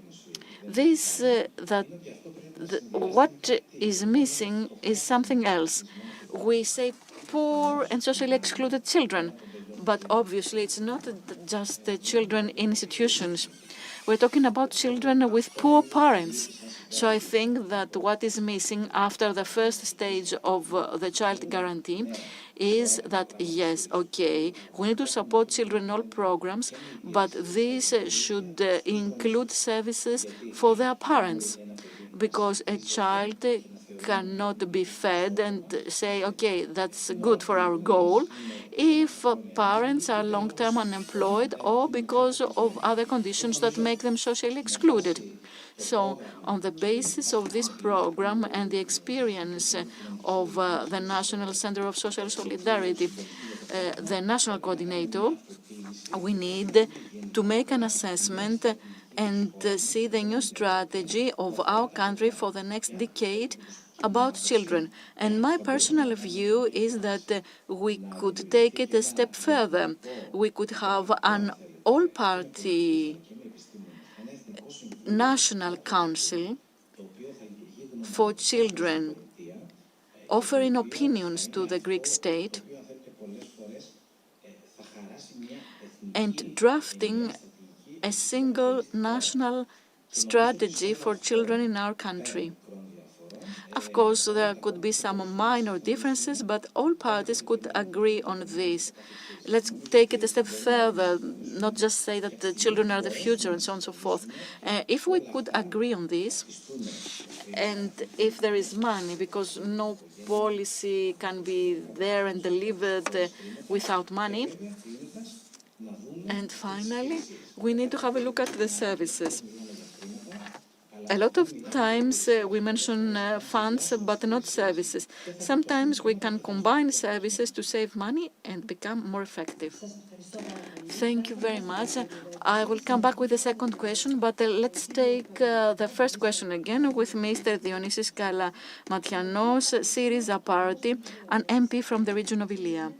The same question and an additional question. How about this initiative mentioned by the previous MP, since this is on the table? I will combine my answer to both questions. Because I stopped Mr. Stamatis, I did not allow him to answer both questions at the same time. In the first place, I would like to thank E.K.K.A and its president for her invitation to me. We're here for child protection. I cannot leave out this discussion, Gaza and the carnage taking place there. When the Secretary General of the United Nations, Mr. Guterres, said that this in Gaza, it's not just a humanitarian crisis, but a crisis of humanity. A child dies every minute, and we saw that even infants cannot survive because they have no electricity. Therefore, when they are prematurely born, they are pretty much condemned to die. So we want peace. We want to have peace. Without peace, how can we protect children? So ceasefire, diplomacy needs to take over, and UN decisions, resolutions need to be implemented. More than 5,000 children have perished in Gaza. But we think of the children of Israel, Ukraine, High Karabakh, in Asia, in Africa, wherever there is war, hunger, and misery. In our country, when we speak about children, we all know that this is a very sensitive issue. We all agree that all children are entitled to secure, safe growth, development in a safe family environment. Of course, there has to be a lifting of inequalities. All policies ought to aim at that, combating poverty and lifting of exclusions, all types of exclusions. The European program for child guarantee was developed in the EU in order to ensure that all children that might be subject to poverty or social exclusion ought to have access to basic rights such as education and health. there has to be prevention, combating of social exclusion, ensuring access of children to basic services, health, education, food, and housing. The basic weakness of this plan is the fact that it is not mandatory. It's not binding. The EU has other binding programs, but not this one. We need to make progress on the level of binding nature of measures for children. And therefore, there has to be a guarantee for all children, not only the vulnerable ones. So it becomes clear that policies are necessary that will be conducive to the enhancement of rights of all children and living standard. Dear Professor, we need to be open on the level of the Parliament in order to discuss on better management and action in order to lift inequalities, tackling child poverty, tackling social exclusion. It is a net of policies. We cannot isolate policies for children from social policy. That is where we have to focus on. Thank you very much. And now the floor to Mr. Sindihakis from the Communist Party of Greece, Heraklion, Crete. So, yes, we are supposed to answer questions and then take questions from the floor. Okay, let me clarify one thing. The Social Affairs Committee of the Hellenic Parliament is composed of members of the various parties. Parties represent different classes, therefore they have different views. Of course, the focal point is the child, but there are different approaches. Otherwise, we wouldn't have different parties or different political views. We pay special attention to child protection, being the Communist Party of Greece. This issue is on the top of our agenda, and we do this in the Social Affairs Committee, but also outside the Parliament. We claim protection measures for children, all children, especially those that are at risk today. If you're asking me about suggested measures, measures suggested by the government in the framework of the National Action Plan that was discussed in 2002. As a party, we have exercised a very specific criticism.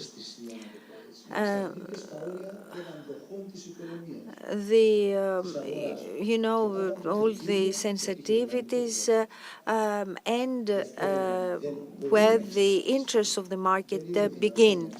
And that is why it is not possible to have a scientific social plan for children.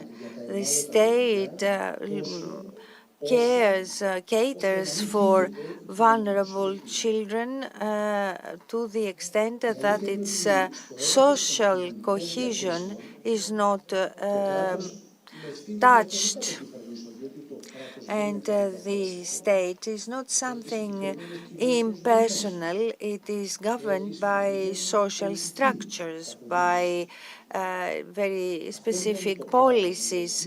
So this state does not secure or ensure the children's social rights. This is the reason for which we as a party fight against these policies, because these policies reinforce total dependence of children on their parents, no matter what that is. And we are against the policy because it condemns children of many families to poverty, to school dropping out, and even abuse. And this is and there is also child labor, and the governments do not express their opposition to that.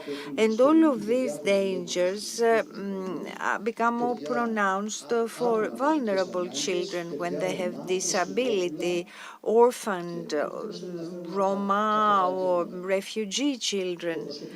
The personnel in social services of municipalities and regions is decimated. And they receive complaints for negligence, precarious living conditions of children, and instead of the governments giving money in order to increase the staff of municipalities, restricts this issue in the single national protocol. They do not recruit permanent psychologists or social workers in all schools. They restrict that to national sports federations, and even there, on schools. Only Mr.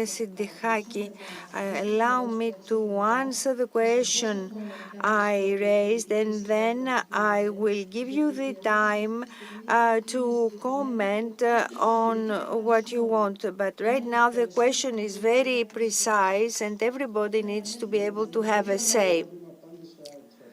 I think I answered from the very beginning. I just want that everybody to have the time to speak.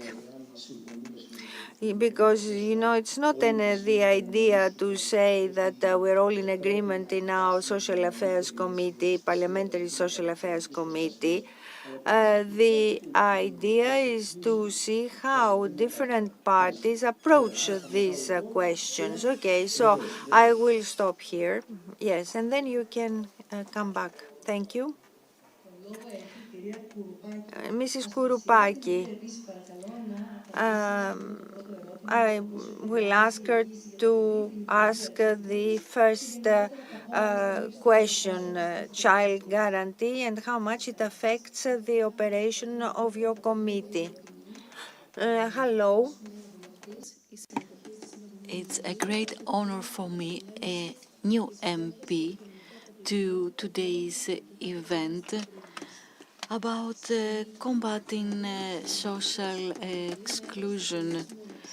In E.K.K.A party, weak human beings are part of our culture, so we need to embrace all people facing difficulties. I heard the discussions in the previous panels with great interest, and I was particularly concerned, mainly by what the children had to say. Roma children, children that live in more particular families, allow me to say. In E.K.K.A, we support traditional families, but of course we support the weak. We support mothers, we support children. For E.K.K.A party, the vision is to support children and education. Without children and education, the Greek nation will be destroyed. And I would like to say more when I will be allowed to make some comments. So thank you. I think that we should now give the floor to Mrs. Terioti from Ελληνική Λύση. The invitation is honorary because we are talking about children's rights.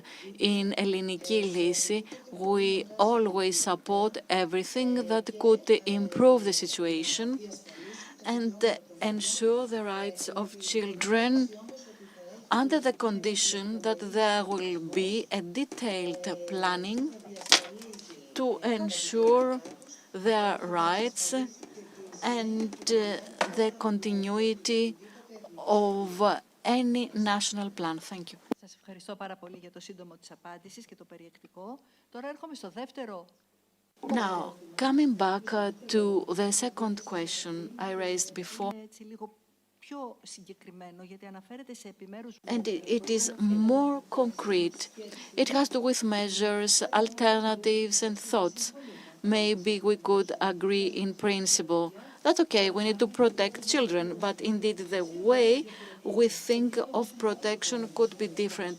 There is always fruitful dialogue when we have a common objective and we want the best for the children and the beneficiaries of social welfare. Because, as aptly said before, children suffer in families, and when children suffer, this means that families suffer as well. So I would like to follow the same order. I would like to ask Mr. Georgios Stamatis to explain what he thinks about the measures and from the experience he has and his involvement in the Social Affairs Committee. Thank you. First of all, let me make clear that the issue of child protection has various stages and manifestations. Right now, we are in a post-memorandum era. That is, the policies of the memorandum affected families, mainly the middle class, and children living in these families. The government in the last 5 years has invested heavily in main and particular policies for families and children. And this is not only as regards to child guarantee. Let me mention the huge reform, for example, a personal assistant for people with disabilities, professional foster care to help in DI, the new strategic plan for deinstitutionalization in our country, and also supporting the most vulnerable popular strata. And children are also benefited by this. Of course, it was the Syriza party that started with school meals, but we continued this policy and we further enhanced this policy. This was very important for poor children to have a meal at school, which also created this peace of mind for the parents because they knew that there will be a lunch provided for at school. Now, as to the Romas, there is no all-party consensus. I would say that it is just some tolerance, I would say. Things started as regards dropping out and health issues. This is both for parents and children. And let us not forget that in Roma communities, there are children that are parents. Okay. So we have a threefold or a fourfold discrimination. And with the exception of the money our government has ensured, the civil society was not very willing to prepare Roma programs. And the feminist civil society never promoted the rights of female Romas in the community. Sometimes we defend rights a la carte But my personal view is that if you support rights, you support all of them and in every manifestation. I have to say that there are already some results like access to primary care and the new ministry established as to the demographic issue and the housing issue. That is, we offer incentives to vulnerable children through their families. But it's high time now to have a look at the new forms of families we want to have. We have anyway in a free, open and democratic society, and we need to have the right policies to support all types of families that have the right to live as they like, and children in these families. Thank you. Thank you very much, and let's give the floor to Mr. Dionysis Kalamatianos on the measures. I would like to make a comment. I heard something that made me glad. It's kind of unusual. There is continuity. There are some measures that have continuity. This is very interesting in the Greek society, and I just hope that we'll see it even more in the future, because child protection and welfare protection cannot be based on measures of a couple of years. As governments change, there needs to be consensus and continuity, and they have to be assessed on the basis of objective criteria according to the EU legislation. So after these brief comments, you have the floor. Professor, I would like to agree that some proven practices with measurable results have to be continued, despite the fact that the governments change. Ministers change, or maybe secretaries general change. But we needed to go on with practices that were good, measurably good, especially as regards welfare, social state, and children. Welfare state and children. Now, let me mention a few of the measures we propose, the Syriza party proposes. In 2009, our country was led to bankruptcy because of previous policies. Very hard fiscal measures were taken, austerity, cutting down on everything. And it was there that we had this negative impact on child poverty. In 2014, according to Eurostat, this was 37 point something percent. This is very, very high, a dizzying figure.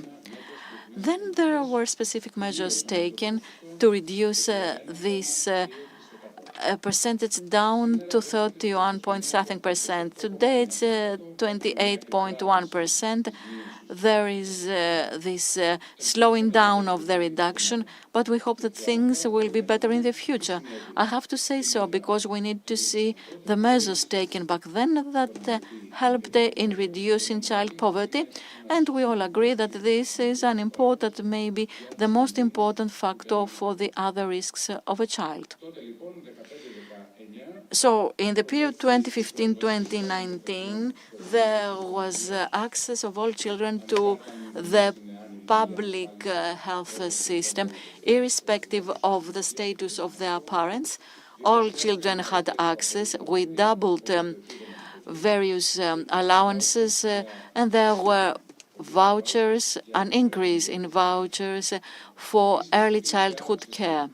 There has been an increase in expenditure on all levels of public schools, an increase in the numbers of educators in special education, all-day school, and also this school meals program, which started then, and we hope that they will go on and they will be increased, not decreased.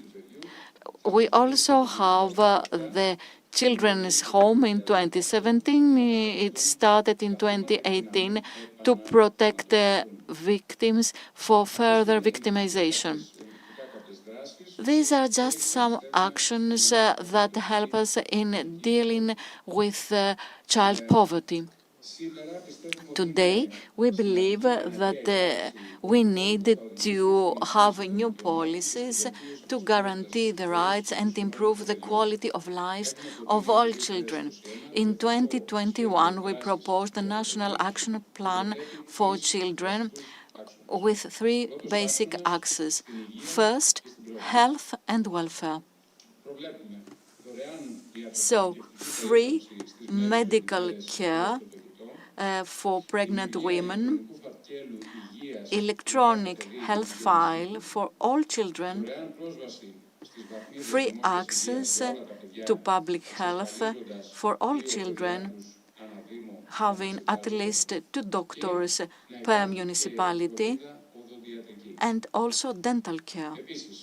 Moreover, prevention and dealing with drug abusers and any other types of abuse, the internet, for example, measures to combat child poverty, increase of the allowance for housing allowance per child, vouchers for children, an increase in the number of units, and a new allowance for preschool children, support of children with disabilities, a strategy for DI for children, which is a very important parameter, supporting children at risk of social exclusion, such as Roma children, refugee and migrant children.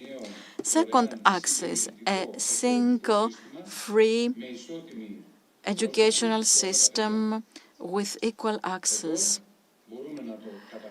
We can achieve this with classes with only a few students.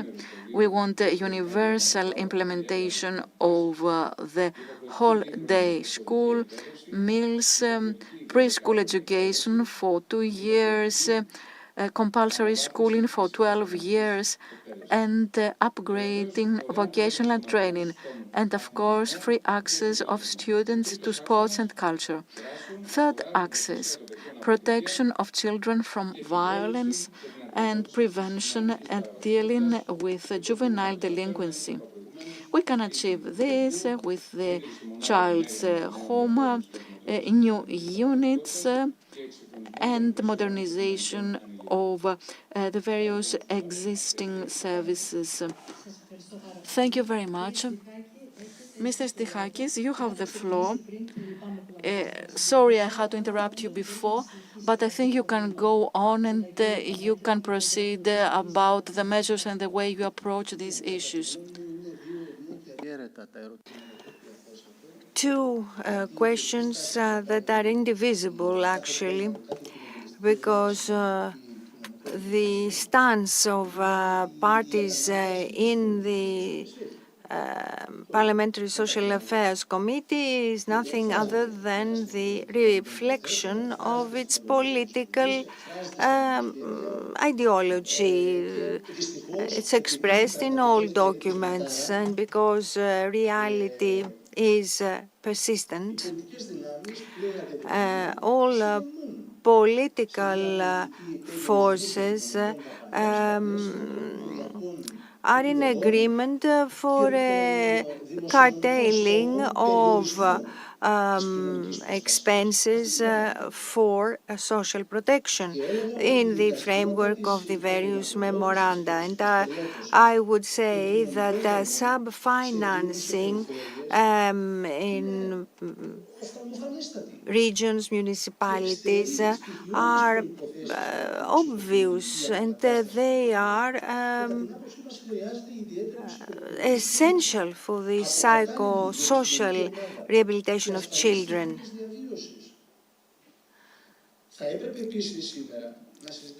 And today we should be talking about accompaniment, protection of unaccompanied minors.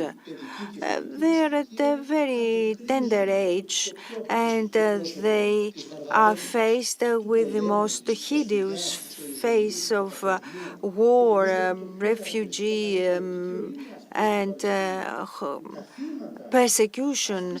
And in Palestine, we see it. There is the state that is a murderer, and that's Israel, and supported by the US and the European Union. The victims of this are the children.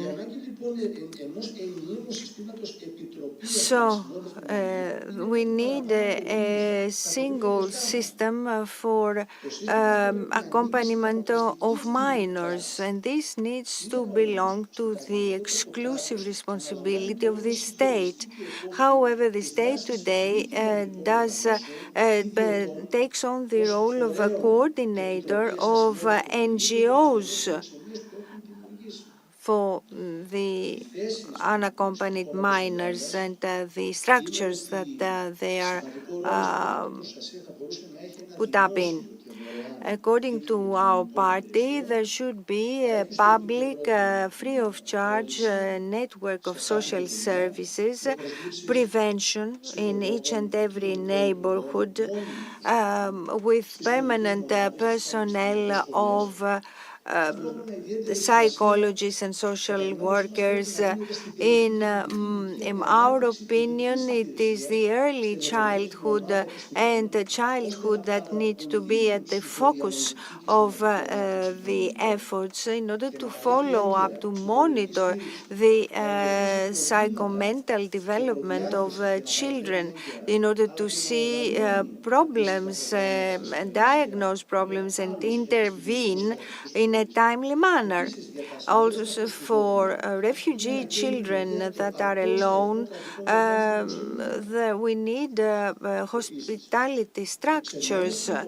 These structures for child protection need to be adequately populated with carers, interpreters, cleaners, psychologists, cooks, doctors, in order to actually support the whole idea of adoption and foster care based on the weakness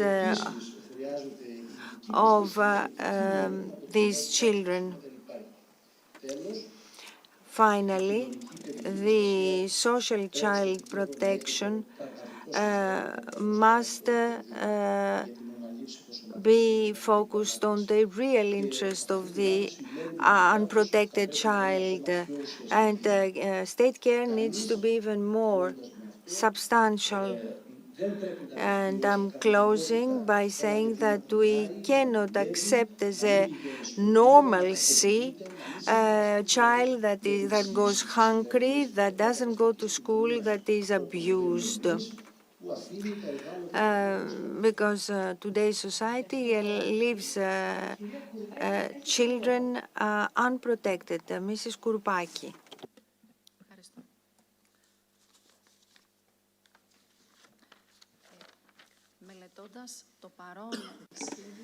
Now, studying today's action plan, I see that there is no comprehensive policy supported by EU funds against exclusion for access to education and other structures. The existing action plan doesn't provide anything for children living in families with many children, poor families, in urban, suburban, and remote areas.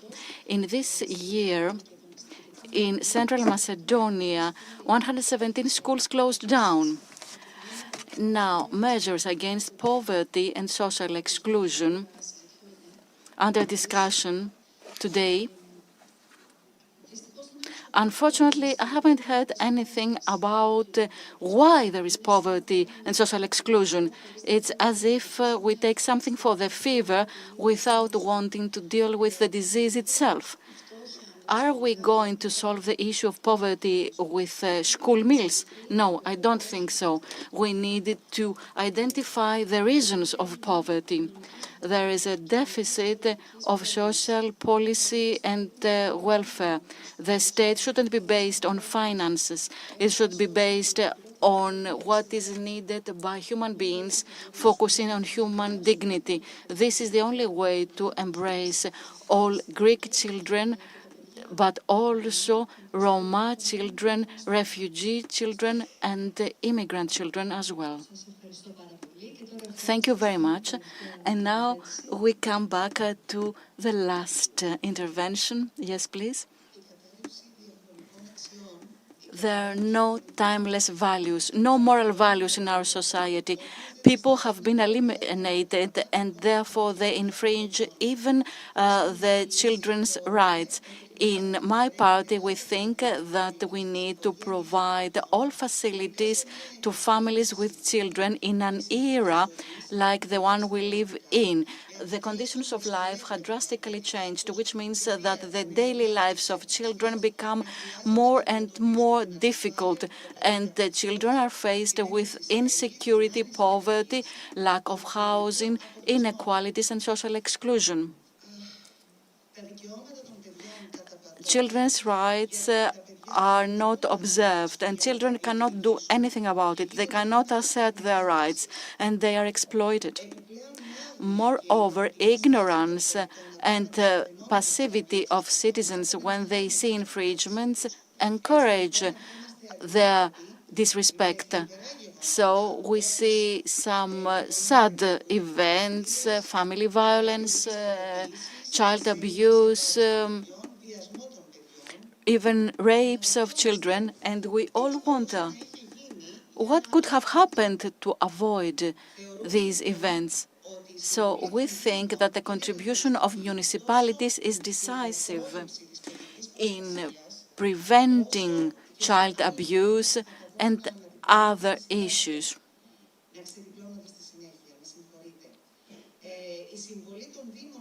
So municipalities have a central role. We need to restructure social services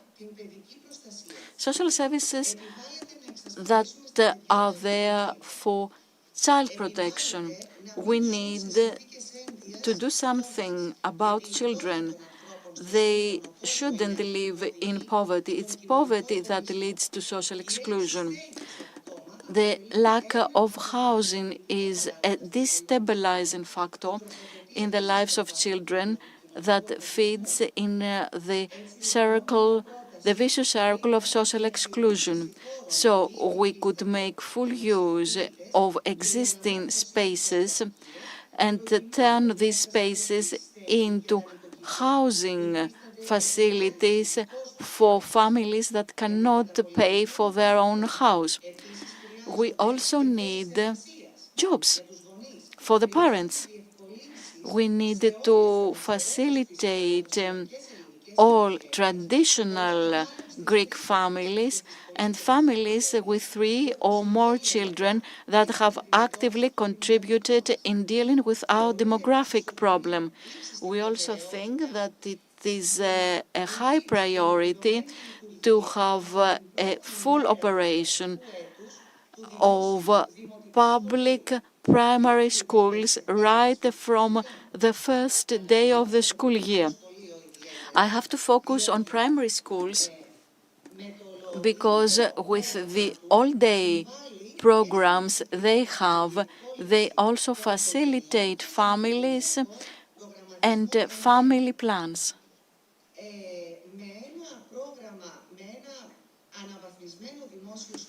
So upgrading public schools, this is the way to promote schooling of all children and combat dropping out. It has been observed that Roma children enroll at schools in the beginning of the school year, and when families receive allowances and benefits, then they stop children from going to school. This happens every year, and it is well known, not only on the school level, but also in the various school directorates, because data are there and they are updated on my school IT system. So we need to control and intervene and do something in practice. We shouldn't allow this situation to go on forever, which is to the detriment of these minors, because they become excluded. There is an increase in child labor, and these children have no rights. In the long run, this will lead to social turmoil and increased violence. So it's necessary to do something about this problem now. The all-day programs at schools up to 4 o'clock in the afternoon or 5:30, even better, could operate if we had the necessary staff, because we're almost at the end of the first quarter and not everybody is hired. As to preschool care, there are some initiatives such as nannies of the neighborhood, but they cannot substitute the centers.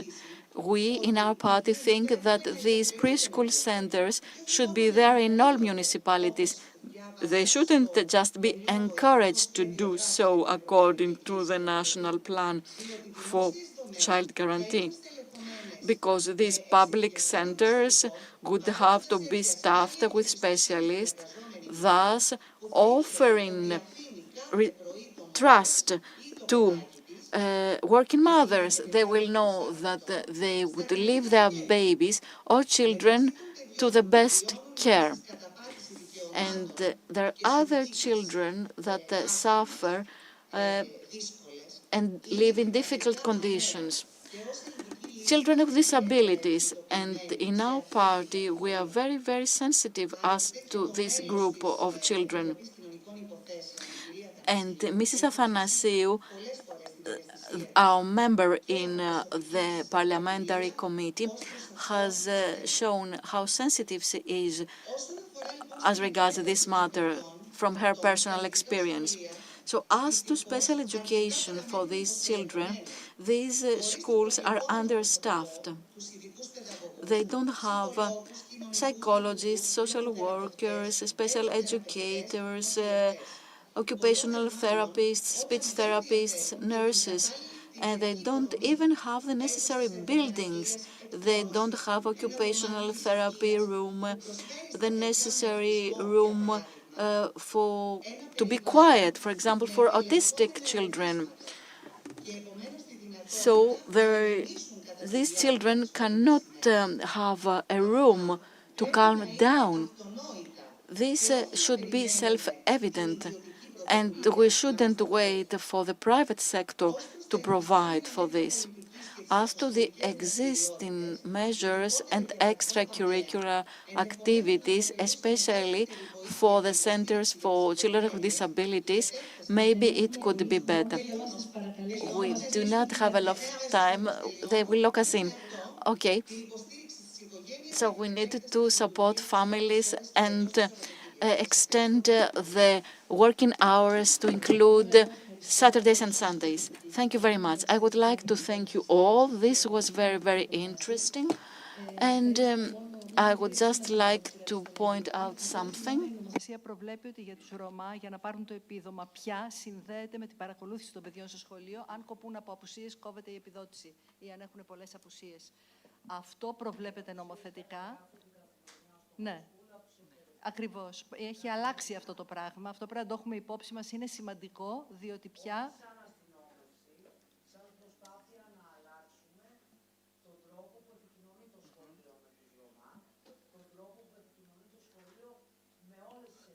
Σας ευχαριστώ πάρα πολύ. Σας ευχαριστούμε. Θα κλείσουμε γιατί έχουμε πάρα πολύ λίγο χρόνο. Θα ήθελα όμως να ρωτήσω, επειδή πραγματικά είναι μια σπάνια ευκαιρία να έχουμε εκπροσώπους όλων των κομμάτων και να έχουμε έστω και επί της αρχής μια βασική συμφωνία, ότι το παιδί είναι προτεραιότητα, είναι το μέλλον κάθε κοινωνίας και της ελληνικής που γερνάει. Μήπως κάποιος θέλει να κάνει κάποια ερώτηση, μια-δυο ερωτήσεις μπορούμε να δεχτούμε.